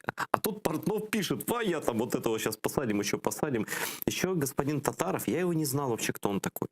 Но у меня в ленте возник мой пост, воспоминания, есть спогади, да? И я смотрю там пост, который я сам репостнул в 2014 году, как раз 20 числа, 20 февраля. Когда вот самый ужас был, когда он говорил, что полиция, милиция не стреляет. То есть он лгал тогда, он был официальным лицом МВД Януковичского, он лгал, и сейчас этот же самый человек. Це по-своєму такий міні-Геббельс був. Який, тобі лучше помнити. Я думаю, що навіть виходячи з кислотності таких людей, їх треба максимально, щоб вони не мали ніякого впливу на ситуацію. Так само от кажуть, що ці операції наші не відбулися через призначення Демченка, да? Тобто по лінії спецслужб. На це треба реагувати. Я думаю, що... Це обов'язково розслідувати. Це не може залишитися без відповіді. Але на час розслідування їх треба усувати від керівництва, від тих посад, і вони не повинні мати за собою всі ті механізми, які вони мають впливу. Ну, що ми з тобою можемо вплинути на політику держави, що може вплинути Татаров чи Демченко, так? А давай подивимося все ж таки, наскільки ми з тобою патріоти України і наскільки патріот України Татаров. Може він як системний, він комусь вигідний, тому що він може вибудувати якусь піраміду, де буде все працювати на Єрмака чи ще на когось. Але ми виходимо не з інтересів якоїсь партії влади, ми виходимо з інтересів України. Слушай, что ты скажешь по истории с Коломойским? Америка вводит санкции против Коломойского, который был тогда губернатором, да? Официально там написано официальное лицо. Как раз все за те годы, когда он был официальным лицом. Значит, Америка вводит санкции, в Украине ничего нету. Ни расследований, ничего. У нас держава все рівно ще залишається олігархатом. Я что сказал, ты с этого начал, ты свою молодость начинал с борьбой с олигархической системой. И Кучмізм ще живий. Він, на жаль, якщо побороти одних олігархів, в цьому в першу чергу були зацікавлені інші олігархи, які... Тут дело-то не в Коломойському лично. Да. Тут... Боротьба за... скажімо, за першість серед впливових людей. І зараз навіть в цій ситуації збивання Коломойського інші олігархи можуть, щоб його активи на себе потягнути. Я понимаю, ну, Америка просто, вот он оказался под рукой, но на самом деле там и другие-то не краще. Конечно. Да. Візьмемо пана Ахметова, який, якби він, скажімо, цю не вів таку гру тоді в 2014 році, ми ж розуміємо, що це, скоріше всього, була якби створити проблему, потім сказати Києву, я цю проблему закрию, Росією, якщо ви мені дасте можливість моєму бізнесу, моїм інтересам. Що, доігрався? Доігрався. Але я думаю, що він все рівно ще продовжує іграти. Ну, з русскими грати – це діло таке. От ми ж стояли від Широкіна, моя рота стояла від Широкіна до Чермалика, того самого грецького села. Там була точка, де стояли цистерни з аміаком, ну, які використовувалися на полях, там все. І от ми спочатку боялися там розмістити один з наших підрозділів. А потім ми зрозуміли, що там саме безпечніше місце. Тому що це шкурна територія Рената Леонідовича, і що ніхто її обстрілювати не буде, тому що він як прикармлював з одної сторони, так і прикармлював з другої сторони. Як наші не насипали деякі, було заборонено насипати на ту сторону, де логічно могли бути його частини, ворога частини, але там були якісь інтереси Ахметова. Так само і тут. Тому, коли він втік в Монако, пам'ятаєш, після революції помаранчевої, у нього був період, коли він втік був в Монако, коли Луценко там їздив на БТРах там до нього в Донецькі в офіси.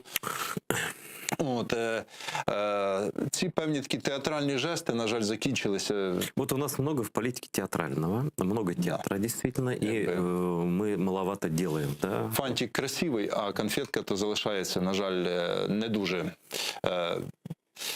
Трошки з іншого матеріалу, конфетка. І тому, поки не буде, як кажуть, форма відповідати змісту, того часу у нас такі проблеми будуть і з олігархами, і з проросійськими силами. Коли ми боремося з проросійськими силами, Медведчук фінансує тероризм, але чомусь Медведчук на волі, а телеканал АТР лишен государственного фінансування. Да.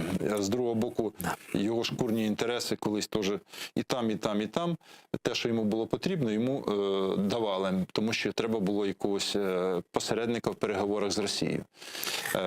Ну і що, много напосередничав-то? Да. Ну, для когось, може, якісь питання вирішив. В першу чергу, ясно, що для себе. І добре, що зараз йому через цей продуктопровод перерубують фінансування. Але я думаю, що це не одна точка фінансування для нього. От, я все ж таки вірю, я оптиміст, я вірю, що в цьому році, знаєш, що буде? Однозначно, будуть помилки ворога. Головне нам ними скористатися. Помилки чи з тою агресією, яку вони хочуть, чи з якимись певними інформаційними вкидами, вони будуть десь палитися. Тобто вони десь будуть діяти трошечки туповато. І ці моменти треба, щоб і влада реагувала. Ми хочемо, щоб СБУ все ж таки було службою безпеки, а не службою, яка бореться з економічними певними інтересами. Хочеться, щоб, звісно, загадочна руська душа і надія все ж таки на Сполучені Штати. Бо з таким союзником ми можемо дати по шиї і Путіну, і всім іншим ворогам. Ну, поки що навіть президент Байден, к сожалению, нашому президенту не позвонив, сказав, з якихось там обставин. Ну, може, він йому дає зрозуміти, що давай на ти дій відповідно проти російських інтересів, а не намагайся... Ну, вот мы тоже надеемся, что наша власть будет действовать против российских интересов, а не зажимать крымско-татарские медиа, которые делают то, что нужно. И помогать крымско-татарским медиа. Спасибо тебе большое, что пришел. Вам спасибо, что смотрите, что помогаете и во время трансляции в Ютубе через функцию Суперчат. Но лучше всего, если вы хотите постоянно помогать нашему каналу выжить вот в это тяжелое время, это на сайте Patreon. Оформите любой донат ежемесячный. Это будет очень правильным решением. Всего доброго. Смотрите АТР. Завтра марафон Саева АТР будет продолжен. До новых встреч.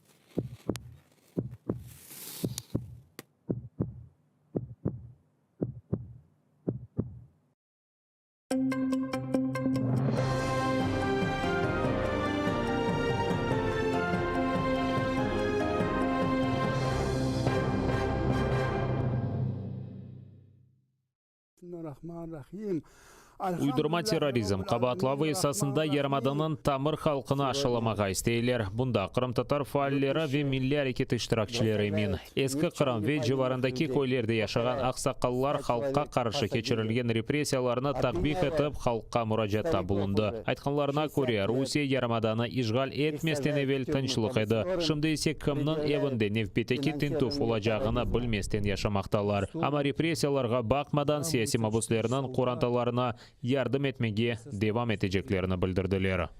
Пытается слепить из нашего порядочного народа каких-то террористов, экстремистов. Хотя на протяжении всей нашей истории мы неоднократно показывали, доказывали, что мы являемся порядочным, честным народом. Посягнули на нашу честь, на наше достоинство. Перед нашими детьми нас пытаются унизить. Перед нашим народом. Хотя мы видим, знаем, какие это люди, которых арестовывают и сажают, что они чистые перед законом, порядочные. С 2014 года, как нас спасли, в кавычках, у нас происходят такие вещи, что арестовывают наших детей. И вот эти все события, которые происходят незаконно, пытаются нас преподнести на весь свет, что мы и преступники, и террористы, и пособники террористов, обвиняя нас в этих ложных обвинениях. И за это мы собрались сегодня, чтобы высказать свое несогласие и протест. Халқымызды бұл үкімет жоқ етмeye талап ете. Ең ақылы, ең намызлы, ең илімлі балалардан Құран кереме көре яшаян инсанлары апсханелері бұрақып, бала чағалардан айырып, штек зұлыма оғырашылар. Біз ona hiç razı değiliz. Başta da 10 yıl evvelisi biz pek mabettik. Şunda mabetligimiz tikaran kezildi. Birleşmeye gerek, birleşilere hoşulmaya gerek. Ya Rabbim Allah'ım, bizim Kırım Müslümanlarına, bütün dünya Müslümanlarına yardım et ya Rabbim Allah'ım. Bu kara günlerden çıkayık. Hapiste yatan din kardeşlerimiz horantalarına kavuşsun. Tez vakitte ya Rabbim Allah'ım. Evvel более видео мұражатларына Қарасу базар, Бақшысарай, Судақ шерлерінің Жанкове Құрман районынан қартлары айдынлатқан еді. Февралінің 17-сінде Ярмаданның бірқач районында күтлеви полис тарамалары кечірілді. Нетижеде 6 қырым татары яқаланды. Азамат Июпов, Яшар Шихаметов, Ленур Сейдаметов, Тимур Ялкабов, Эрнест Ибрагимов и Олег Федоров. Эпсіні Хизбут Тахрир келақасы бар деп терроржылықта ве Русияда әкиметіні көчінен запт етмейін тылуында қабатлайлары. Истедіклеріні ақиқат оларақ көрмеге істейлер Кремльде. Түркия кечмі әртемі әбір Қырымнан Русия işgalini таныр деп ұмыт етелер. Бұны Русия президентінің матбуат катибі Дмитрий Песков айтты.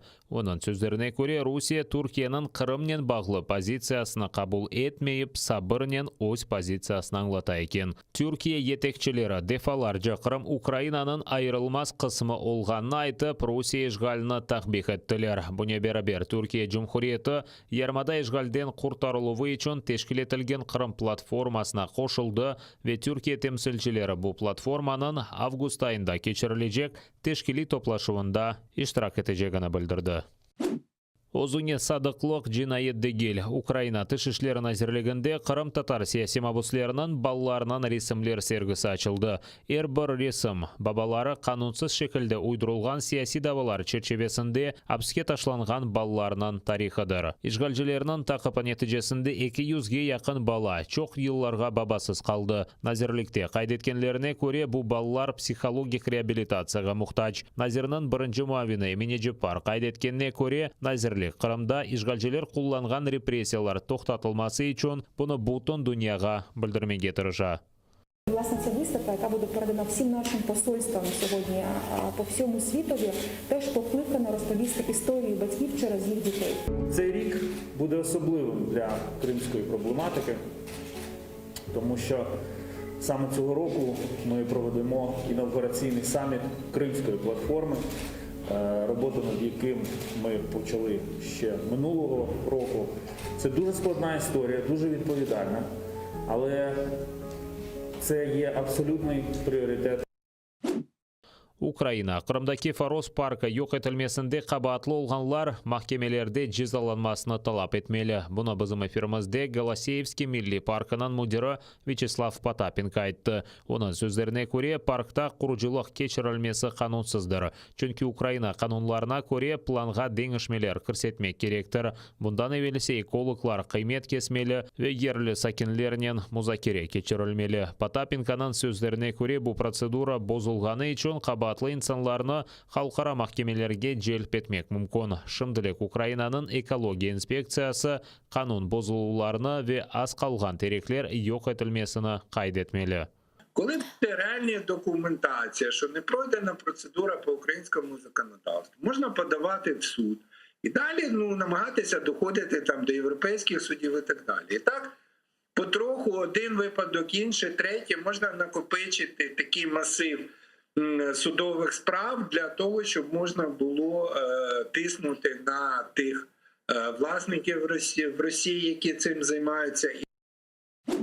İşgalciler Сул Камачавы için Ukrainaga karşı dava başlatmaga işandırdı. Bunu Kırım'dan İşgalciler Parlamentinin yol başçısı Vladimir Konstantinov haber etti. İlk evvela dava Kırım'dan İşgalciler mahkemelerinde bakılacak iken son halkara mahkemelerde maddi zarar kolemine Rusya Сул probleması çözülmesine ayırgan 50 milyard rublini de koşacak ekenler. Sonra ise o yarımadanın nakliyat ve energetik Kamachavı getirgen zararlar ödelmesini talap edecek eken. Bundan evvel Konstantinov Dnepr suvi Kırım için kerekmey meseleni Rusya o'zi çezer dep aytgan edi. Buna beraber Ukraina Şimali Kırım kanalı boyunca su berse bir onu zerler degen edi. Akqurçalaycılar qaydetkenine göre iç bir halkara mahkeme İşgalciler mahkemesinin kararından son şikayetini bakmaz. Halkara kanunlarga göre işgal etken devlet işgal etilgen territoriya ihtiyaclarını o'zi temin etmeli.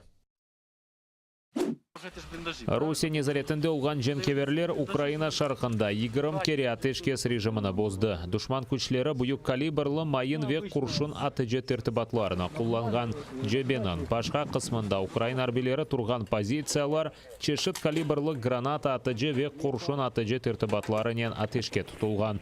Ukraina arbileri arasında gayıplar yok. Her bir ucumge Ukraina mudafacıları karşı ateş açkan. İşgalciler öz pozitsiyalarını kuvvetleştirmeye devam etmekte. Протягом минулої доби метою дій противника було провокування підрозділів Збройних сил України на відкриття вогню у відповідь для супроводження російських інформаційних наративів щодо підготовки українських військових до силового сценарію вирішення конфлікту на Донбасі. Усі порушення з боку російсько-окупаційних військ свідчать про небажання Російської Федерації та її найманців виконувати досягнуті домовленості та подальшу ескалацію обстановки в районі проведення операції Об'єднаних сил.